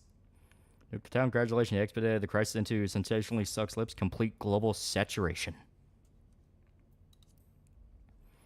In case those zombies in concrete, then find a way to pressurize that concrete. As the zombies can be taught, can we teach the Night of the Living Dead zombies to suck cock? Well, you really don't want to do that. Yeah, containing the trioxin was the only thing they could do. Yeah, I stayed. Return of the Living Dead kind of implied you can kill them with electricity, but it's a very pain in the ass process. And Return of the Living Dead 3, they completely forget about that and just seal them. Return of the Living Dead 3, they established that you can retain your humanity long enough by stabbing yourself being in physical pain. Yeah, physical pain will remind you of your humanity. That's why the guy's girlfriend becomes like the weird spike BDSM chick at the end. Spent hours picking off zombies to suppress Ruger Mini 14. Yeah, you want to stick your dick in a zombie's mouth? Pretty much exactly what I was thinking. Yeah, to quote Wise Kid, you'll rip your dick off.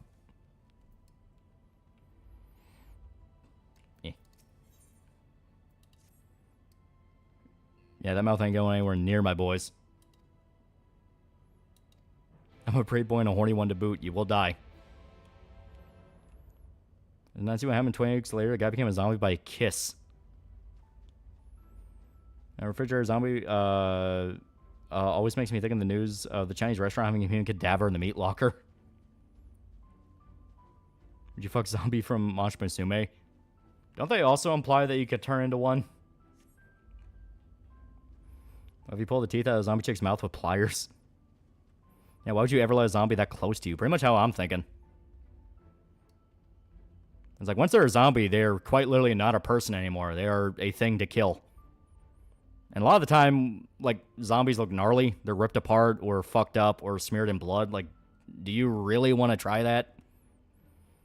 Now, Return of the Living Dead, is that the one with the angry janitor zombie on a revenge quest? No, that's Land of the Dead. And he wasn't a janitor, he was a mechanic. That was Big Daddy. Because Big Daddy Auto Shop. Guys, if you're gonna fuck with the reanimated corpse, why not choose a vampire? Yeah, there you go. I started a zombie apocalypse, so I have more things to fuck. Or actual necrophiles out there. I'm convinced the killer part of Loli's audience is women because only women want to fucking be fucked by the dead.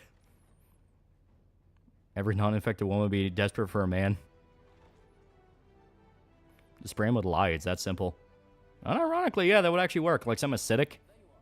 That's kind of another thing of like the small little details of life that your really shocked zombie stories just kind of ignore. Imagine all the diseases zombies could have because of the, you know, being a corpse thing. Your thoughts on the Order 1888? Decent little concept, fun little world. Did not live up to anywhere near its potential. Are werewolves considered undead? No. Werewolves are not undead by any definition. They're very much alive. Listen here, boy, I'm not fucking a vampire because no difference between a zombie. Don't be a fucking hypocrite and be a man. Yeah, vampire chicks can suck my blood, but that's the only unholy creature I'm willing. Will I work on zombies very slowly, though?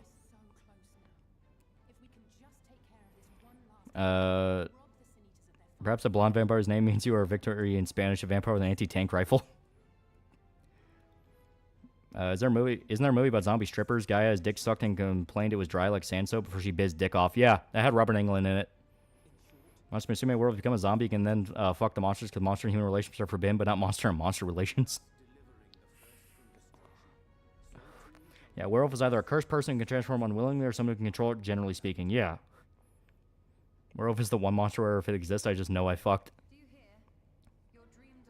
Yeah, it's always weird because, like, every single time, and I mean this, like, with full heart, every single time I have seen women comment on werewolf stuff, their first reaction is to go, God, that werewolf is hot. I have seen it in so many different comment sections, so many different Twitter threads, like, I'm not saying, I'm not going to make any accusations. All I'm going to say is, I watch American Werewolf in London because it's funny. They watch it for different reasons. It's a dog that can consent. That werewolf is big and it hates you. I get my card get here fast for Christ's sake. I need to pay stuff next month for Christ's sake. Just come in. I hate the fact that I have to order a new card over the holiday time. You can just go to your bank. Like, you know, go to your bank in person. Usually they do it same day. At least mine does. It's the dog pilling them. Bitches loves wolves. That's why I have so many. That's why I have so many shirts in wolves on them. Some werewolves are sort of undead in the sense they can be killed as humans, but come back when they transform. Oh, never said the werewolf thing. Vampires, on the other hand. In Slavic lore, you didn't need to be evil in life to become a vampire. There's a story about a woman who died and came back as a vampire, then ate her own baby out of ravenous appetite. Oh. What was the weird love zombie movie? You're talking about the one that was kind of like a rom-com one with like the guy who's a zombie falls in love with the girl, right? I think that was called Warm Bodies. That had a decent little concept, but it became too much of a YA novel. Bad Werewolf in Paris sucked, otherwise it would have been a documentary on what happens when a chick wants to fuck a werewolf. I have a credit union, I already did over the phone like an idiot apparently, so now I have to wait. Oh, God. Take a vampire any day of the week over a werewolf? Yeah, I'm not going to be like Bow the Whale. Shit ain't worth it. Are demons considered undead? No, demons are demons. They are a separate thing. Undead is like a human / spiritual life that died and came back. I'll recommend one succubus G if he can turn to a wholesome, God-fearing good girl. And Twilight ruined a generation of women. Warm Bodies where zombie dudes eats FemMC's ex-boyfriend and falls in love with her. Yeah, it's like it starts off as a fun satire, then just kind of becomes an unironic romance movie. And that's what I hated. I was like, no, I liked it more than this was like a dark comedy. Werewolf Woman, American Werewolf in Paris was hot. I believe selectively sentient zombie stuff was done a bit better in some Korean manhwa. We also have the classics like Land of the Dead and Day of the Dead. Are Office MILFs considered undead? They feel dead. Raid from Blood Rain can get it on. She's a hero. So I gave him the Succubus Paladin. I kept thinking that would be a fun idea. Have her accidentally get into loot scenarios by her trying hard not to get loot in the first place. That's Pathfinder Wrath of the Righteous. Because it's a Succubus who reformed and became a Paladin. And yes, she is one of the better characters. Twilight and Scott Pilgrim wrote an entire generation of women. I just want a Dommy Mommy Vampire. I can take care of her when it's daytime. You know, like the commentary that even as zombies, people are act the same in airports. Yeah, that was fun. Arishala, she's not a paladin in memory serves. I thought she was a paladin because I thought that was the joke. Or am I just assuming she was a paladin because she was a reformed succubus? The fuck is a Fuomoko? Not paladin, a ranger. Oh, okay. So yeah, I just rewrote it in my mind she was a paladin. Because honestly, like, wouldn't that kind of make sense? Asuma, you can still turn to a zombie by being bit, but they would then have to replace their blood and heart with a pump and toxic and bombing fluid to keep their bodies from rotting. Character action game of Red Riding Hood is a werewolf hunter. That has to exist somewhere. In Monster Squad, a werewolf is shot to death as a human, but it comes back to life in the ambulance and kills the medics. Twilight will agree on Scott Pilgrim. Well, I mean... yeah, zombie hunting party shuffling 10 meters an hour.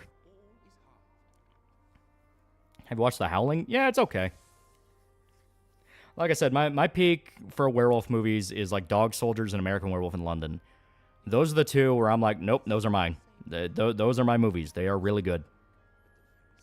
Mainly because, like I said, I like the whole savage werewolf thing where they just rip you to fucking pieces. I will say the one about the old man in the retirement community, the old blind guy who has to hunt werewolves, that one's fun. I don't really like the werewolf design in those and that one though. They're kind of meh. Yeah, Succubus can reform. Yeah, it's a fun little thing for Pathfinder. There's a manga about Red Riding Hood hunting werewolves. Yeah, like I said, it has to exist somewhere. Like werewolves being the kings of body transformation, the most powerful or experienced can morph all types, generally horror, werewolves and giant wolves, and can control wolves and have element powers. Isn't that basically just Werewolf from World of Darkness? Yeah, Dark Souls is the best werewolf movie there is. I've seen all black and white werewolf movies. I've seen The Wolfman, but I haven't really seen any others beyond that. Chat just lets you know Baba twins encourage incest. Why is chat so obsessed with rotten zombie tits? What was the old man movie? I don't remember the name of it, but it starred the same guy who was in that one vampire movie, Stakeland. Stakeland 1's great. Stakeland 2 sucks because it gets too funny when the entire point in Stakeland 1 is it was very grim. But yeah, he plays this old blind man in a retirement home who's like an old curmudgeon-y Vietnam vet. And he finds out that there's a werewolf running around the retirement community killing old people. So he ends up, like, taking it upon himself to hunt it. Like, it's fun. Would you bang a Yuki Onna? As long as she wouldn't kill me. Also, there's a wholesale Monster Girl visual novel with a succubus who's Catholic. Yeah, Stakeland's zombie movie with vampires. Yeah, I like Stakeland. I think it's fun. And I like a lot of the ideas it has in it. Like when you find out advanced vampires do exist and they are sentient, it's like, oh shit. I'll say is Hot Spring Zombies vs. Strippers 5 is better than the name would suggest. Late Phases? I think it was called Late Phases, yeah. Let me look it up real quick, see if it looks familiar. Howling 2 is worth it for Christopher Lee hunting werewolves alone, yeah.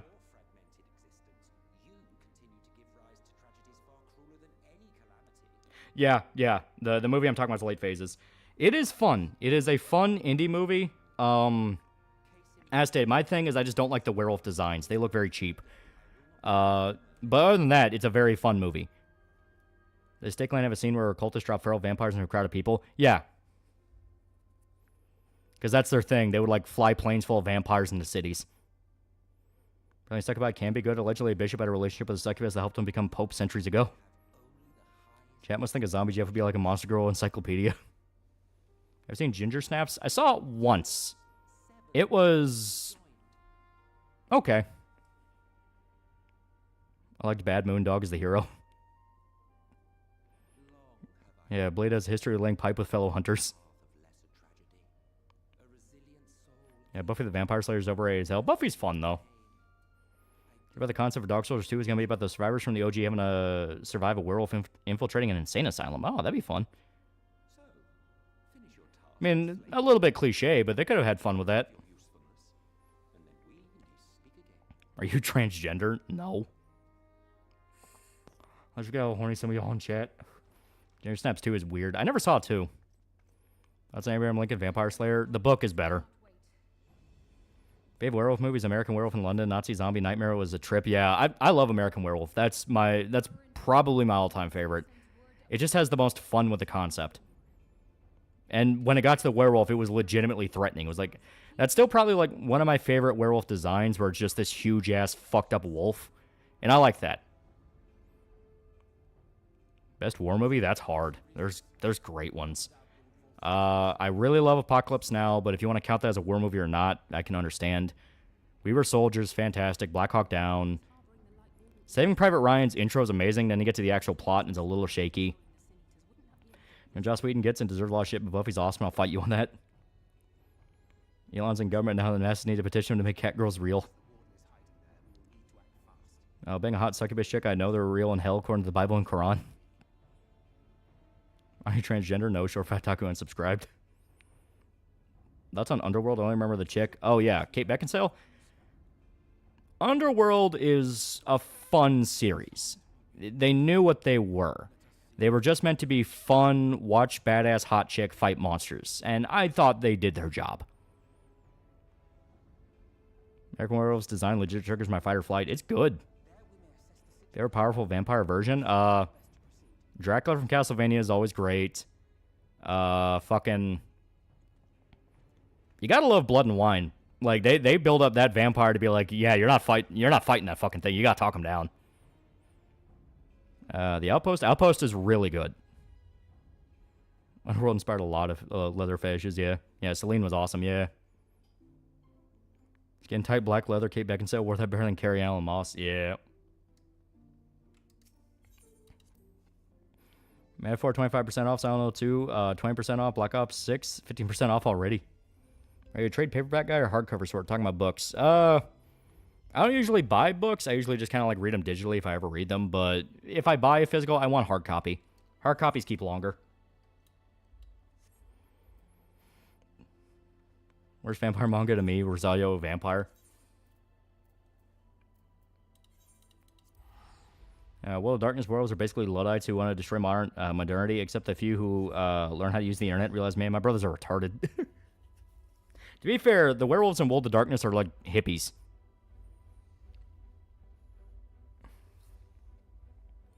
Maximum Overdrive or Trucks? I never saw Trucks, so I have to go with Maximum Overdrive. Or say humanity's portrayal in 2005 version of Doctor Who is accurate. I mean, we literally go to space to dance with other species, as Doctor puts it. And how many jokes do you see every single day? People going like, man, if aliens are real, I want to fuck one. Rosario Vampire's manga is okay. The anime sucks ass. Kate back before she was ruined by Pete Davidson. Yeah, vampires and The Witcher are basically the closest thing to unkillable demigods, yeah. And then we made the werewolves in World of Darkness cringe as fuck environmental terrorists. Werewolves in World of Darkness did everything wrong and are still doing things wrong. Got myself a PC with Black Friday sale. Was $22.99. I got for $8.99. Massive Pogs. Oh, fuck yeah. Plus Maximum Overdrive AC/DC's music. Yeah. Rosario Vampire vs. Vampire Knight. Which one is the damn bad and the controversial one? I never saw Vampire Knight, so I don't know. Yeah, Alien Girls do be looking fine on God. For real, for real. It's unreal how bad the Rosario Vampire adaptation was. The quintessence of quintessential. The manga was better. Yeah, Werewolves of the Apocalypse is werewolves fucked up. The natural order by becoming the dueling guardians of nature. Now the worm is unstoppable since balance is fucked. Well, vampire wife who just want a MILF that looks like jailbait. Discover an alien race and is remotely close to human-looking wood. Yeah, one of the episodes of Doctor Who reboot was literally some guys trying to make remake the original version of humanity because of how many half-breeds existed. Well, Darkness was fucking work from the get-go. It's one of the settings that you enjoy despite its fans, not because of them, and despite its writing, not because. No, World of Darkness had some great writing back in the day. The problem is, yeah, it got infiltrated. Because back in the day, the definition of woke is, hey, let's poke fun at the military-industrial complex and the elites and, you know, taboo subjects like that. Now it's just, hey, guys, Trump, am I right? Fascists, am I right? Which alien type of female predator, a female Klingon, or a xenomorph queen? You think High School DxD season 5, I bet you Issei does the deed with Rias or Zenobia. Worse than hippies, World Darkness ones killed other races, raiding them in some war against Entropy God, later realizing, oh shit, we might have needed them. Would you like to turn to a vampire? Fuck no. I like being human. How do you feel about Doctor Who? It's good. I am, of course, a normie, and that David Tennant was the best one. The guy before Tennant was not bad, though. I'd say 5th edition is utter dog shit, like just up and down, not just because of the woke writing, they all destroyed disciplines, which, come on, yeah. Well, every new edition of World of Darkness, they keep chipping away at, like, the vampire clans and going like, oh, yeah, they don't hate each other. It's like, dude, the clans are supposed to hate each other. That's what makes it fun.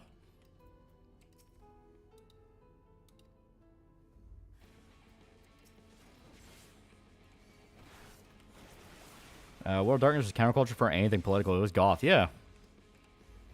Silly horror movie plot will work for an Aqua Teen Hunger Force episode. Maybe The Thing. They kind of reference that in the one movie, the sequel to the. It was the one where like Frylock worked for basically Elon Musk. Clan on clan violence, yeah. Yeah, Chris Augustine got fucked over by BBC, yeah. Remembering Dark Adaptation, Little Red Riding Hood, Red's basically Hellsing, but I don't know what the manga's called though. Immortal Sugimoto's voice actor of Golden Kamuy does the voice of James Sunderland in Japanese dub of Silent Hill 2 remake is glorious. Werewolves shouldn't really be the sole protectors of nature, but the true horror of nature, they can do unexplained things to nature. That was scary.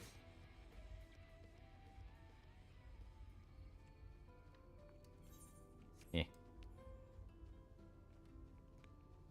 I called it Chris not pretending he didn't say he was having a kid. Yeah, exactly. Like, Chris, once you pay attention to enough of his shenanigans, you kind of realize that he has a wonky way of lying and then trying to double back on it. So as far as I'm concerned, it is still a coin flip whether or not he was lying the first time or lying this time.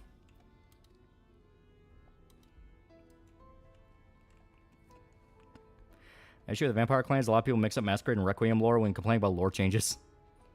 Rings of Akhenaten speech lows my head, as well as the could have done so much more speech from Doctor Who is solid, yeah. Dwarf or elf, which one do you want to bang? Elf. Not hating each other, why are people so against drama? You know, the cornerstone of any story, without drama, you can't have a story to begin with. It's weird, because, like, the people that flood into that and demand the changes are the same type of people that are like, no, races shouldn't have distinct bonuses from each other in D&D. You know, they want to do the whole, like, well, my guy is different thing. You know, they want to be that asshole. Where it's like, oh, I want to play, like, an undead drow who is a necromancer, but they're not evil, you know, that whole thing. So they kind of push into the same mindset with World of Darkness, not realizing that World of Darkness, the clans hate each other, but it's not like they're distinctly evil. It's just the general feeling among people that have been in there for a while. You know, the Ventru don't like the Nosferatu. No one likes the Malkavians. No one really likes Nosferatu either. The Brujas don't like the Ventru. I mean, it's this thing where the politics regarding the clans is very specific. Where basically it's a matter of control versus conformity versus having to balance so many things to keep everyone alive. Because if the Masquerade's violated, vampires are fucked. If you want to see a company ruining its franchise every update, look at D&D. They also dissociated its creator, Gary Gygax, because he's a Christian conservative. Yeah, gang politics. Yeah, it's gang politics. Like, if you don't want your specific player, you know, your character to hate other clans, they just don't have to. It's just it's a set parameter among the different vampire clans. And a lot of the time, it's only really the big guys in those factions. Made a Dompier that treat blood like alcohol and refused to relapse at 200 years sober. Yeah, World of Darkness, we all hate each other. We gotta get along to survive. Yeah. How's your Thanksgiving? It was pretty fucking good. Pretty fucking good. The only good guys are the Second Holy Inquisition. Species shouldn't have a difference in humanity because it's bad writing. Okay, asshole, take this Mantis warrior race and shove it up your ass. And the vampires are all evil biologically and magically. All vampires must be destroyed. Fucking hate vampires. Kill all vampires. Venice, kick. Vampire, did the concrete slam dunk a blood thin into. That's the well-known tall girl level way choose between an elf and a dwarf. Hearing D&D makes me a Spoonie 1. Counter Monkey was a good time. More of a Sabat fan. Clan conflict makes sense. They're led by literally ancient nobles who can afford to hold grudges indefinitely. Yeah. Could Buddy from Elf survive Berserk? He has the power of Santa. Bruh don't like the Ventru Masquerade because Bruja are descended from the Carthage vampire clan that was destroyed by the Roman Ventru politics. It's old bad blood. Yeah. For the older Bruja, it's old bad blood. For the newer ones, they just don't like the idea of being told what to do. Oh, vampires are all paranoid assholes, backstab each other. Yeah. Everything the Adult Swim show is the Aviar Renegade Angel. Yeah. Yeah, it's also one of Cain's curses. Yeah, they're all cursed to hate each other. Like I said, it is a thing where specific people will act specific ways because it's just their personalities. But yeah, like the grand scheme. I'm gang politics, literally a mafia environment. Both Malkavians and Nosferatu are second-class citizens for two different reasons. Yeah. Red Dresden Files, pretty good novel series. Yeah, it's pretty good. Audiobook version of Cyberpop. It's a comic. I think you'd miss out a lot on the experience. Thanks to Woke has permanently fucked Doctor Who's lore. Thanks, Chris Chibnall. Then Russell D. Davies doubled down by retconning Davros and creating an Indian Isaac Newton. It's mostly bad blood, yeah. Like that one fake priest became the boogeyman for vampires, keeps draining them of blood to live longer so he can keep killing them, yeah. I just found out how many people here remember Rosario Vampire and want to smash Kurumu. Do you prefer Rifts as a system over D&D? A lot more free with the cans and cans as well as D&D plus Fallout, so it's a massive pog. Yeah, the creatures of night beyond all humans, like they're righteous beings. They don't have race problems or gender or sexuality problems. Clan Giovanni, a straight up mafia family, complete with Gabagool. Yeah. Well, aren't Clan Giovanni literally descendant from Italy? It's like Italian vampires. I refer to them as a mean girl, click them mafia or gang. Well, it's more of... Este, it is kind of more of like aristocratic families, because that's how like the elders of those clans all operate. They're literal aristocrats from centuries ago. It's only the modern ones that kind of treat it more like gang stuff. Word vampire is possibly derived from Old Slavic world Upar. Beyond the Where's Waldo audiobook. Yeah, Giovanni sucked dry the Cappadocian clan. Yeah. The audiobook of Cyberpop released described Rachel's fat, sweaty ass in great detail. All vampires dying. Well, it's bad. What happened in the Masquerade was broken. Honestly, I think it should be all vampires must die. I think there's the implication that if the Masquerade's broken worldwide, it's the beginning of Armageddon. Who are the first vampires? Where the myth of vampires come from? Are you talking about like in general or in regards to Vampire the Masquerade? Because in general, it's derived from Vlad Tepes. Vlad Tepes, Elizabeth Bathory, a few other places. Yeah, the priest where they just tell vampires to flee from him because every time he kills a vampire, he lives longer. Yeah. Giant took over the Cappadocian bloodline by Diablo Rising. As many of them as they could, including their leader, kind of like what Timur did, but a little more coherent. Yeah. Yeah, Chinese vampires not the same species as Cain vampires. Yeah. Where the vampires from Gantz? Kind of, sort of aliens.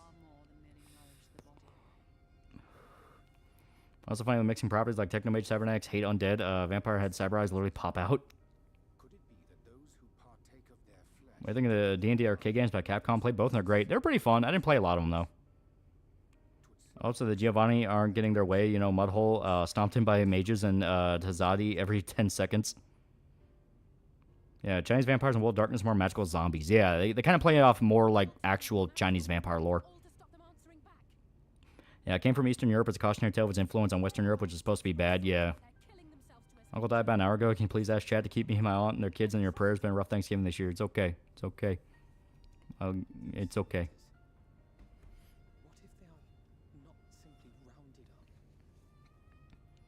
Jiangxi is not a vampire. China has a very specific definition of what a Jiangxi is. Yeah.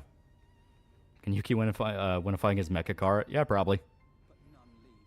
Yeah, it depends on the mythos. And Vampire the Masquerade, vampires not repelled by cross unless the person using the cross has true faith. Yeah. They operate off symbol of faith. Earliest accounts of vampire come from Lamashtu, the vampiric spirit that acts as eternal foe of Pazuzu, king of the evil wind demons. Yeah. So Baldur's Gate 3 is releasing crossplay in January, is giving each class new subclass massive changes. Yeah, I can't wait. Love Helsing just because it's always a vampire who believes he's the most powerful coming across someone that has 40 parallel universes ahead in power and they freak the fuck out. I'm all for going after it.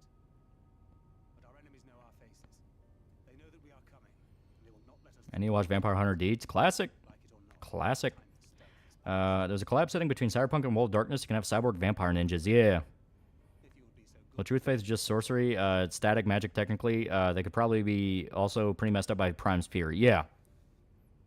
Like, the whole idea is Faith and World of Darkness is in itself a form of magic. And they can fuck up vampires. So vampires are meant to be demons. And World of Darkness... okay, so it said it was freaking out, but it's not really. In World of Darkness, vampires are descendants of Cain. The children of Cain, which he had with Lilith. So, yeah, they're basically meant to be demons. Vampires from Kamen Rider Kiva made out of glass. We go down a rabbit hole, British people trying American food on vacation amusement parks, and every single time they just have moments of, we can make this, why haven't we? Are we dumb? I love Hellsing just because it's always a vampire believes... Oh, yeah, yeah. I'm telling you, like, killing all vampires to Armageddon, please. I'm fucking begging you to justifiable reason. And World of Darkness, because it throws the power of the universe off balance. And it's one of those things of, if vampires start dwindling, that is the sign of Armageddon. Basically, everyone is going to die. Not just vampires and humans, but, like, everyone. Yeah, doesn't God exist in World of Darkness, or at least weird alien God? Yeah, God exists. As stated, he's the one that curses Cain. Yeah, check out the Vampire Hunter D book. They can be a mixed bag, but overall pretty good. Yeah, demons are to vampires what vampires are to humans. They're immensely powerful, but the downside is it's very hard for them to enter the tolerant. Yeah. Demons can reshape the world at will, but they have to do it very secretly. The heaven police show up. Yeah. Yeah, there are actual demons in World of Darkness. You're playing Bioshock Trilogy. I'm on Infinite. So much potential that was wasted. Worst part is I feel if they didn't try to be clever, multiverse would be good.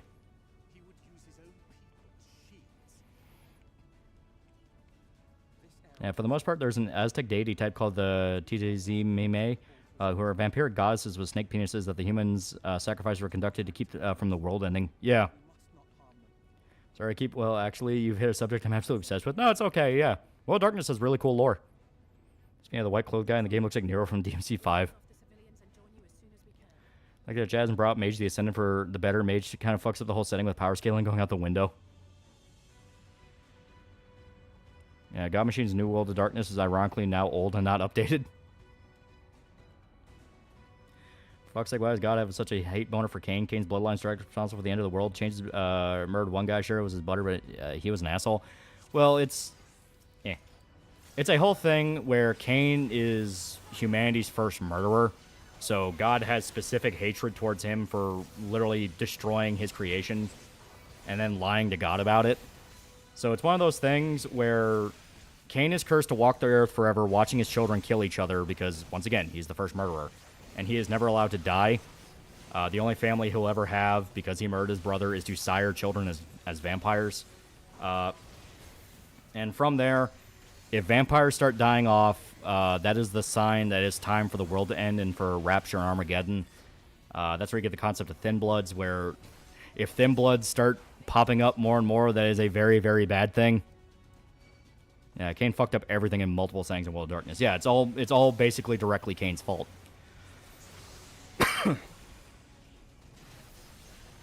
Yeah, because Cain also refused to forgive himself. God literally gave him an out. Gehenna. Yeah. Or Gehenna. Not to mention Cain literally killed his brother because of daddy issues. Yeah. Yeah, God giving out old Greek God permanent punishments in the Old Testament.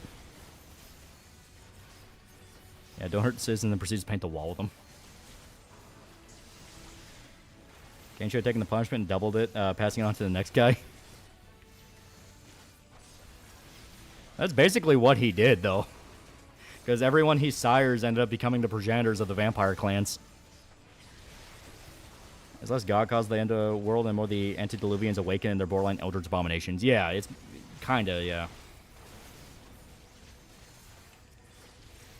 Kill his brother because he loved him a lot and thought he was the best offering he could give God. Yeah. Soundtrack of Hellsing TV show fucks. It is really good. I always love the deep dive lore of World of Darkness, the interconnectedness of the different games. Yeah, it's really cool. Although some things were cringe in World of Darkness lore, like vamps having their own Bible that said Lilith got her magic by having sex with both Satan and God. Yeah. It was edgy stuff, but you go into it knowing it's edgy and it's fun. As bad as what God did to the wandering Jew, cursed him to walk the earth until Jesus comes back. Yeah.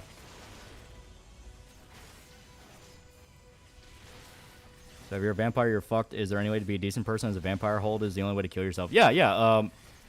For Vampire the Masquerade, humanity is actually a very important mechanic where vampires can't get too evil, at least in regards to what the morality of a vampire is, because they lose more and more humanity, and if they lose enough of it, they just straight up become like berserkers, where they just go nuts and try killing everything around them.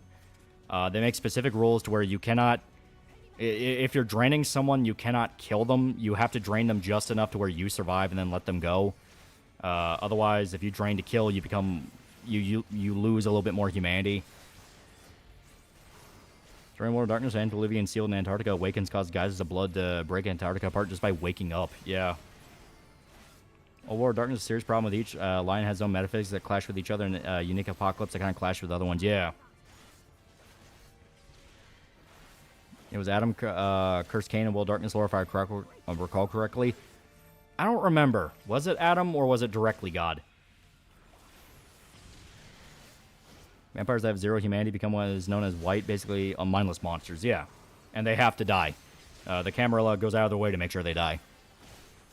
Because guess what? If you go around, you know, as a mindless monster killing everything in sight, people are going to find out, and you broke the masquerade, you asshole. How powerful are ghosts in World of Darkness? It depends. Some are very, very powerful. Some are just kind of remnant spirits. They lose humanity completely controlled by the beast. They become things known as whites. Yeah, basically a vampire controlled completely by its owner. Yeah. There's a very niche method for vampires regaining humanity. Road of Gaia. You fail, you die. You succeed, you're human, but you keep super strength benefits. Yeah, it's weird. What was that one vampire game where you were a doctor in Victorian London? I think it was just straight up called Vampire with a Y. Yeah, both God and Adam curse Cain. You can drain completely if it's a combat, but you take a humanity loss if you're completely drained innocent. Yeah, they make it clear that like the rules of self-defense do apply. So if someone's trying to kill you, their life does not matter because they chose to fight you. But if you just grab a guy on the street and just bite into his neck, then yeah, you lose your humanity. Because at that point, you're just a murderer. How strong was the ghost in the hotel? It was pretty strong. Like, it could kill you. Hell, it tries. In Egyptian mythology, there was a goddess Sekhmet who worshipped Ra and killed humans to the point of extinction. Ra had to mix human blood with wine to get her drunk and stop the rampage. Yeah, mid-level ghost. Yeah. God Cain for crimes against your creator and your fellow man sent you to immortality. Must give you super speed and super strength. You want polymorph as well? I love this Seth video. Well, darkness, it was Adam himself who branded Cain with a curse. Don't forget in the lore, the tech mages of a space station set up to monitor apocalyptic beings, and lore basically nuked several things, stopped the end of the world. Funny bit of lore is Cain's blood was so potent his ghoul made by it could whoop the asses of all lower generations of vampires. It makes sense. I mean, he's the OG. Their Bloodlines 2 is going to be good, but it won't. Yeah, Sekhmet has a lion in his head, too. Yeah.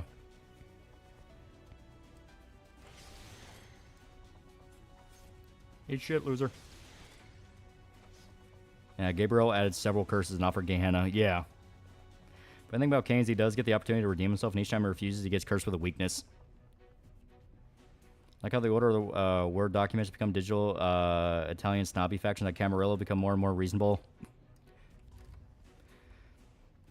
If you're talking about, like, in World of Darkness, places like the Camarilla, yeah. The Camarilla are essentially one of the big factions for vampires. They're not the biggest, but in regards to America, they have a pretty strong hold. And their whole thing is uphold the fucking masquerade. You live among humans, you don't live over them. If you live over them, they will kill you. Because they're very, very good vampire hunters that taught them that lesson. You know, that's what Bloodlines breaks down to you. It's like you are not a power fantasy. You are a player among a very big board. Hell, there's an entire level in Bloodlines where you get kidnapped by a Chinese corporation that's experimenting on you, and you barely make it out alive. And they started in Italy in the medieval period when the clan wars kind of went a little crazy, yeah. Does Bloodline 2 ever come out? Just cancel it already. And despite having a different ending, like the ending in Helsing TV show being Alucard offering Integra at her weakest moment to become a vampire. There's also Anarchs and Sabat. Yeah, the Anarchs are basically radical individualists. Like, hey, we will choose our own way. We don't need to live by the Camarilla rules. They are stupid, but you know. And they have the Sabat. The Sabbats sound crazy, but you look into them a bit more, and there is a little bit more line to their logic. They are not complete. We want to dominate the world. They do have their own agenda. It's just they don't really care about collateral damage. On side note to World of Darkness and Bloodlines, been replaying Dragon Age. Do you love how the golems, dwarves made the ultimate sacrifice for their kind to defend no matter the cost? Yeah. Gonna play Swan Song? I don't know. Actually playing Lilith for vampires. Cain was just cursed and had antediluvian physiology. She tried to awaken his magic powers and mutated the curse. Yeah. Anarchs are literally going to get all vampires killed. Yeah.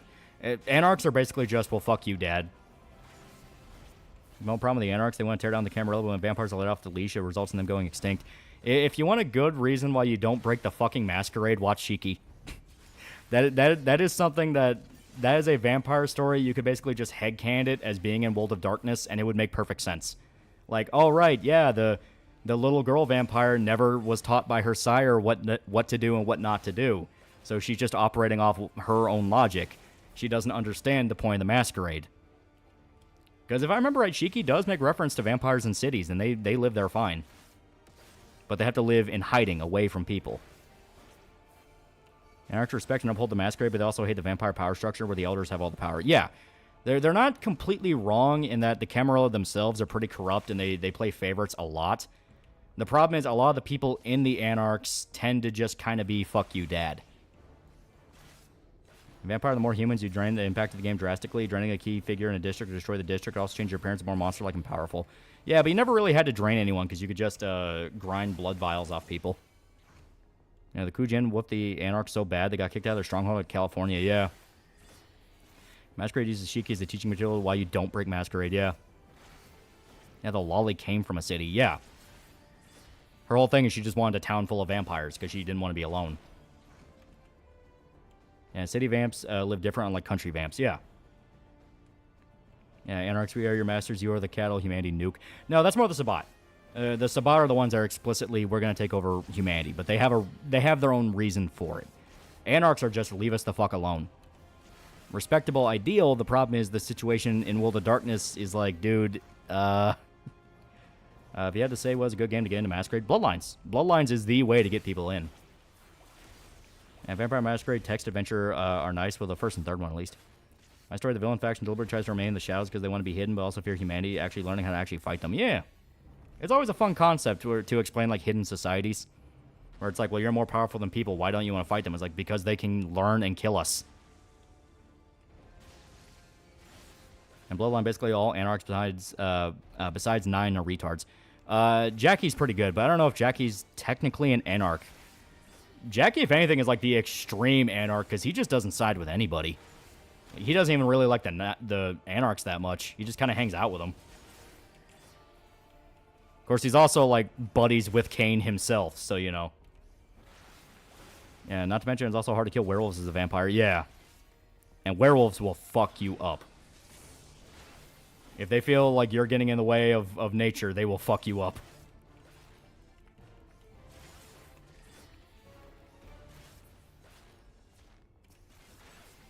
Indians believed in a creature called Vatala, which were tricksters with backward hands and feet that drank blood, sometimes from drunkards.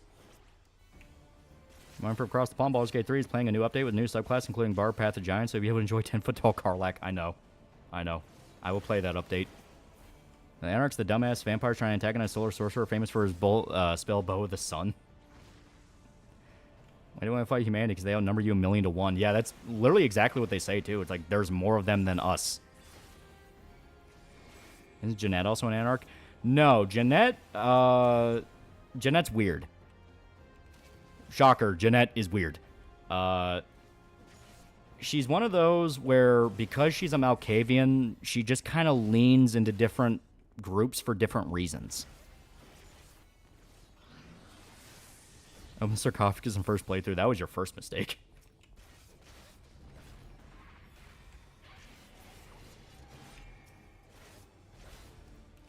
Would you be a vampire or a werewolf? I don't like either. Yeah, Jeanette's part of the Anarchs, but she wants her own domain. Yeah, it's like I said, she's kind of more in it for herself. Also, you know, her whole thing with Therese is like, I don't even know if she really knows what she's doing. I'm telling my buddy after he beat Vampire the Masquerade Bloodlines, the taxi driver was Kane. He had a 15, but the final combo after that was an Eureka moment. Yeah, it's really good.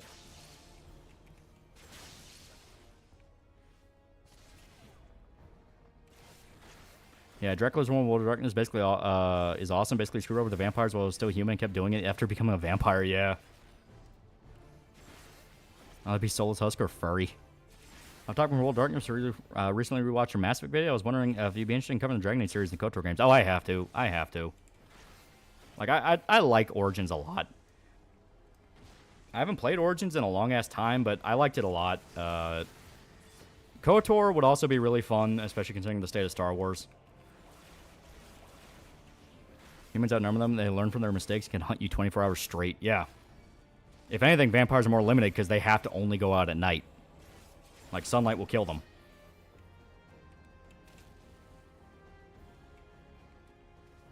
Basically, no downsides to mummies. Take humanity form vampires, but the stupidity remains. Yeah, vampires and Lady Devilman are designed as mosquitoes. Yeah. Life from Appalachian, right? We all know he's a goat man. You think about vampires having a beast form? That is old lore stuff, because Dracula could turn into bats, he could turn into a wolf. Like, there's a few different things Dracula could do in the old novel. So I'm not against that at all. I think that's usually pretty cool. But usually I'm only okay with it if they establish that vampire is exceptionally powerful.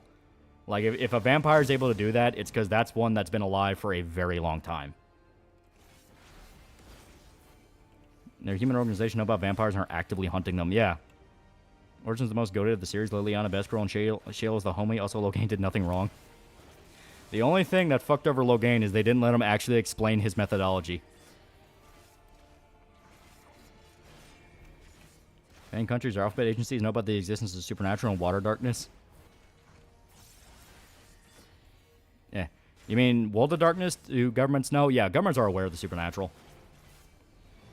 The only thing stopping a hobo with a shotgun taking out a werewolf is werewolves instinctively cause fear in humans to the point of massive skill check. Yeah. Which is a little bit bullshit, but werewolves are kind of meant to be OP as fuck. Creature man culture is called Cyanthropes, who are basically weredogs. Yeah.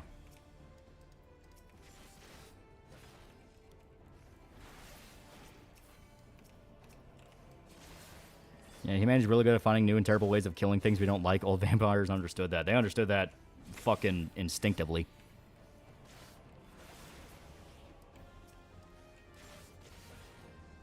How about time resetting?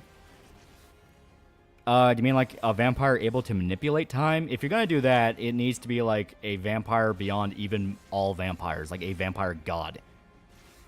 Because I mean, if you start fucking with like the flow of time, that's where you get into Legacy of Kain stuff, where humanity's kind of an afterthought in the setting. I do a video Mass Effect when I do another one for KOTOR Dragon Age. Yeah, I said I want to. Yeah, Netero showed the ants as well. Turn to Oscar basically proves the whole game was kind of right. He kind of was. So is that what I'll do? Yeah, werewolves are meant to be one of the guys.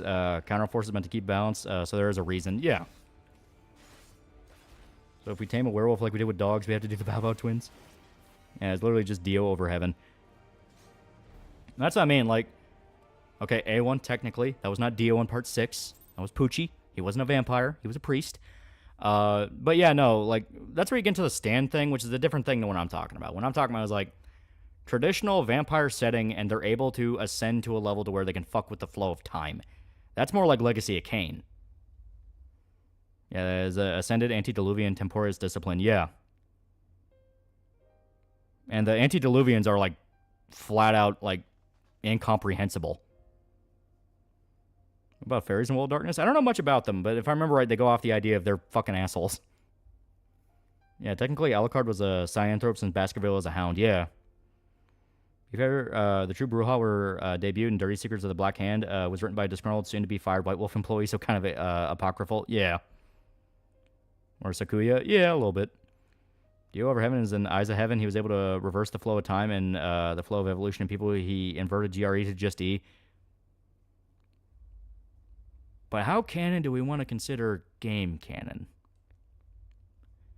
Fun fact, the Big Bad Tiny Man's Lord is a very powerful vampire that can reset worlds and create new worlds like drops in the ocean. That's on the Shiki ending manga. Little girl should have died. I fucking hate that priest. But you still gotta love... You gotta love the genocide. You gotta love the, humans hunting vampires into corners shit. I love that. Oh yeah, it's not canon at fucking all, yeah. Here's a werewolf version of Dracula. You mean like most iconic version of like a werewolf? That's actually... Most people just go with the Wolfman, because like that's, classic 1930s horror monster.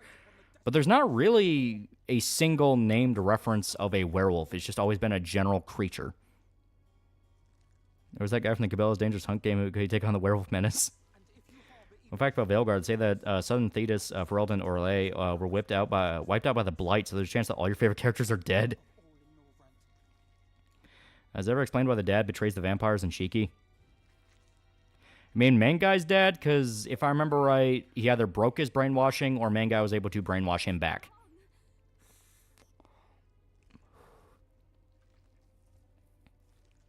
Yeah, werewolf was mostly portrayed as force of nature, yeah. Priest was just a lolicon. I just had canon she got beheaded by the city vampires like Masquerade. So it's technically an alternate universe, Dio, where he did win and possess the body he didn't kill. Oh, okay. Yeah, fairies run off the changeling rule set, so they get hosed. Ah, okay. Greatest threat to Mother Earth, the conservationist worm's strongest warrior. Isn't there a werewolf version of Greek mythology? I think so. That's another one where it's kind of been an origin with multiple sources. Because most people assign the beginnings of werewolves to, like, Europe. What would you say your favorite vampire clan is? Mine's tied between Bruja or Gangrel. I love the Malkavians. I love the Schizos. Now, main guy's dad, the husband, the vampire mom who acted as the dad, the vampire Loli. Oh, him? Like I said, I think he got brainwashed. I think main guy bit him and brainwashed him, if I remember right. The blonde mother vampire from Shiki's a definite wood. She felt the wood. In fact, writer Prosper Mary May wrote a novella called Loki's about Urson Throat, basically a werebear. It was written in 1869, so technically the counterpart to Dracula. Oh, okay.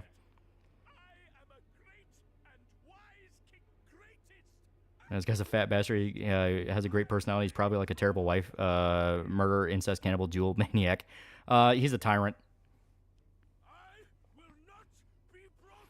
Don't remember the best in-game lore, but for my money, best discipline loadout is La Sombra. Veilguard killing off Ferelden just feels like spite towards the old devs.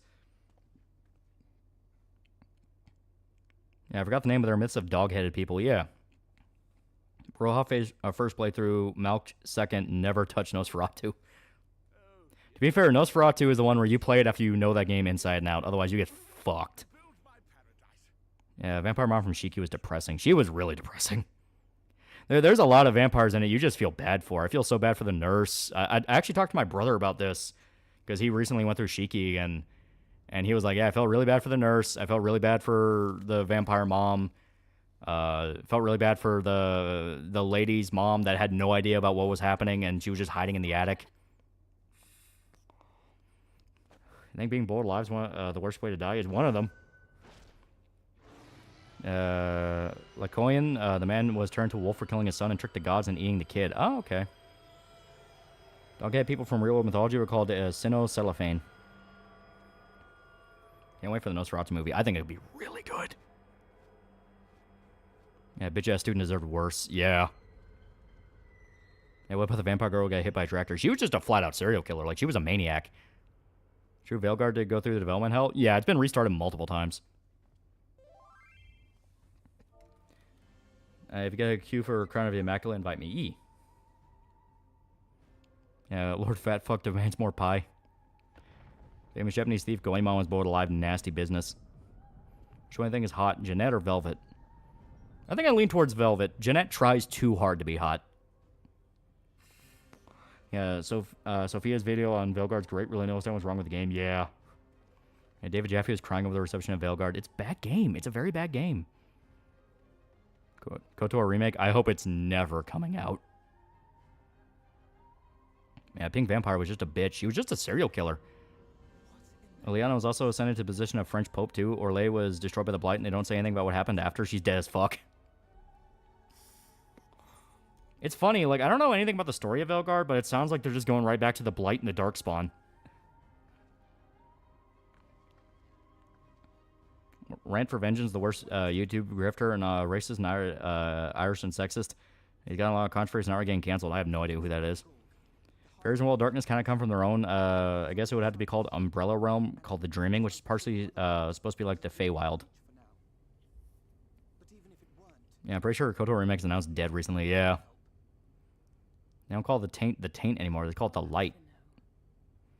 Do you mean the Blight? Because, like, if they change it to the Light, that's stupid. They're the Darkspawn. They don't bring light. Favorite mission from Hitman series? Mine would be Meet King from Contracts. Dude, World of Assassination has, like, some of the best ones. Like, World of Assassination is probably the Hitman game I played inside and out because I fucking love it. I love the neighborhood. Being able to fuck up that that barbecue in so many different ways. The Blight. Okay, so they just call it the Blight. KOTOR Remake got transferred to Saber Interactive guys who did Space Marine 2. Okay. There is potential.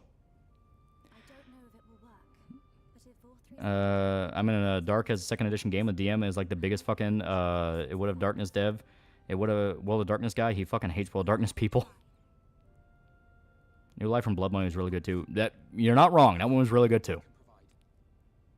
Like, my dream game is World of Assassination gameplay and replayability mixed with like the Blood Money fucking newspaper system where it addressed details you did in the actual mission. Oh, that would be fucking heaven for me. Dark blonde design have completely fall off the cliff. They look like Fortnite monsters. But that's been happening ever since Dragon Age 2. Worst part is BioWare said it's unlikely for Dragon Age Origins to get remastered since only about 7 people know the old code. Then stop running off old guard, you old hacks. Blight and Darkspawn are the true villains of the story. It doesn't help that Cory Bades was such a shit villain. They dropped Solus, the Dreadwolf, as the next villain.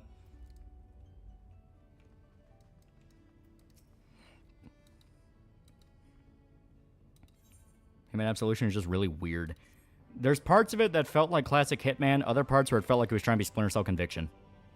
What do you think of the fit? I think it's pretty drip. I think it's pretty drip. I got Big Sword.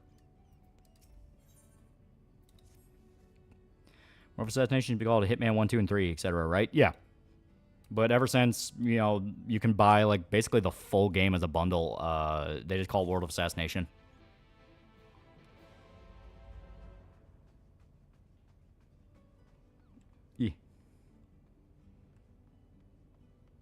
The fact you can't be a blood mage in Tevinter will never stop enraging me.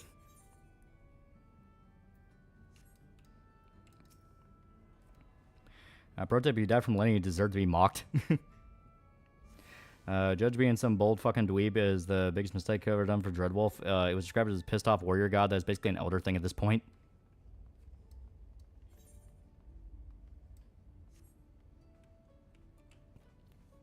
Hitman Absolution, oh boy, I remember this game. It was cool, but oh, the woman that decides to striptease made me realize I want to fuck her bad. Will you remove the darkness and grimace from Dragon Age games? Yeah. And part of the Hitman game you can't get anymore is the Conor McGregor DLC. Yeah, for specific reasons.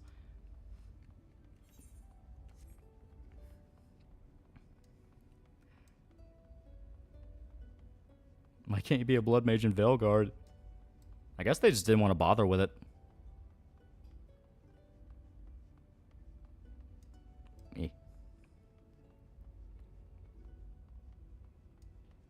Game does have Peter Weeks. It's been writing with the studio since even before Origins, but shown through Veilguard and Andromeda is definitely the least talented writer of the old guard. Or he just got fucking overshouted.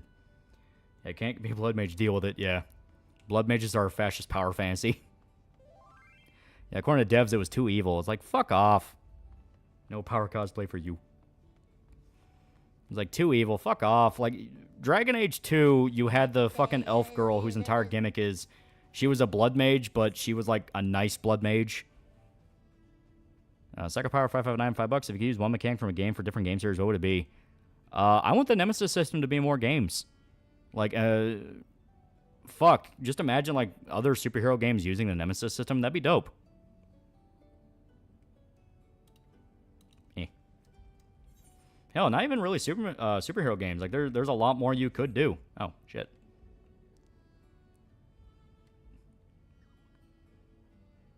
Yeah, you can't have too much evil in games now. Fuck right off. Yeah, you can't redeem bad people. Every single game had blood mages in them as a member of the party or a character you can interact with fucking assholes. Yeah. Can you be evil basher in Origins? Yeah. You can straight up commit genocide in Origins. Also, Blight's only going to be the final villains. The reason for the term Dragon Age, Darkspawn, find and corrupt buried dragons that then cause Blights. Yeah. Here, now I got to remember how to leave. Remember, chat, you can redeem bad people. Yeah, Far Cry Nemesis system. That'd be kind of cool. Yeah, Warframe has a Nemesis system. Yeah, a variation of it. I think Elon buying the rights to D&D probably not going to make it any better, but I want to hear your thoughts. I imagine, like I said, it'll be a lot like when he bought Twitter. It'll stay in stasis with marginal updates that are a little bit better than before. Yeah, I forgot the whole talking free will Darkspawn things. I haven't superhero game. Just imagine XCOM and Nemesis system. That was War of the Chosen. It was fun. Elon did what? He wants to buy Hasbro, which will get him access to a lot of different IPs. Dragon Age Origins is spiritual successor to Baldur's Gate, and Baldur's Gate spiritual successor to Origins.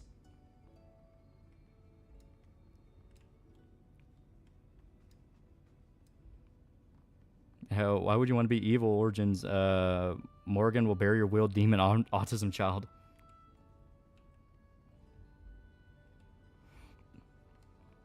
Why are people so opposed to having straight up evil factions, people in fantasy these days? Well, like I said, you have a lot of people who are raised off the, well, I want my guy to be different thing. Also, games for a long time fucked up their morality systems, where, you always had, like, the choices in games between good and evil. Evil would always be, like, short-term dopamine rush, reward shit. Good, always better in the long term, / was just always straight up the better option. A lot of games very rarely would ever make it to where the evil option is the smartest thing to do. Mass Effect was really bad about that. Dragon Age Origins was also kind of bad about that. There was a little bit more nuance in Origins, but it was still like, if you pick the evil route, you're just going a full chaos playthrough. Not a lot of games explored the idea of you have to do something bad in order to do something good. It just never really became a thing. Yeah, Fable. Fable was really bad about that. You know what? I hope Elon buying Hasbro is a good thing. Not gonna lie. Whoever, replace whoever the fuck's in charge because they ruined Hasbro's image. Yeah, Bioshock morality. Yeah, Bioshock was really bad about it. Yeah. So you have a mixture of people who've been conditioned to be like, well, the good option's the one you want to do because there's just too much reward to say no. And also you have the call-out culture thing where it doesn't matter how a story uses a subject. If they just take it out of context and show a shock image of it, they can go, I can't believe you can do this. Even though it's like, yeah, the entire point is it's a bad thing to do.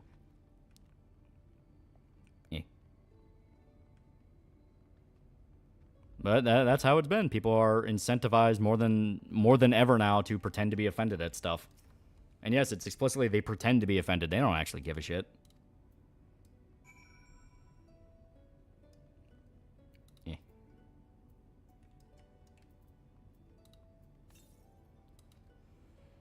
Why are boomer libs seizing so hard and hate Trump and Elon so much? Their arguments are literally, I want to fix thing, but thing has always been, like, let improvement happen.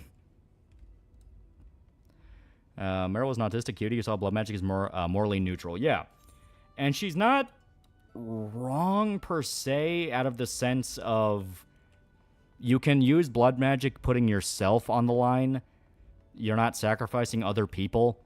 So it's like, I can understand the logic there. The problem is you're fucking with demons, and demons do not keep it at just you.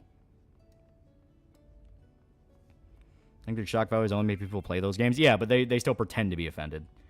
Remember the one evil deed you can do to gain access to secret treasure in Fable 1 is to, like, eat 50 baby chicks in front of a door to increase your evil score, and door will be like, holy shit, that was metal, get on in here.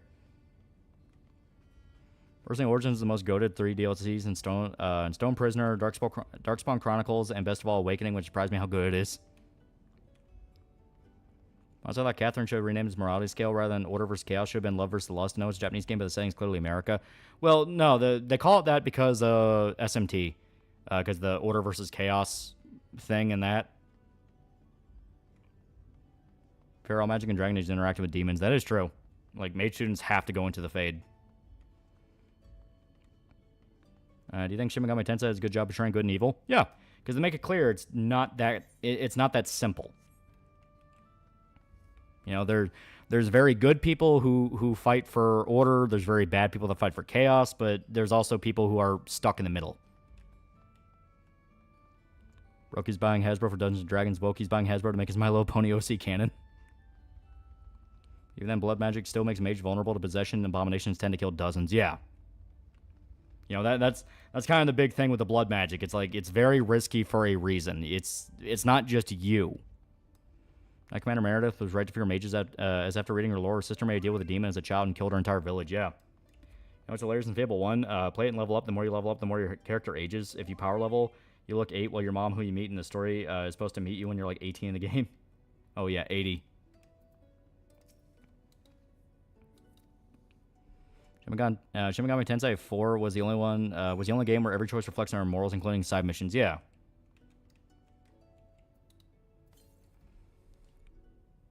Yeah, Order versus Chaos like Elric. Fuck you. Pathfinder Wrath of the Righteous is some great evil paths. Lich, Devil, Demon Swarm that walks, and Corrupted Golden Dragon. Yeah. Someone chat mentioned Elric again. Mod Twist is nuts.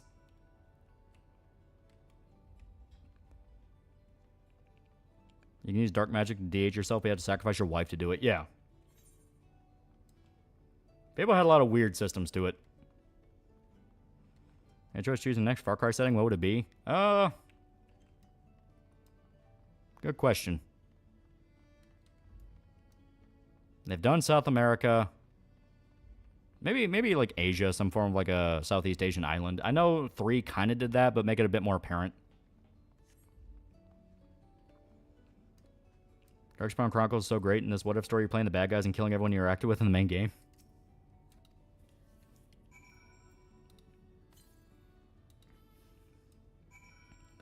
You can counteract the aging of your character and leveling by eating elixirs of life and donating money at noon on a certain day of the week at the Temple of Avo.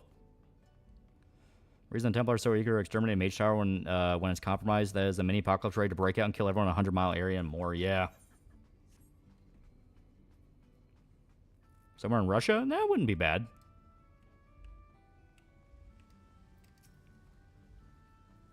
Aftermath of Three Gorges Dam breaking. That could be kind of fun. You play Cruelty Squad? Yeah. And like everyone else who played it, it fucked with my head. Country in North Africa bordering Ethiopia and Sudan with jungles, desert, plains, snowy mountains. Yeah, kind of like do a remake of 2. Nordic hinterlands. Eastern Europe, unnamed Arabian country at war with terrorists. Got on. So what are your thoughts on people mocking pro-censorship, people getting mad at the Chinese censorship of Arcane and both sides? People got pissy about it. The both sides people aren't adding anything to the conversation. The entire point is pointing out to the people who simped for all the censorship, like, this will affect things you like too. And they never learn that lesson. You're going to be all right.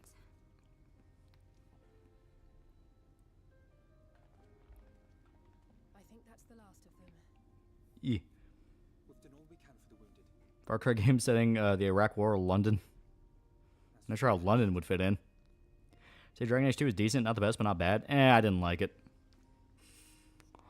I played it like 2 or 3 times, but I didn't like it any time. I will say, Female Hawk was kind of hot. Thank you for talking about World of Darkness. Means a lot to me to be able to finally go off a little bit with actual human beings. Yeah, it's super good. What is going on? Did something happen to us? Australia? That would not be a bad setting, like out in the outbacks. Far Cry World War II. Nah. Let me handle this. Once gets Hasbro, he gets nerfed too. Imagine toy guns to SpaceX tech. Cuba Far Cry setting? That was basically Far Cry 6.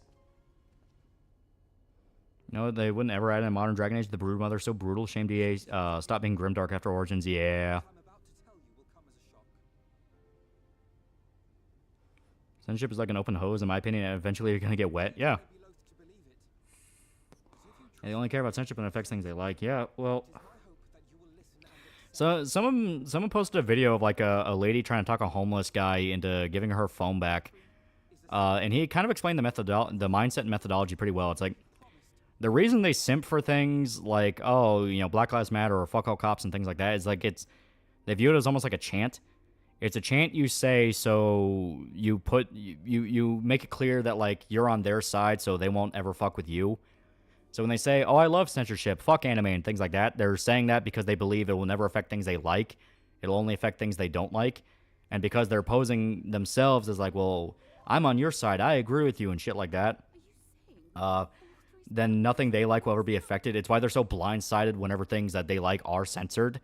Because they're like, well, what the fuck? You know, that's not cool. Even though we tell them time and time again, it's like, dude, this will affect things you like. Never liked any romance in Dragon Age 2. Doesn't make sense for Hawk, in my opinion. I fully admit, I fucked the pirate lady. Far Cry sent Mongolia or Kazakhstan. That was basically 4.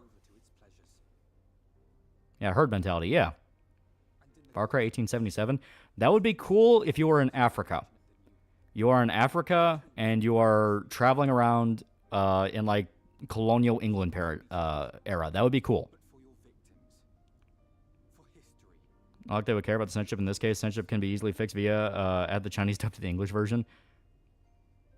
So people complaining here didn't get their version censored. Yeah. Far Cry 4 was Tibet. Yeah, I know, but still kind of that general-ish region. Unless you want to go full-on, like, you know, the fucking steppes. Also, that streaming who started something for the UN to show on Japan anime because she thinks fictional content's real CP thing I exposed is just racist. Yeah. Far Cry Russia? Well, that could work.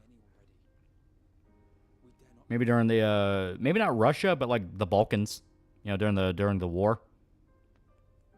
Did you say the YouTuber had the poorly animated tentacle hentai intro?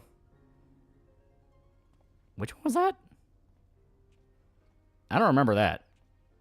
I have said my piece. My thanks for giving me the chance. Like, I'm going to need a little bit more context there, because I don't remember that. Yeah, UN needs to leave Japan the fuck alone. Reminds me of the white kids playing beer pong going, yeah, BLM, and the windows get shattered, yeah. Is there anything we can do to help? Yeah, what YouTuber's that? Give me his link. I want to know.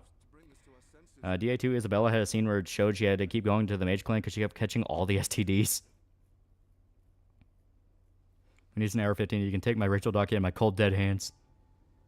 Far Cry Tokyo? Well, Far Cry should never be a major city. It needs to be a mixture of some civilization specked with wilderness. Because that's the entire point of Far Cry. Yeah, Far Cry Vietnam called Hours of Darkness in 5. Yeah, it was one of the DLC packs. Femro Guts looks like the mom of the group. Reason I did like DA2 is because of Hawk's idea as a character. That makes sense. A refugee who has only their family, wants prestige, gets it, and loses everything doing so. Yeah, it's not a bad idea. Yeah, we're on your side, we're on your fucking side. Yeah. Far Cry Siberia? Maybe. I'm talking about Raging Golden Eagle for some reason. I think some people here want you two to have some beef. Well, as far as I'm aware, I've never heard of RGE defending censorship. He's always been the opposite. And I don't think that's who they're talking about. Well, the World War II weapons in Far Cry already went out World War II setting. I just don't think that would work for Far Cry. Far Cry Philippines, oh god. How can you fumble a Far Cry game in America? Fucking French Canadians. Gameplay was fun. It was the story that was bad. No, that was bad. You watch Prison School? What are your thoughts on it? It's okay. You mind a Rambo game, the same game design as Far Cry? Yeah, that's basically the Vietnam DLC. Trash Tech podcast are basically taking the side of the payment process for their shitty political ideology in Japan. Yeah, that's a bad idea. And if they're defending fucking payment processors, their fans are about to go, are you seriously simping for credit card companies? The one entity that can unite every side of the political spectrum. Fuck credit card companies. Main thing with Far Cry is saying needs to be somewhere that is distinctly remote and away from major civilization. Exactly.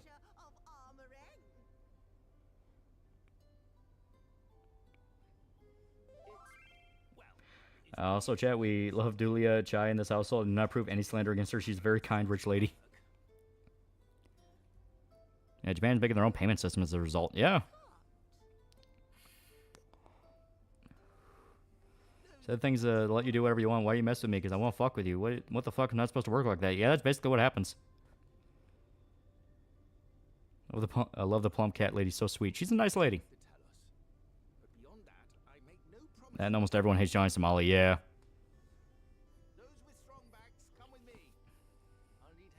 Yeah, why would you ever trust credit card companies to do anything right? Yeah.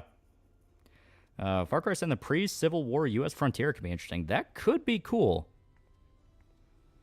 Like, you have to weave in and out of, like, battles between the Union and the Confederacy. Driving Far Cry 5 was actually really good. I say the gameplay in 5 was fun. 5 is probably the best one to just load up and play. Johnny Smalley dead or still in processing? Guess my question about Japan's new payment processor is how they'll affect international payments. That is a good question. Because Visa and MasterCard basically run the world. Why is South Korea fucking cyberpunk dystopia? Because it's cool.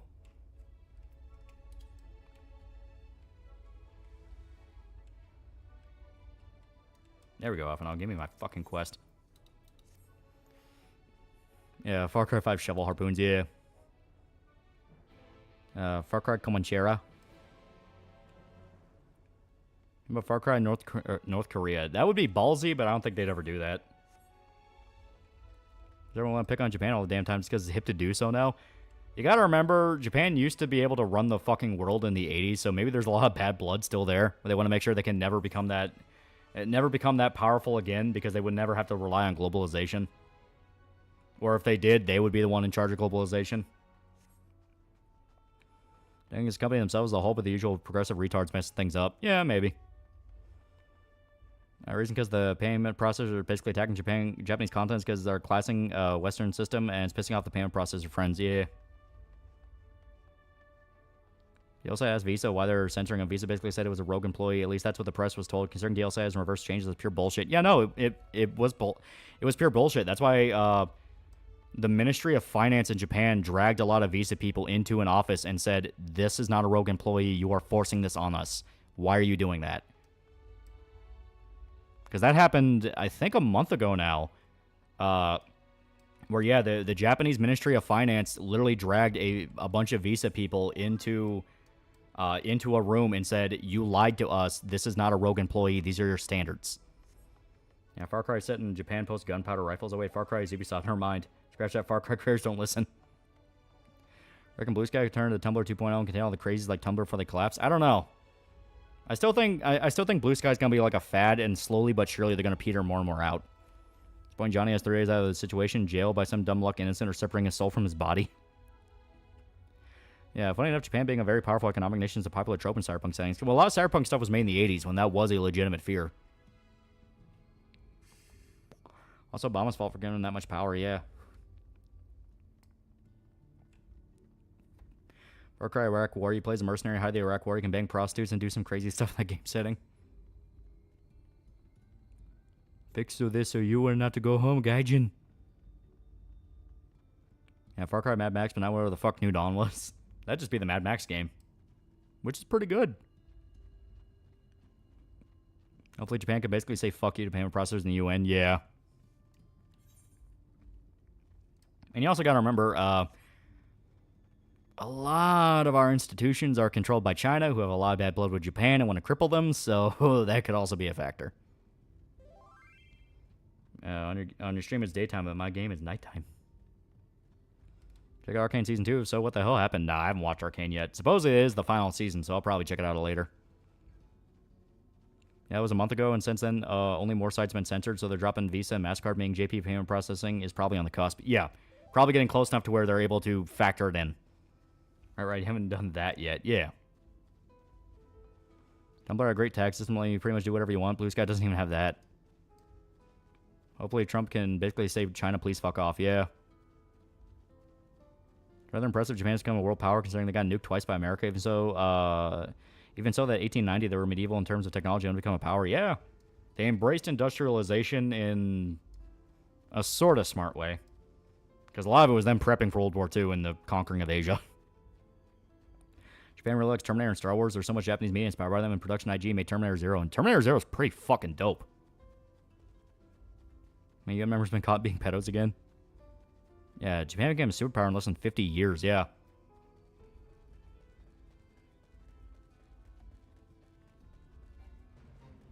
Yeah, World War II Japan was hardcore. They were fucking vicious. Of course, if you look at Japanese history, that actually is a very common thing. Japan in Asia for a while was considered like some of the most ferocious warriors. What do you think? What did you and chat think of the new Dawn episode? Art went hard, didn't it? I haven't watched it yet. Westerners get Japanese stuff. Japan goes through their own payment processor. That is a good question. There's a story behind the United Red Army terrorist group. They were Marxist terrorist group that fucked up so badly they were kind of responsible for communism being snuffed out in Japan for a while, because the PR for their the PR for their group was that bad, and then you had like all the revelations of what they did to each other come out, and people were just like, "Oh my god, you were all fucking crazy." Yeah, you're in for a visual spectacle. Ooh. If Japan makes their own payment processor, how would I be able to buy their content without bullshit shenanigans of, say, like PayPal, via Visa, MasterCard, and other shady payment processors? That's a good question. Japan has a warrior culture from the majority of its history. Yeah. Thank you, Otoya. Japan would copy something and basically become the best copy of that thing. Gibson had to sue Japanese guitar factories because they were leagues better than Gibson's. Yeah. Yeah, that's where you had like Yamaha and stuff like that. Didn't you say at one point Japan had a literal communist cult? Yeah, that's the Red Army. The Japanese Red Army. That's a Conan game with the style of Elder Scrolls, like combat style and POV, not a one-to-one usage. I think if you're gonna make a Conan game, it needs to be like a third-person action game. Because Conan already has his build. He's a barbarian warrior. So it wouldn't really be about building him. Now, being able to, like, go from place to place and city to city, that would be fucking dope. Because Conan's also a wandering warrior. So, like, an open-world action Conan game, that would be sick. One Jap Kami member tortured a member because she was more pretty than her. Yeah, and the lady was pregnant. If I remember right, that was the pregnant one. Takashi tweeted they recently underwent surgery, but is in high spirits. He's glad to be writing Hunter x Hunter again. Yeah. Yeah, Japanese trucks are so good, the manufacturers in the U.S. worked their ass off to ban them. Or I can look up stuff about Japanese Red Army. You can watch the documentary about them. It's a mixture of like a documentary and like dramatic reenactments. It's called, I think it's literally just called United Red Army. Very, very good breakdown of their history. Because it explains exactly how that group fell apart. Conan should play like a Yakuza game, or like a hack and slash. When technology getting stronger, it's a matter of time until the whole world turns Cyberpunk 2077 Nier Automata Stellar Blade. Takashi went for surgery again. Here's hoping he'll be okay for a while. Yeah. Japan had a highly cultured country for the 1860s. It's no wonder they catch up in less than 40 years. Yeah, there was a distinct Japanese culture. A game where you live in the world of Conan, but not as Conan. That was basically Conan Exiles. Yeah, full movies on YouTube. Yeah. Was it that Chinese woman who killed a pregnant woman? No, it was members of the United Red Army that tortured each other out in the woods. Hi, Chad. I'm waving to you. You gotta watch Arcane. There are 2 steps. Step 1, pirate. Step 2, avoid Season 2. I'm gonna have to watch Season 2, because, you know, eventually I'm gonna make a video on it. People have asked for it left and right. And yeah, I was gonna pirate it, because I don't like Riot. Fuck Riot. They're bad people. Oh god, reports that Katakawa Corp is ready for an acquisition deal with Sony. It's so over.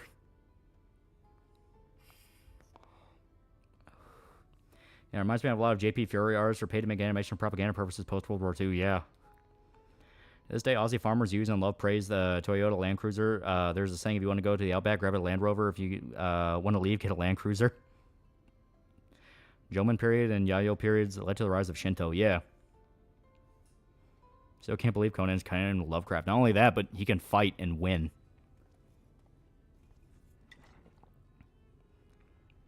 He beat Dagon. Self-criticism is so dumb in itself. Yeah. Well, self-criticism is basically just like confession for a religion. It's just, you know, lament your sins. And then all the guys in charge never actually have to lament. They just say they did. So Conan's Guts. Conan was one of the inspirations for Guts. Miura talked about that. He was inspired by like old pulp fantasy. And of course, you know, Fist of the North Star, Devilman, a lot of stuff. Can you believe Nick Cage can canonically survive the xenomorph? He literally punched out Cthulhu, yeah. So I post seeing someone praise Overwatch non-binary Latinx character, and these people are surprised Trump got the majority Latino vote. Yeah. Also, Gwen Saga. Yeah, Gwen Saga was another massive influence. Conan being living representation of the indomitable human spirits was hilarious and fucking awesome. Yeah. And of course, can't forget Primal.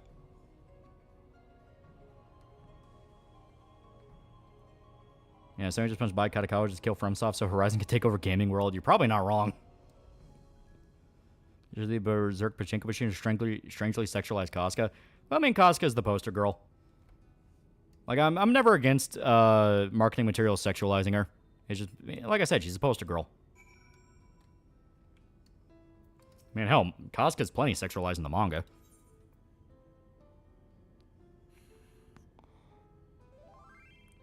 Chad, Sucker for Love 3 is on Horizon creators aiming for 50 date options.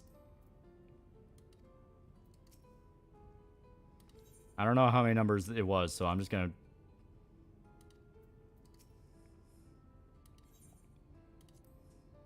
There we go. Was Berserk inspired by Evil Dead regarding the prosthetic arm? No. Miura actually knew about Evil Dead later, because he went to go see Army of Darkness in theaters, and he saw Ash with the prosthetic arm he makes out of the Night Hand. So Miura told a story about that once where he's like, oh god, I'm gonna get sued.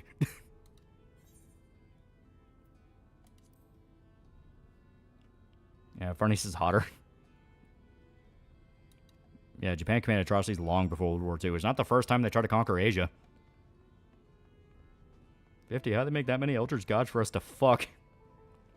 Japanese had what they called Dutch studies. They read European books. They were just really out of date, so they honestly thought America was a British colony when Commodore Perry showed up. Yeah. So that post from JP kind of follow. Apparently, Japan's calling for foreigners to be banned from buying land. They're definitely tired of tourists.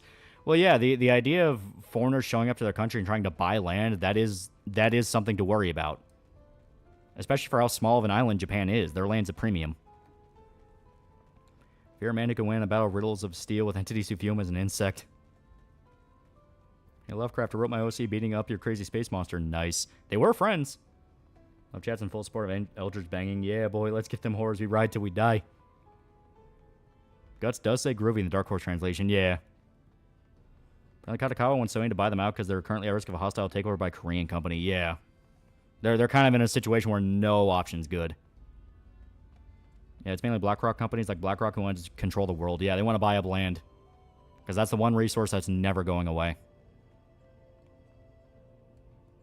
Saw some Mad Lad and A compile all pages of Casca's bush in one page.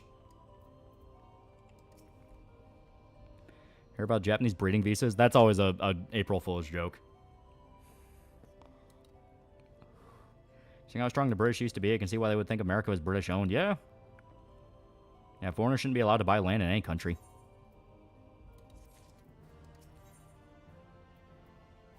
Yeah. Thoughts on how, due to how his voice described as sound like Lovecraft apparently sounds similar to Peter Griffin? I love the idea. So thoughts on the second collapse of the Soviet Union? By that, I mean the Russian ruble is worth dog piss and 50 USD could keep up their entire economy. I'm hearing more and more people talk about that. I'm genuinely interested in what's going on. Because, like, it sounds like they're getting to a point where they can't continue the Ukraine war even if they wanted to. Sony forced Miyazaki to make Bloodborne 2. It's not the fact they're getting tired of tourists. Like, they still love, like, good tourists. It's just they're getting tired of normie foreigners coming over and thinking they can boss people. Yeah, basically. Read that Harem Protag comment in chat. I want them to know I have 12 gauge ready for them. Thing with foreigners buying land also had recent people posting about cheap land with abandoned homes being easy to buy. Yeah.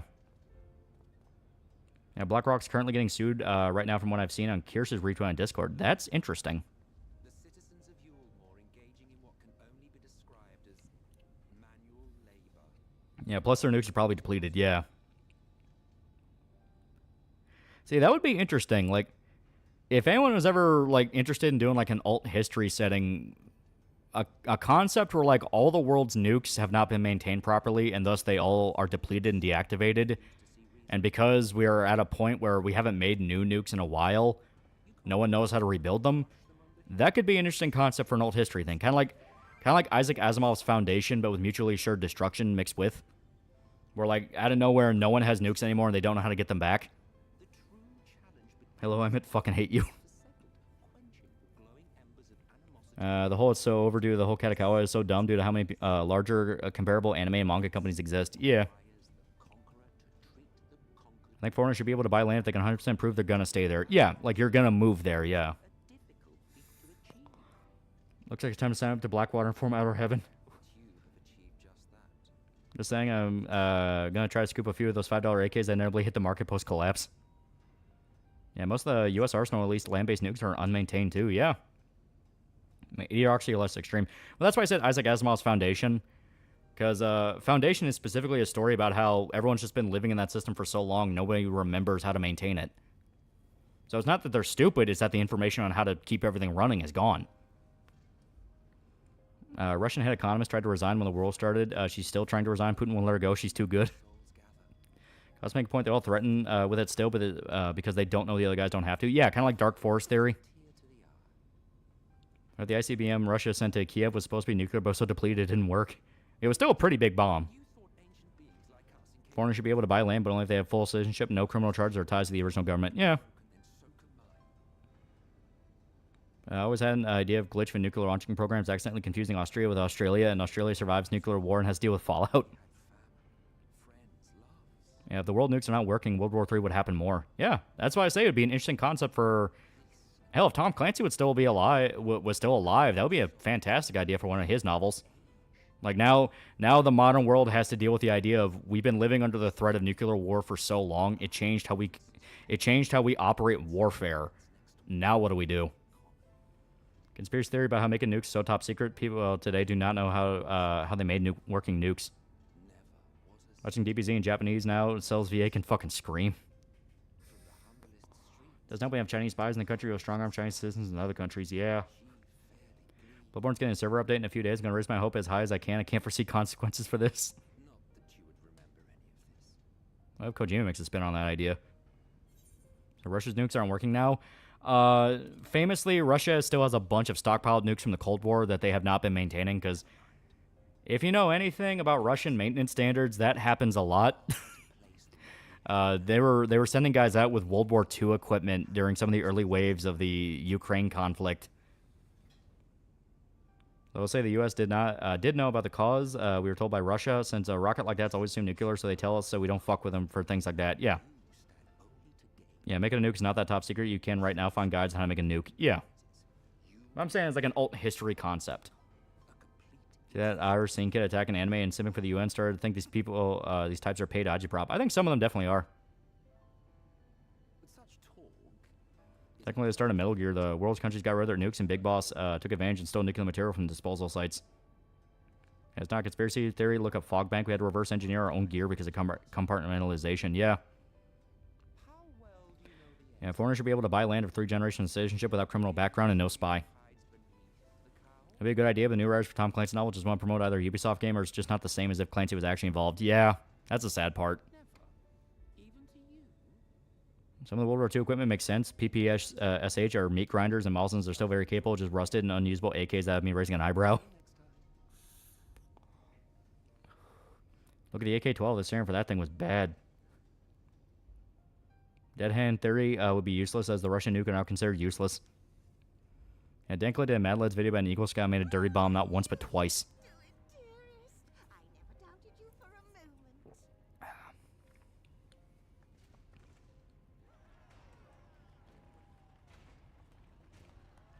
Robots.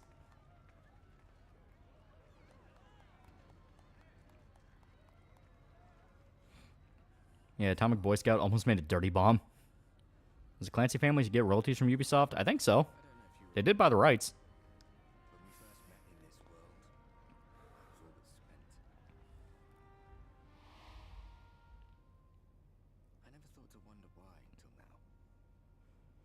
And you get the blueprints to make nukes, but do you have the ability to actually produce the materials needed? Yeah, exactly.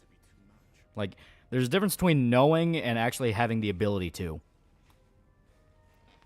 Did you get his nuke badge?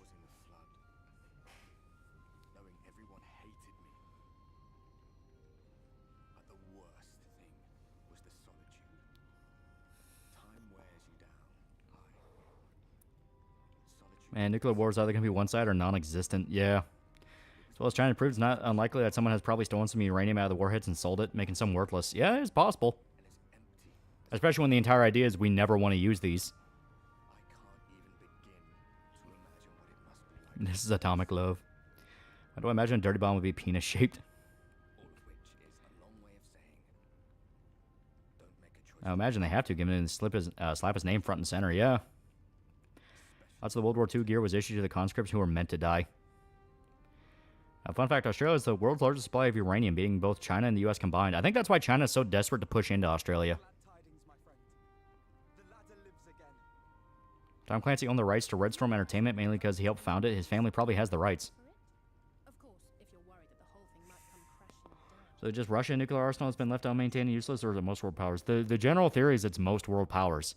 Russia's just the most obvious about it. Russia and China. Come on then. Like there's legitimate theory to believe that the U.S. has not maintained their nuclear arsenal since the Cold War, because no one wants to drop a nuke.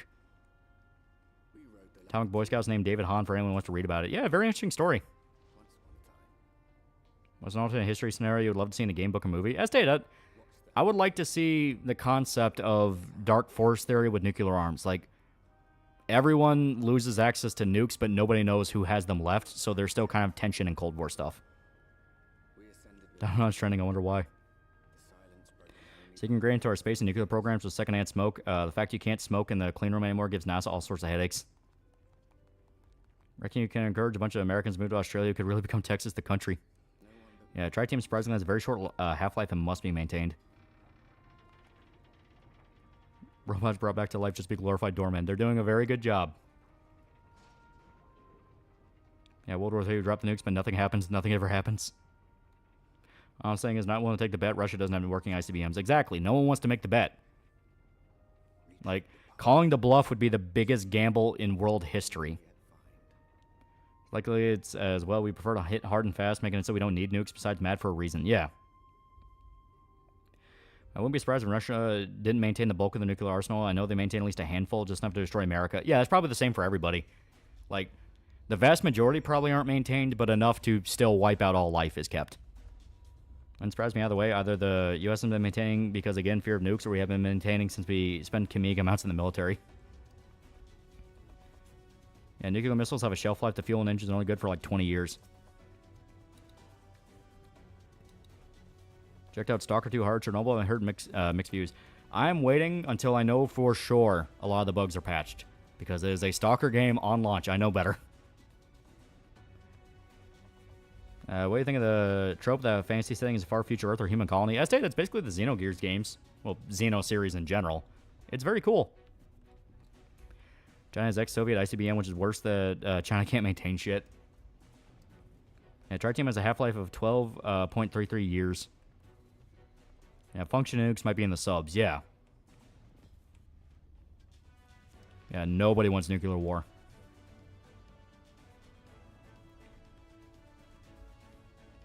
Even our current global stockpile isn't enough to wipe out humanity in nuclear exchange. Sure shit don't want it to happen, but at the very least humanity will endure. Yeah. Humanity's like cockroaches. We can survive a lot of stuff. And Tom Clancy know about Terror Group making dirty bombs and stealing old Cherno equipment. Basically stupid to maintain a massive arsenal of nukes. We can't use a fraction of the total amount without the world dying in nuclear fire. Eh. You know what would be a funny concept? The world agrees to give up nukes and put fissile material on rockets shooting into space. Yeah, that same rocket comes back accidentally and causes the Earth to massively irradiate. No one was at fault, but the world was still destroyed. What happens if China does take over Australia? Will there be a risen conflict? That's a good question. China likes doing the whole, like, power behind the throne shit to where they'll take over a place, but they'll try their best to make it seem like they're not took over.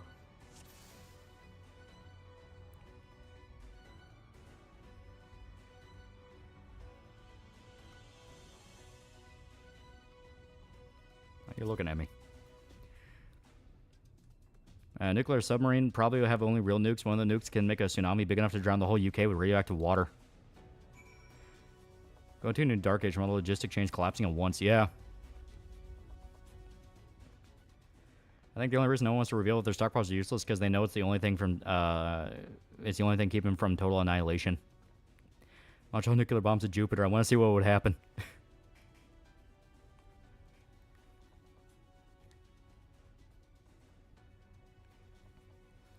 Australians won't do shit like the Brits is a prison colony. No, I smell burning flesh once before I die.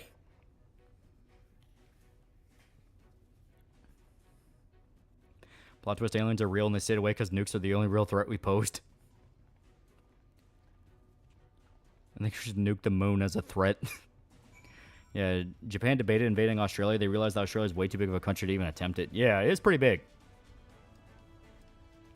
Got a canal through the middle of Australia can make the outback habitable.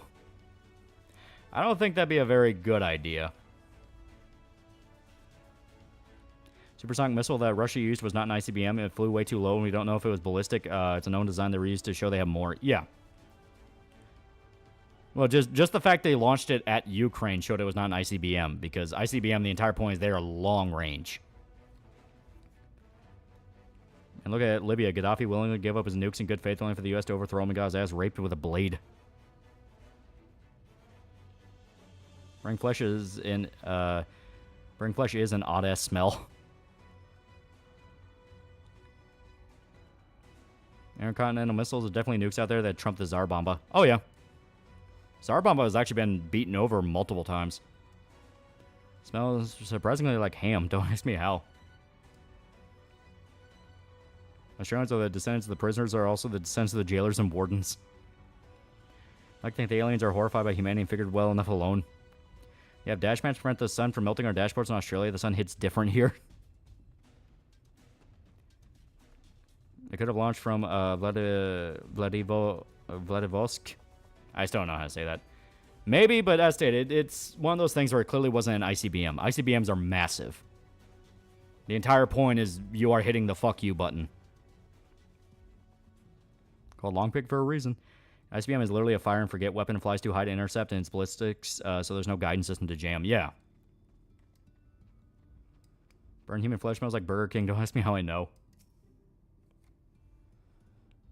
And the IC is intercontinental, so Russia to Ukraine is nowhere near intercontinental range. Yeah. Yeah, it was a supersonic missile, which is different. I forget, Aztecs had a dish that used human flesh. When the Spanish colonized them, it was changed to pork because it was so close. Love pozole so much. Vladivostok. Here you go. How to pronounce it. Okay, so Vladivostok. Ever played Hotline Miami? Multiple times. Great game.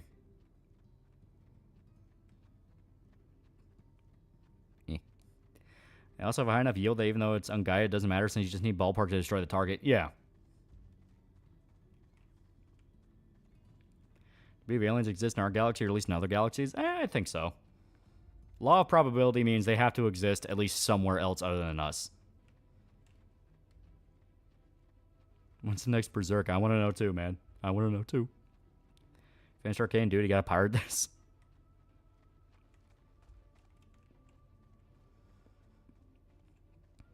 Yeah, Earth is just North Sentinel Island in space, so nobody would come here except to try to talk about space Jesus. Yeah, Berserk videos have no set schedule. I'm operating off when the manga chapters come out.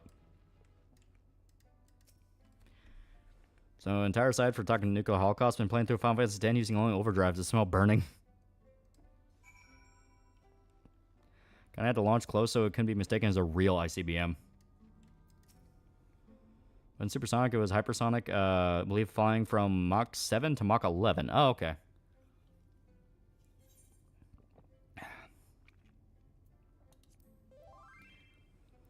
You ever do a video on Hotline Miami? Yeah, maybe. Only older drives. Are you a madman? Ever heard of Dark Force theory with aliens? Yeah, I referenced it. That's the idea that sentient species across the universe do not want to come in contact with each other because we don't know what we'll do to each other. So, like, aliens don't want to discover each other because you don't know if they're going to be hostile, if they're going to be evil, if they're going to be, like, a malicious entity. Or the last life forms after a space apocalypse. That's why we can't find anybody. Here to say thank you for the 20 plus hour Berserk video. Respect from Canada. Yee. Still buy 9% of our equipment from America. China can try, but hopefully America push back. We're too useful or of a base in case of a war with China. Play sport chat. That's the endless probability factor. Yeah. 3 Bye versus Doom. Dune, thoughts? Well, Dune is a very different world and story. Dune is basically like you are already in the midst of humanity advancing so much, it's not really humanity anymore. And then they double down on that in the sequels. Think aliens will be hot or cosmic horror? Probably both. Still, but oh yeah. Most likely scenario is that aliens will be hostile and conquer any new species they find. Person never understood Dark Force theory. We have an inherent need to discover things. Yeah, but, you know, you could be talking about like an alien race that experienced bad shit from another alien race before. You know, there's reasons for it. Huge solar flare and everything's still here, yes. Are they still trying to shoot us? Yes, they're okay. Let's get the fuck out of here. Any tips on how to move into another country? I'm pretty sure you can Google it. I guess just don't be a dick to the people living there. Decent analog horror about the Dark Force theory, but dimensional travel, yeah. People have also applied it to, like, time travel, where, like, you know, because whenever you hear someone talk about time travel, the first question anyone brings up is, where are all the time travelers? You know, that thing. If everyone's coming back in time, why are we not seeing them all over the place? So the general agreed-upon theory, if you want to rationalize it and not just treat it as fiction, is that they hide their presence and they don't want to be spotted, because then, obviously, bad shit will happen to them. Like, obviously, Dark Force theory is just kind of a cope, but it's a cope that can apply to a lot of different concepts. Chance we might be in term of tech at Native Americans and aliens could be Columbus. Yeah. You find aliens either cat girl planet or tyrannid hellscape. People forget that we took hundreds of millions of years to evolve. There's definitely species out there still in their infancy. Well, we already know there's, like, alien bacteria on different planets and different, different cosmic bodies. They found fossilized bacteria on the moon. I think they found it on Mars as well. So, like, the idea of life on other planets we know exists. It's the question of to what extent. My tired head thought you said dimensional merge. Would you tap an Asari? Yeah, why not?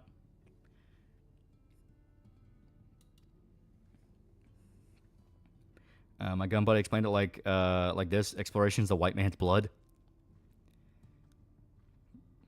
Don't want to find an alien species. Refer man kept safe in the dark. Let's get caught time traveling and cause horrible things. Yeah, that too.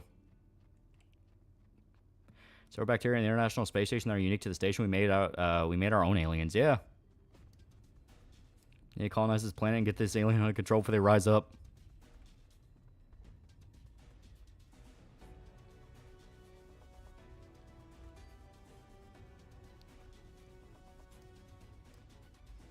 As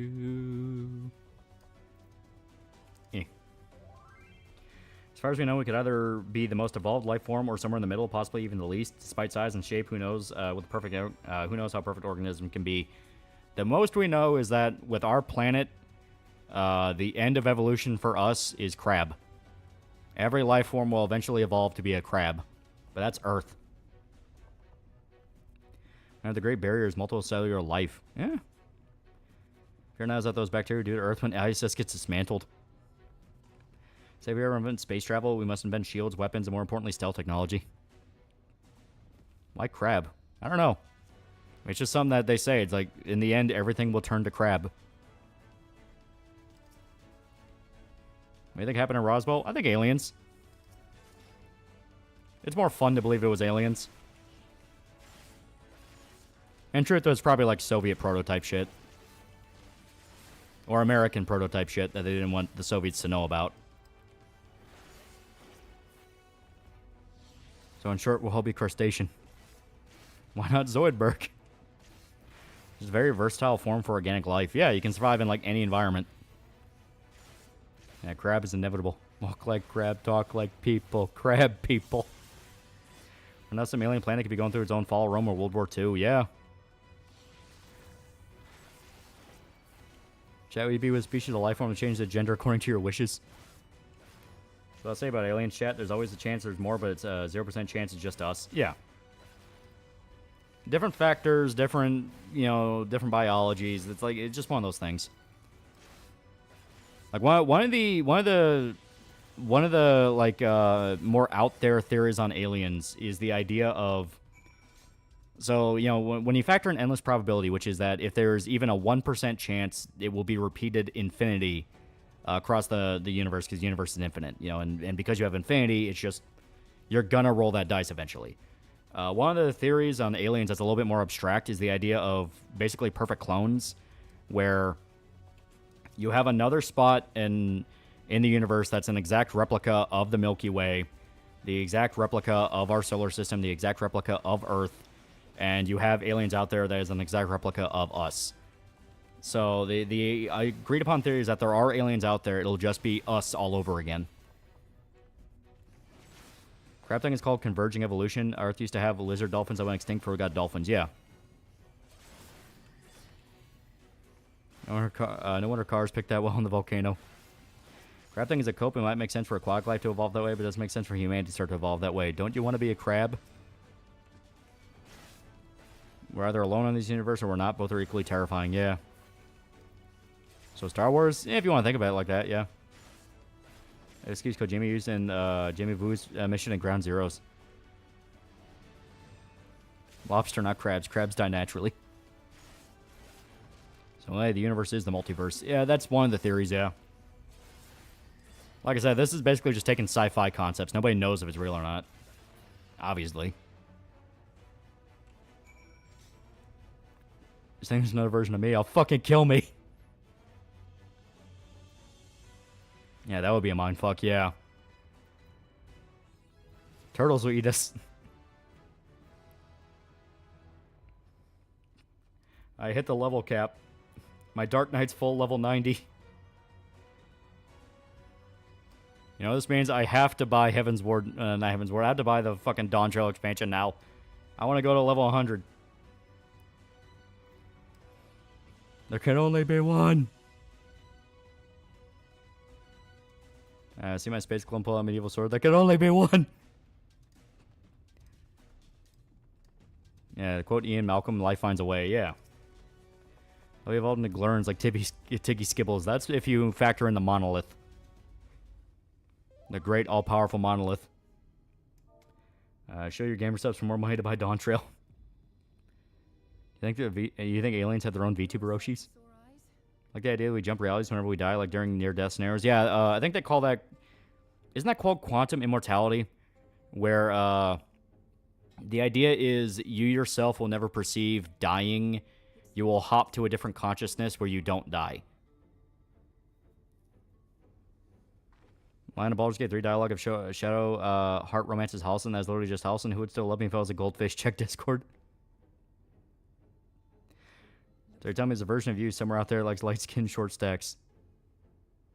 Clone Theory's true. I want to be one that kicks my alternate me's ass. Thought Crowley talked about that. Maybe. Yeah, some aliens will look human, like turtles, robots, and probably crabs. You know, let's hope we meet peaceful ones, not destroy all humankind. Somewhere out there is an alien art bill talking about us. I think Shoda likely jumped a few times. Yeah, there's always a timeline where you don't die, therefore you live forever. Yeah. Quantum immortality, so basically reincarnation. No, basically, this is once again getting into very out there ideas and just full-on science fiction, but the idea is... So, okay. Funny enough, Alan Wake actually talked about this during one of the not Twilight Zone episodes that they show in the original game. It talked about a scientist who perfected a machine to harness quantum immortality. And the idea is he could put a fully loaded gun against his head and pull the trigger, but the gun will never go off because he is firmly stuck in the timeline where he will never die. That's a very broken down version of it, but essentially it's that. It's that you will never perceive yourself dying.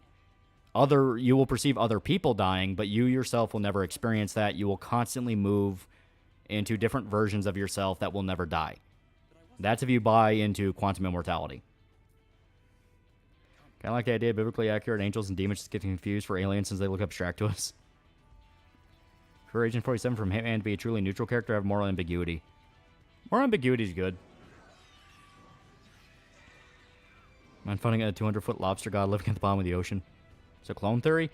Clone theory slash Este quantum immortality. So, like, best way to describe it is you get into a car accident. Now, the car accident can fuck you up, or it can be very minor. The point is you get into a car wreck. You yourself will perceive it as you just got into a car accident that maybe injured you, maybe you got hurt, maybe this or that, but you are alive and you're fine. Meanwhile, in a different timeline where it's through somebody else's point of view, you did die in that car accident. You yourself never experienced that because you survived the car accident, but to other people, you died. Be funny if all alien and ghost sightings were just angels or gods trolling humans for fun. Yeah, it's multiverse. Something can be dead or alive. Therefore, there's a universe where you never have something that kills you due to probability. Yeah, that's both cool and abstract. It is interesting. BE6 is pretty damn good. Would recommend it. I can't wait to play it. I'm almost through 8. I like the idea of non-linear reincarnation where you're not only reborn but placed in different times as well. It's usually pretty fun. Soma, but different realities, and you don't even realize it's happening. Like, you can't force it, you just do it, and you don't even realize you did die. So, like Deathloop. As stated, it's not something you'd be consciously aware of. Isn't that just 999? Yeah, a little bit. 999 is probably the closest to it. 999 or Virtue's Last Reward or something like that, where to other people, they can perceive it and, like, you died for me, but to them, it's like, I have no idea what you're talking about. Just saying, if aliens ate Berserk, we had to lynch them as a matter of principle. When that theory, old age would eventually get you because it gets everyone eventually. Yeah, that's the one big hole with it, where it's like, well, what about old age? What do you think about zoo theory? Aliens are watching and waiting for us to get to the level of intent. That's a fun one. Brain hurt, can you explain what drawing in pretty color? Do you believe in reincarnation? I don't know. I don't know if I do or not. I don't think I do. Like, there are weird stories you can read about people who are able to, like, remember details from supposedly past lives. But that's always one where I'm like, well, they could easily just look that person up. You know, there's too much of the influence factor, you know what I mean? What about reincarnation? When you start from the day you're born with no memory, you can do kind of a new playthrough of your current life. Yeah, that's another pretty common one. Where people are like, you're just going to repeat your life over and over and over again. Once again, kind of leading into the memories of a past life thing where you feel weird nostalgia at moments where you don't understand why. Is theory life could form from ammonia? Yeah. Didn't they confirm aliens are real, just not ready yet? Yeah, I stated it's bacteria. Yeah, what if you lived in a cycle where you just did the self-deletion thing over and over again by chance? Does it ever end? Obviously can't choose to do it because you don't even know what happened. What do you think religion fits in the whole aliens thing, so it's not the only world in the universe? Well, I still say it fits. Because the idea is, like, you know, God created man in his own image, and therefore, if you want to get self-centered about it, it means that humanity is, like, the special one to God. If you want to do the whole main character syndrome thing with it, or the idea of, like, God created life, and therefore everything living is in God's image in some way.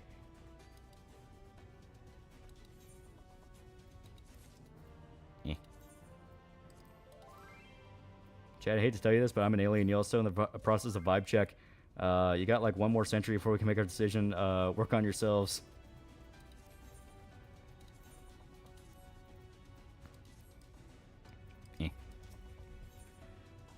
Yeah, God created the universe, or part of it. Yeah. Yeah, Deja Vu is really fun too. Like, what the fuck is that?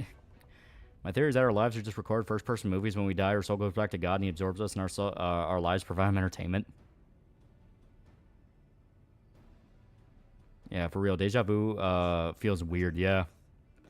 Agent 47 should be morally gray because he's the man who is trying to fight to be free from the ICA first and foremost. When he's free, then he can find out who he really is. Yeah.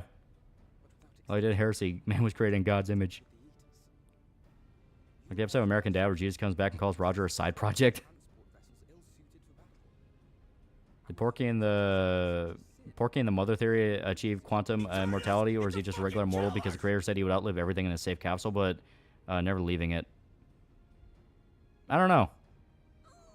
I don't think the Mother games ever really talk about that kind of concept. Marquez correct, $5. Earth is God's favorite planet on his favorite solar system, on his favorite quadrant, on his favorite galaxy, on his favorite universe.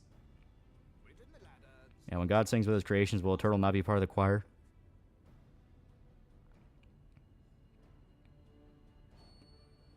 Yeah, it's interesting concepts. It's very interesting concepts. Alien, one of my father's side projects. Another hot take, we should not try to bring back dinosaurs like in Jurassic Park. For Zero Escape games, it's morphogenic fields and shift, and any danger comes to you, you can go back in time. Yeah.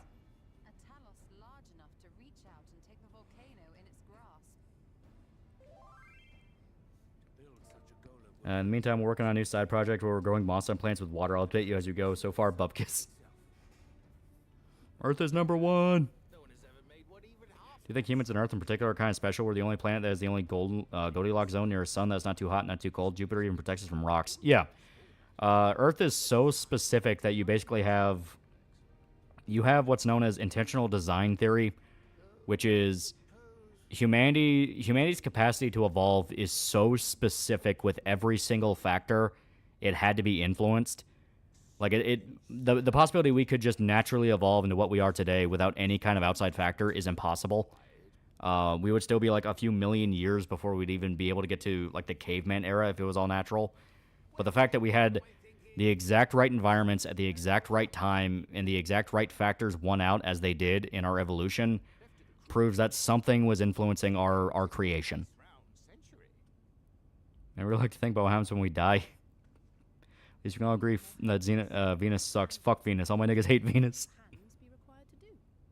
I do like the idea of humanity eventually reaches like galactic level and we talk with aliens and shit. And we're just full on idiocracy. Like we're all going like, man, fuck Venus. I fucking hate Venus. Let's nuke Venus. All the aliens are like, okay, but can we establish international, like intergalactic trade now? Evolution and adaptation go hand in hand, but influence from our community is also a huge influence. Yeah. If we can get a viable strand of dinosaur DNA, the atmosphere 65 million years ago was completely different to ours. They would die before they even left the eggs. Yeah. That one planet, Alpha Centauri, is in the Goldilocks zone. Yeah. And the fact almost every species that ever existed has died out kind of shows why that doesn't work unless you think your most important thing that ever existed. Well, I mean, look at us. And we evolved to speak. We just didn't make it. Yeah. Yeah, sure. Give me your lunch money, alien nerd. I think the Earth itself is a galactic anomaly. No other planet's protected the way we are from cosmic rays, asteroids, or the cosmic entities that eventually burn everything up. Yeah. No, fuck Venus. We route our culture from shit posting. You trade me your money for us not beating your ass up. Wonder what some of the occult explanations about aliens. The general agreed upon theory in regards to like occult and alien stuff is that the concept of aliens is kind of a tulpa. We're so obsessed with the idea of it, we kind of manifest events around it. Also, the idea of like the sightings, alien sightings, is like people running into like spiritual beings, confusing them for aliens. Remember what happens when we meet aliens? Never forget 42. Have you know that Venus is a matriarchy? The queen's very rude, like Queen of Hearts mean. Millions of years of evolution led to Sonichu.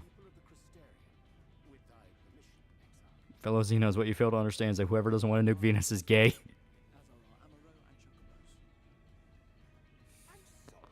20 years in the future, Uranus will be polluted with drone probes because of that one joke. There's a story where aliens meet humans and ask for help in a war. The aliens are horrific about how brutal humans are, and the space UN is scared. One call it impossible, but it's pretty unlikely. Being arboreal gave us hands for tool usage, and a random ancestor's mutation gave us the intelligence to use them. But that's the thing, though. It's still very specific. We're the only species that did that. Isn't that story Animorphs? But yeah, no, it's like, you know...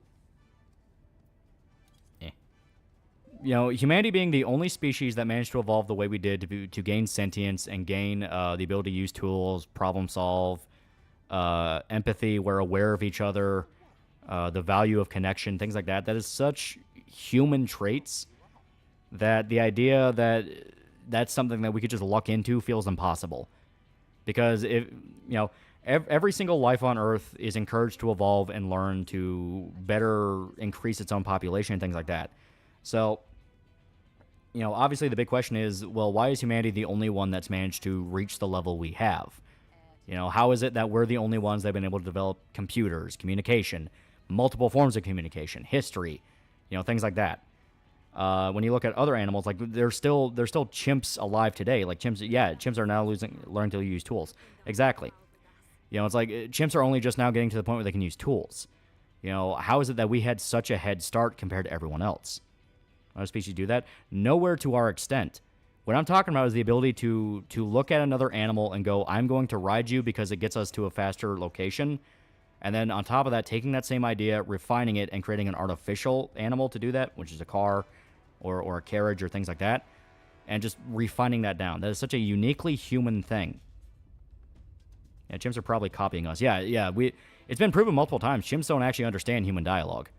Like, anytime they do the sign language thing, they're just doing whatever they think gets them treats.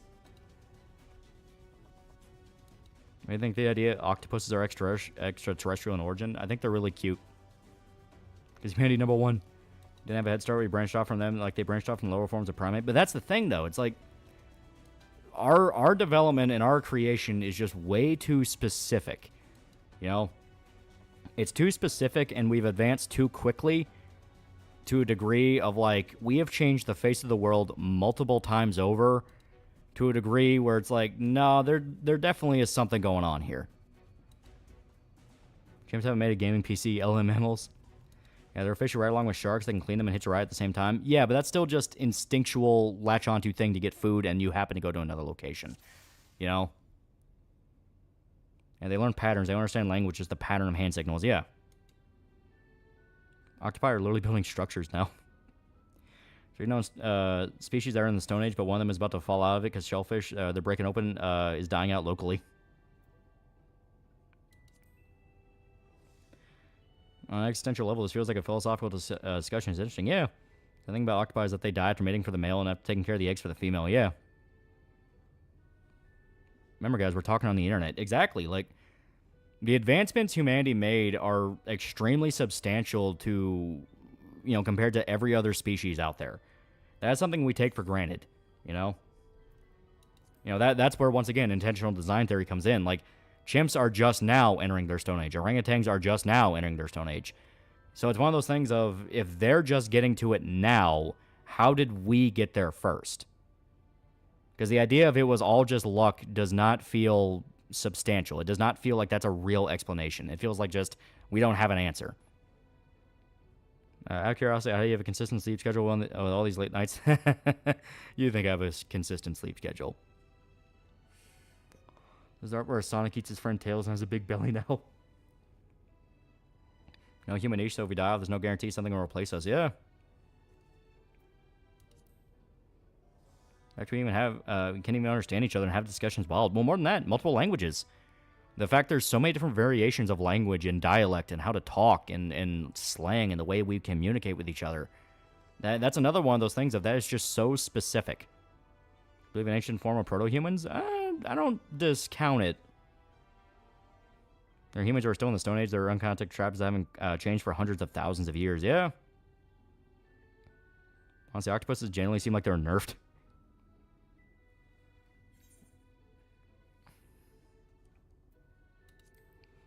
I think life just grows anywhere that provides the chance. I don't think Earth is the only special place, because if it didn't happen here, it would happen somewhere else. I still think intentional design's definitely in it. Missing Long in our ancestry. What if humans were the parasite Alan and wiped out the copy that looks at the missing link and wiped them out? Well, should chimps understand speech? Check Discord for the longest sentence from an ape. It's George Floyd, isn't it? How long staying on? Not very long. Mom, Lolly's getting existential again. Imagine the other animals are evolving now is because we're about to be extinct and about to take our place. Yeah, that is a theory. We're kind of becoming the proto-humans for them.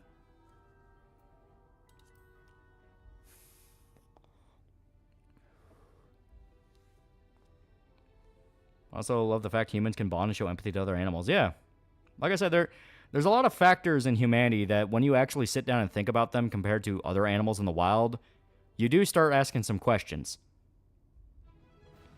Life is very rare in this universe. Land atmosphere on an Earth-sized planet. Life cannot grow and evolve. Yeah. I have a tower. Guys, I have an idea. What if we build a huge tower in order to be one with God? What can go wrong?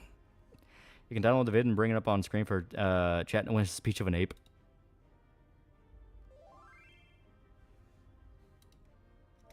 Well, to be fair, humanity is really 60-60. The bear man questions anything to go by. Zodiac for $1. Far Cry set between the late 1800s to early 1900s Africa, possibly taking place during World War I. Fighting in the colonies gives you a chance to have interesting weapons like BF-1 did. Yeah. I don't know, for $1. I remember when Veilguard was still called Dreadwolf. When people asked the writer if he was going to go woke and get preachy and political, he then talked about how he was going to get political because he wanted to help fight racism and injustice.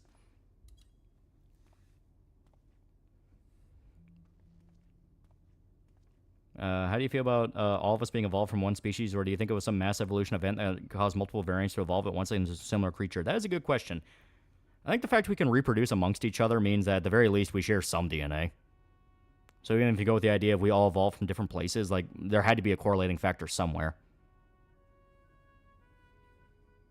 Jupiter protects Earth for a bulk of the asteroids, and the Sun provides us just enough energy to power life. Earth is in the Goldilocks zone, which other planets are generally not in. Yeah. When you think about Uncanny Valley predator theory, there was a predator that looks like us. It's interesting to think about, and it's a pretty cool horror concept.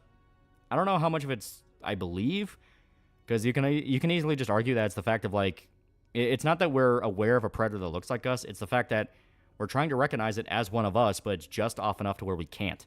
And that's what freaks us out. Like how we're doing Smash Past the Zombies now, this type of talk.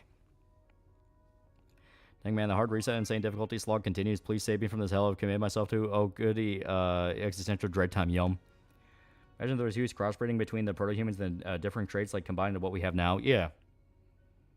Yeah, what caused the deaths of other subspecies of humans? They didn't have our traits. Some of them were stronger, meaning they need more food. Some of them were dumber, therefore they couldn't survive and adapt. Like, we are a very specific creation. Came here for some 14 talk, save for the Tiggy talk. Man, I love the impromptu episode of Unanswered Oddities. I don't know if I believe in humans, chat. Then cave women wanted to fuck Neanderthals like white women with dogs. Biggest evidence we're all one species, ironically, our chins. We're the only animal with a true chin and bony protrusion at the bottom of our jaw. Not even extinct homos did. Yeah. Yeah, pray to God we can only breed with other humans. And maybe the uncanny valley is to help identify dead bodies. Maybe? Smash or pass Ivanka Trump. She does not look bad. Don't know about humans, but I'm absolutely certain birds aren't real. I like to imagine some alien dropped some garbage on our planet made humanity. Uncanny Valley Predator doesn't exist. It was more of an instinctual development to prevent us from fucking with corpses. Yeah, I can see that. Maybe we had a Pangea ape species that that then, as the continents drifted, we evolved differently. It's possible. So in the universe, there's an intelligent version of dodos, and they still fuck themselves to extinction.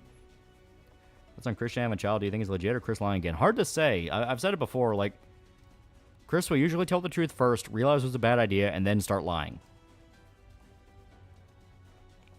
You can breed with all the tall alien women, it would be glorious. Aliens aren't real, just like how fish aren't real. The Uncanny Valley predates humanity, much like how our fear of snakes is ingrained from when we were smaller primates and they remain predator. Yeah, maybe. Just remembering other variations of human. Oh God, they give us power to create life, a penis, an instrument to create life. Only need to look at Baron to know that Ivanka's ancestors are either Vikings or English kidnapped by Vikings. I forget that some people have non-Homo sapien DNA. Early human definitely interbred with other proto-humans. Yeah. I don't think mammals were around when Pangea was around, at least not humanoid species. Yeah, no, I think mammals were long after. Because it was basically the end of dinosaurs where mammals as we know them were forming.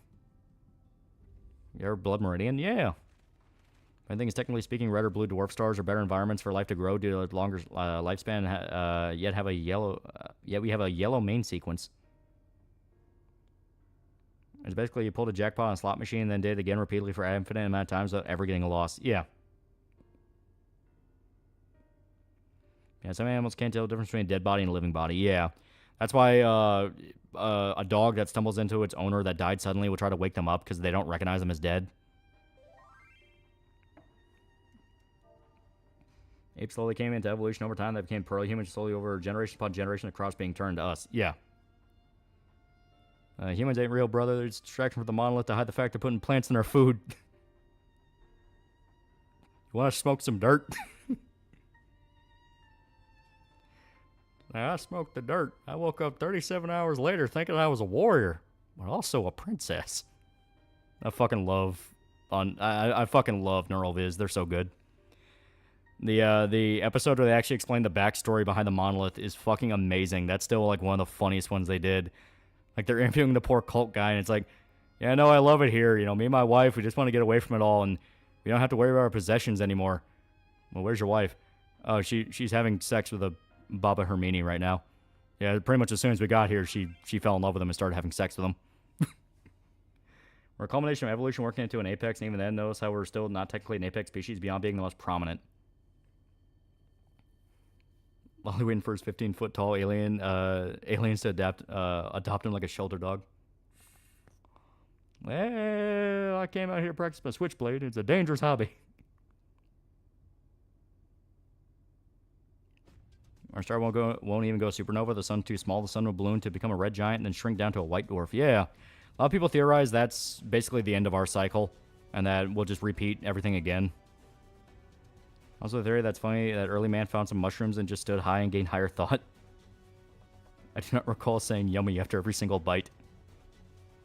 Christian was quick to run that back, panic screeching, no, I did not make a girl preggers my girl boy slime. You think the proto-human be hot or ugly as fuck? They have approximations of what they look like, and they look ugly. How was your birthday? Pretty good. I got to just do nothing all day. It was amazing. Fish grew legs and had butt sex with a frog and gave birth to a retarded fish frog that had butt sex with a monkey, and that made you. Well, there are different reasons why we love post-apocalyptic settings in America compared to Eastern Europe.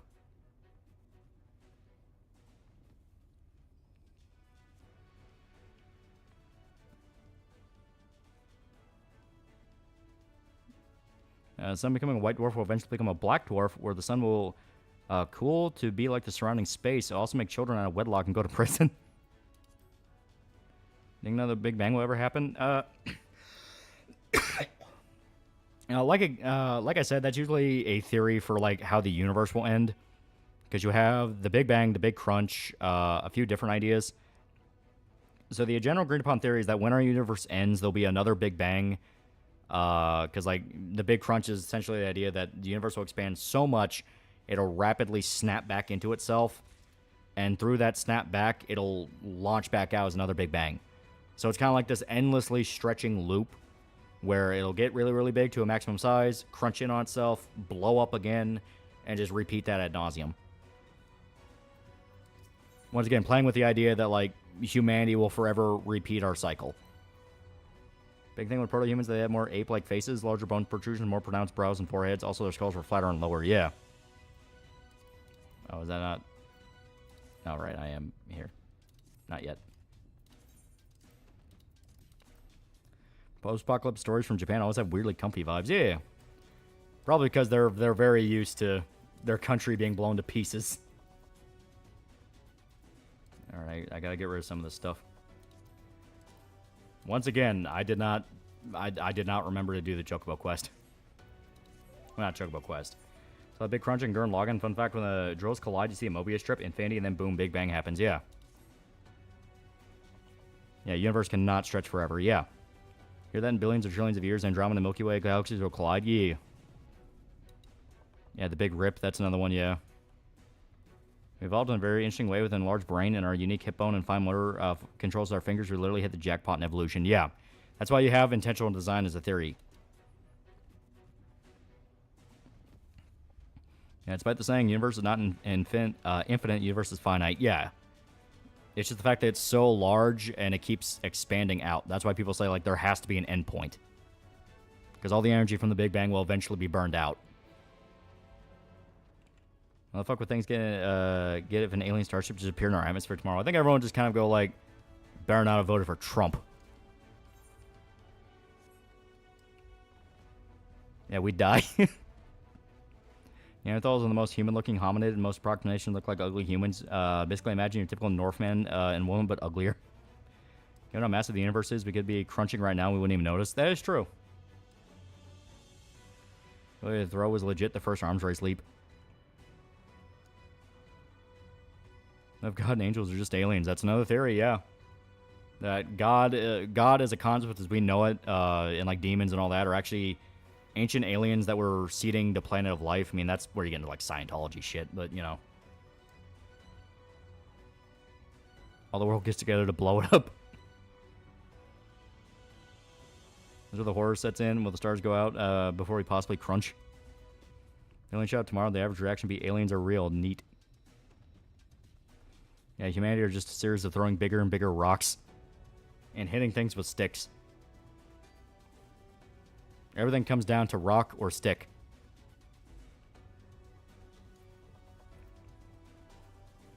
Yeah, basically the movie Knowing, yeah. Any species that has mastered galactic travel have technology far superior to our own, we'd face death.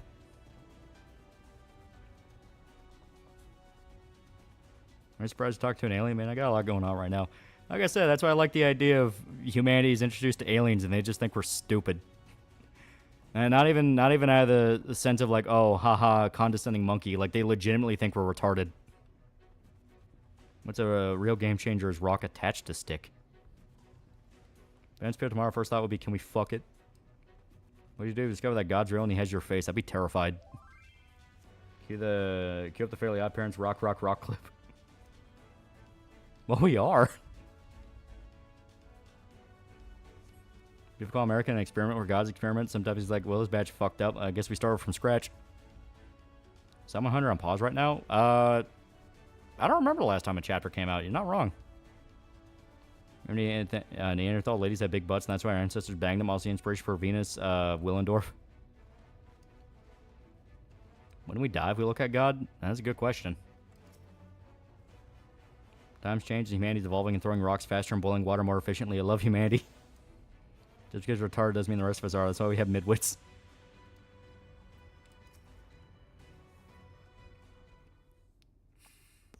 First alien we meet is going to call us monkeys like Frieza.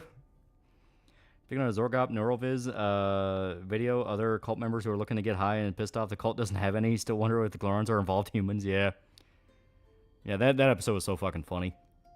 I love the actual, like, leader of the cult who's just, like, this pervert. Gonna work on the comic dub. Hell yeah. Hell yeah. Crush shame has to go pregnant with your excuse. Music sound like Golden Wind for a brief 10 seconds. And when you die, you have to fight a doppelganger yourself like Dante. Oh, it's the dwarves.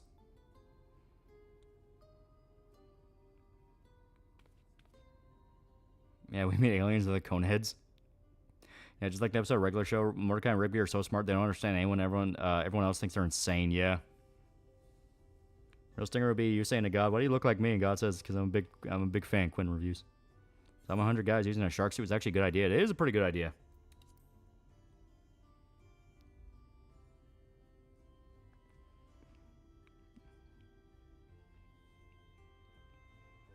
I think humanity can survive in underground societies like dwarves.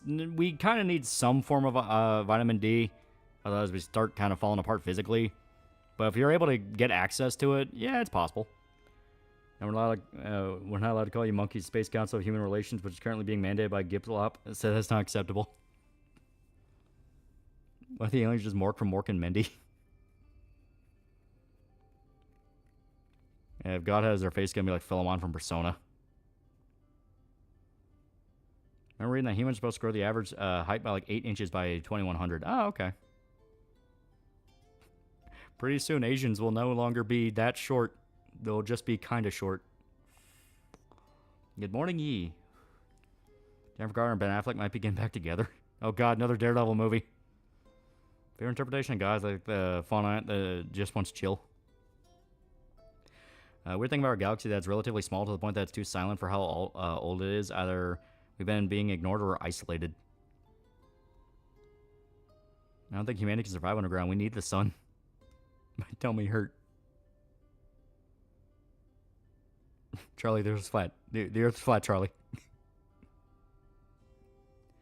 And 2,100 people will be able to choose their children's genes. Scary, but we'll see the end of several diseases. Yeah, basically kind of like a Brave New World. Designer babies become the norm. I have to fight myself after I die. I'll have the greatest fight ever. Personally, I believe aliens are way too horrified from how violent humans are. Don't want to get us upset. Yeah, that's violent ape theory. The idea that humanity evolved the way it did because we need to get better at killing stuff. Once again, stick and rock. I'll blow up Venus. No, human cannot blow up Venus. Nuke the moon. No, we'll get you McDonald's. I want large fries. Okay. Yeah. Should colonize the stars and invade alien species. We are violent apes, though. Yeah. How tuned. Designer babies means all babies who have yellow eyes and white hair. Oh, when humanity meets aliens, the Xenos call us monkeys. I ironically like that term for us. Yeah, designer babies, let's go. I want to test tube a super soldier. I only have 100% nature free range human babes. My chance of getting a Xenomommy GF, that'd be terrifying. Because all I think is the Queen Xenomorph. Do you believe in God? I definitely think it's a safer bet. And like I said, there's too many specifics with humanity to ignore the possibility. And so art is one of the best examples of AI being used to make legit art. It's very good. It is hilarious. The America episode is fucking great. The religion episode's fucking hilarious. The politics one, like it, I just love the concept of you know, I just love the concept of like aliens trying to understand human culture and they get everything wrong. Like it is hilarious. It would have been quite the sight.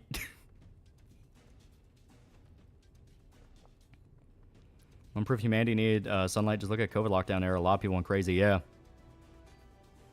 Trying to stab an alien, it blocks it and says, primate thinks he can hit us with sticks. And then you stab it even harder with a stick. What show? It's called Unanswered Oddities. It's by NeuralViz. It's on YouTube. It's basically they take AI and then use it to kind of create these alien designs. And then they give these scripts to the aliens to... There we go. Then they give the scripts to their voice actors. I think they also just use AI for some of the dialogue. And they basically have them be like this like cheap kind of unanswered mysteries type show where they're trying to discover the mythology around humans. It is fucking hilarious. Yeah, my fellow humans, beware of escalators. Yeah, I love that. The general theory is that humanity died out from escalators. You also have like the marriage one where they have no idea how marriage works. And their example of like a guy who follows the human tradition of marriage is he just fucks a unicorn doll.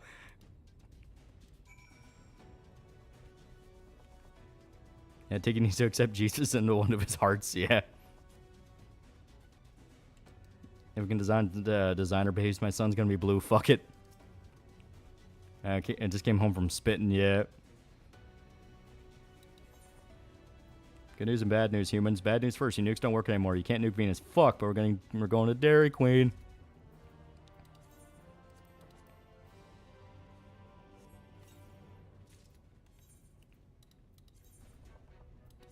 There we go. Yeah, the tooth booth. Yeah, I love that.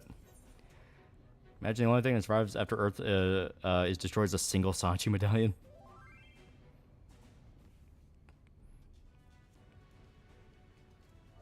O and Bs are endangered throughout the galaxy, so there's that too. Should be the aliens who a drugged up Chechen rebel. Can't clash your planet. Yeah, no, NeuroViz is hilarious. They had they have like multiple little series on their channel. One of them is Unanswered Oddities, which is the mystery show one. They have Bug Fights, which is the aliens just watch insects kill each other, and that's their entertainment. And it's like literal bugs, it's like cockroaches and like beetles and shit. Yeah, when's Lucky going on Joe Rogan podcast? Yeah, funny enough, that's also another series on their channel. They have like Tiggy Skibbles, which is the Joe Rogan alien, and he runs a podcast.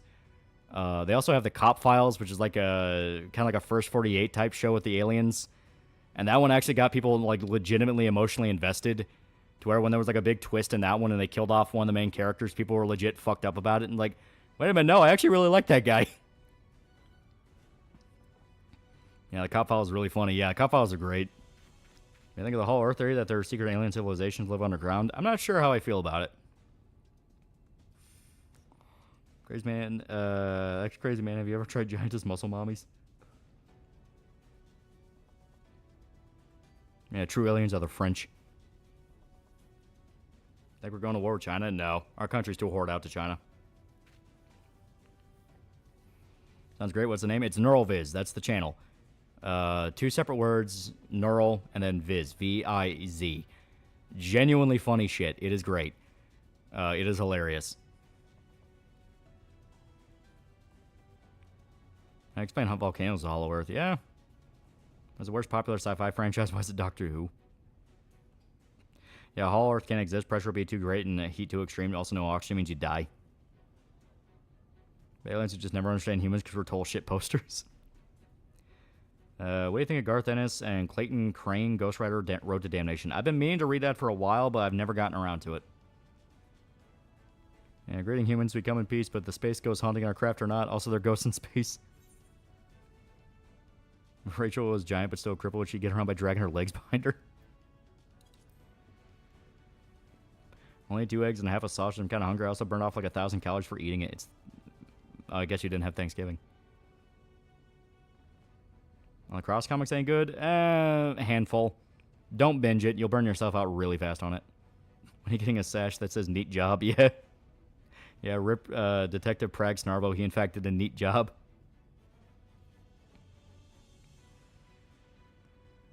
Yeah, Rachel's dummy thick of the cost of legs, no work. I like roadside picnic idea of aliens where they're so advanced that we can't even perceive them. I like it a lot. Especially with the idea of, like, they're just items they consider their trash is, like, fucking reality bending. Yeah, shitpost translator for you humans. We needed them once you started using Leet Talk in the early mid-2000s. Interesting how good we got at war and conflict as a whole. Can range from apes with sticks running around or incredibly surgical to the point of they only hit the left side of the car. And Thanksgiving months ago. I like wacky conspiracy theory like any other guy, but Hollow Earth too ridiculous. No, you dig straight down, you fall into infinite darkness, but that's not proof. Girls in Ponds is really funny. Holy shit, just fans OVAs. It's fantastic. You can tell me to spell the name. Alright, if you want, I will type it into chat so you guys get the full one. Yeah, those are the guys that do the Unanswered Odyssey series, and it's fantastic. Alright, it's almost 3, so yeah, we'll call it here. We'll hang out with the dwarves. Rachel's ass so fat, severed her spine. There we go. Yeah, Star Wars and sci-fi, it's science fantasy. Yeah, it never really pretends to be real at all. Ever Stanislaw Lem's The Invincible? Soviet sci-fi is underrated. I have not. Legs no work, all calories go straight to the ass.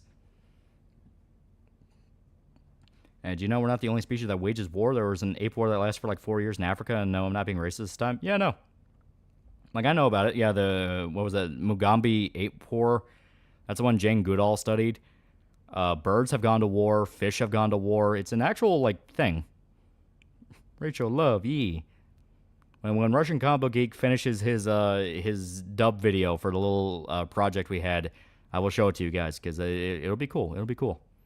Yeah, the Gombe Chimpanzee War. Yeah, yeah. Again, Rachel mod for Johnny Joestar and All-Star Battle.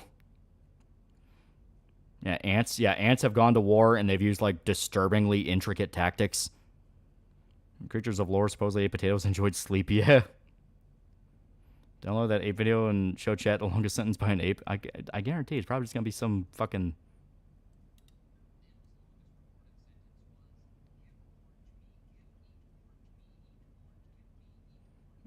Okay. So, yeah. That's not what I thought it was. It's like... So, here. Yeah, I'll never use this. So, yeah, here we go. Nim's longest recorded sentence was, "Give orange, me give eat orange, me eat orange, give me eat orange, give me give eat orange, me eat orange, give me eat orange, give me give eat orange, me eat yeah, so it doesn't actually know what it's saying. Orange, yeah. Give me eat orange, give me eat orange, give me you." Yeah. So yeah, the ape doesn't actually know what it's saying. It's just repeating. It's repeating hand motions that it thinks gives it food. Yeah, give me eat orange. Yeah. Ants are super unethical with their war and conquest. Every colony has its own Genghis Khan. Congrats, 400. Yee. I think aliens understand the inherent comedy of gay porn. That's why I love the idea. Like, I think this is an underrated sci-fi concept. Like, we think we're advanced and intelligent, but aliens look at us and all they see is idiocracy. Like, I think that would be hilarious. And it's edited to be longer, but the point still stands. Yeah. Or go to war with crows. I don't know who would win. No, eat orange, rip face off. Gay porn always has the funniest stories setups. Bees aren't strong enough to physically fight wasps, so the dog pile them and start vibrating so violently they heat up and Dutch oven the wasp to death. Yeah. I think aliens are beyond the concept of sex. Do you believe Helen Keller was a Coco situation? I've heard pretty good theories that there was. What exactly is Idiocracy? It is a hilarious movie. It is a fucking amazing movie. The idea of Idiocracy is that an average guy in the modern day agrees to a cryogenic experiment where he is frozen for 500 years? And he wakes up. And when he wakes up, IQ across the world plummeted because all the smart people didn't have kids and all the dumb people would just breathe like rabbits. So he is the smartest man alive, and he is just a normal dude from our time. It is a fucking hilarious movie. Yeah, that's literally Pavlov's dog. Yeah.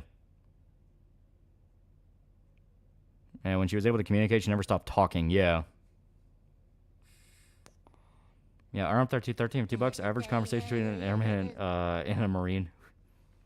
Watched Idiocracy again a few days ago. Loved it in high school, but I didn't think it held up super well. I'm the opposite. I think it just gets better and better with age. Like, I fucking laugh my ass off of that movie. I just love it. He's got electrolytes. Yeah. Look at these dumb hairless monkeys. They think they're smart. Aliens, probably.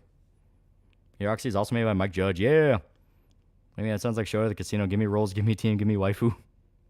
I'm gonna didgeridoo you in the ass. Idiocracy started when the creator saw two women fighting for no reason. Yeah. There are rumors Helen Keller got her insides rearranged by Charlie Chaplin. #1 movie in the country was called Ass, and that's all it was for 90 minutes, and won 8 Oscars that year, including Best Screenplay. Wasn't the normal guy miserable in Idiocracy? Well, yeah, he was normal. He was miserable in his own time because no one really liked him because he was just kind of a boring dude.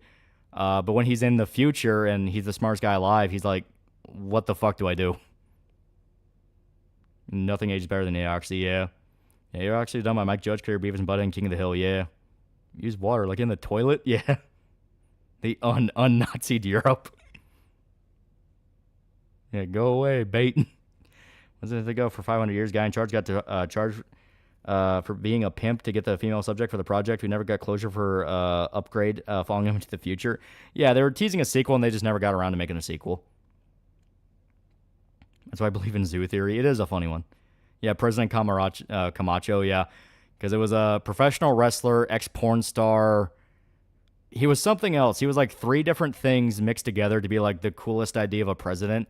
Wasn't it like he was like the guitarist for a band or something? Because he was basically meant to be Hulk Hogan. His timid and his polite and timid speech came off as pompous and faggy to them, yeah. Yeah, Porky's Butthole is best comedy. Yeah, vote for President Camacho before Biden. He genuinely did try. He did. Camacho actually did listen to the main guy, and that's kind of what you saw. Like, oh, okay, he actually is trying to be a good president. He just doesn't know how. Sequel to what? Idiocracy. Yeah, aliens are waiting to see if we get smarter or dumber.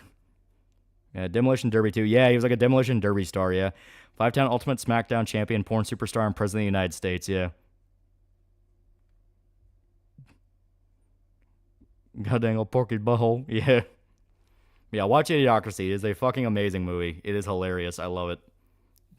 Like the scene where he tries to break out of prison, so he just walks straight to a guard and says, yeah, I'm supposed to be leaving.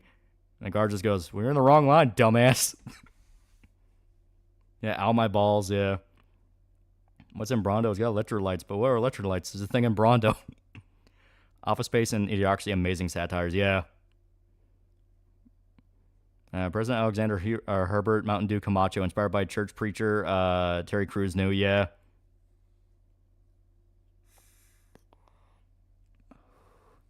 Incredible movie. Dude, I fucking love it. That's still one of my favorites. It is hilarious. Oh, yeah, I saw that clip. It's funny. Yeah. Yeah, we had a pretty good night tonight. We had a pretty good night. Very fun. Very fun. Remember there was an episode where Bobby learning that John Redcorn's ancestors are cannibals? Yeah, King of the Hill is great. It still holds up in a lot of ways. Machine gun turrets were stupid too. They shot at each other, yeah. Alien 1, should we tell the humans their nukes don't work anymore? Alien 2, no, it's funny this way. If anything, our humans are just weirdos to everyone else, yeah. Your children are under the ownership of Carl's Jr. Yeah, the lady that couldn't pay her fucking child support and Carl's Jr. seized her kids. Yeah, that's fucking hilarious. Yeah, welcome to Costco. I love you. Can't forget the goat beef supreme, yeah. Yeah, President Camacho just pulls out M249 saw in the middle of his speech and fires it off, yeah. I explain racism to aliens. They don't look like me and I hate them. As electrolytes is what plants crave. Terry Crews is one of the best examples of a football player to actor. He's a great actor. Like, it's actually kind of amazing. Yeah, Carl's Jr., fuck you, I'm eating. Yeah, Fuddruckers butt fuckers gag is still great. Yeah, I love it. I love when they go to Costco and what was the buddy's name? It was like Frito, right? His buddy was just named Frito, and he explained that like he could have like gotten his degree from Costco because his dad was an alumni or something. I'm certain all people, when you go back far enough, have had cannibalism in their past due to extreme circumstances or religious practices. Yeah. Yeah, the dildos are in the ass blaster, yeah. Everybody's read Murder by Injection by Eustace Millins. Oh. Do you know that Tom Kenny SpongeBob was the voice of all the computers in the movie? Yeah, it's hard not to hear it. Tom Kenny just has one of those voices. Yeah, Frito Pentejo. Yeah, that was it. Yeah, Mike Judge hated Fuddruckers so much. Now I present to you the Guitar Army. Yeah, I think I'm dying of liver damage. But yeah. Great movie. Great movie. If we ever do another movie night stream, I may unironically make you guys watch it. It's fucking amazing. Tom Kenny's everywhere, man. Dude, he's fucking everywhere. Yeah, that'd be considered one of the smartest people in Idiocracy. I love the reason they didn't get on Frozen in Times because the government program director and the Chinks pimp got arrested for wasting money on cocaine and hookers. Yeah. Yeah, I want a Starbucks. Yeah, I love that gag. You watch Kai Cenat? No, I'm aware of him, and I know a little bit about him, but I don't watch him. Yeah, Tom Kenny saying nigga when he played Ghetto Robot in Transformers 2, yeah. Judge named the Honorable Hector the Hangman, yeah. Please do it, it'd be great. Dude, it's fucking amazing. This cord goes in your mouth and this one goes in your butt. Wait, no, I think it's the other way. You amazed that Tom Kenny's in the music video for Smashing Pumpkins tonight, yeah. You watch Low Tier God? I'm aware of Low Tier God. I don't watch him. Tom Kenny explained why very eloquently I got bills, man. Yeah. Can't shame him. He's been voicing SpongeBob for like 30 fucking years. Yeah, pimp name upgrade, yeah. All right, I think it's time to wrap up here. Yeah. But yeah, very, very good stuff. Very good stuff. We had a lot of fun tonight. A lot of fun. We talked about a lot of fun stuff. We talked about aliens, talked about zombies, talked about vampires, werewolves, a lot of cool stuff. You know, talked about Idiocracy. Yeah. You watch Tropic Thunder 2. Tropic Thunder's fucking classic. Have you ever happened to the actual crowd-free subjects? Yeah, not great things. Not great things. You become soup. I've been following the Drake shit. It's so pathetic. A lawsuit over diss tracks the most bitch move in hip-hop. Yeah. Yeah. But yeah, so thank everybody who showed up. Very good stuff. As you can see, 400 backers. 400 backers. Really great stuff. And I'll have more fun stuff to show soon. Manito might be finally working on the evil villain chick I've been talking about. I might even ask him to do like a character sketch of her just to show her off because I think it's fun. But yeah, very good stuff. Very good stuff. So, thank everybody who showed up. I'm going to get some sleep. See you guys.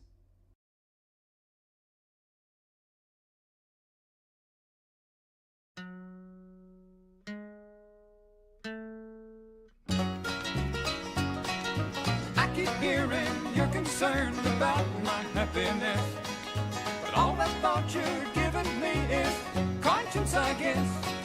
If I were walking in your shoes, I wouldn't worry none. Are you and your friends are worried about me? I'm having lots of fun. Counting flowers on the wall, that don't bother me at all. Playing solitaire till dawn with the deck of 51. Smoking cigarettes and watching Captain Kangaroo. Now don't tell me I've nothing to do. Last night I dressed in tails, pretended I was on the town. As long as I can dream, it's hard to slow the swinger down. So Please don't give a thought to me, I'm really doing fine. You can always find me here and having quite a time. Counting flowers on the wall, that don't bother me at all. Playing solitaire till dawn with the deck of 51. Smoking cigarettes and watching Captain Kangaroo. Now don't tell me I've nothing to do. It's good to see you, I must go, I know I look a fright.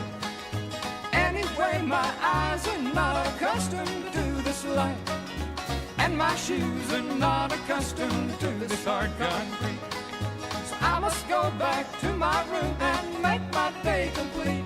Counting flowers on the wall, that don't bother me at all. Playing solitaire till dawn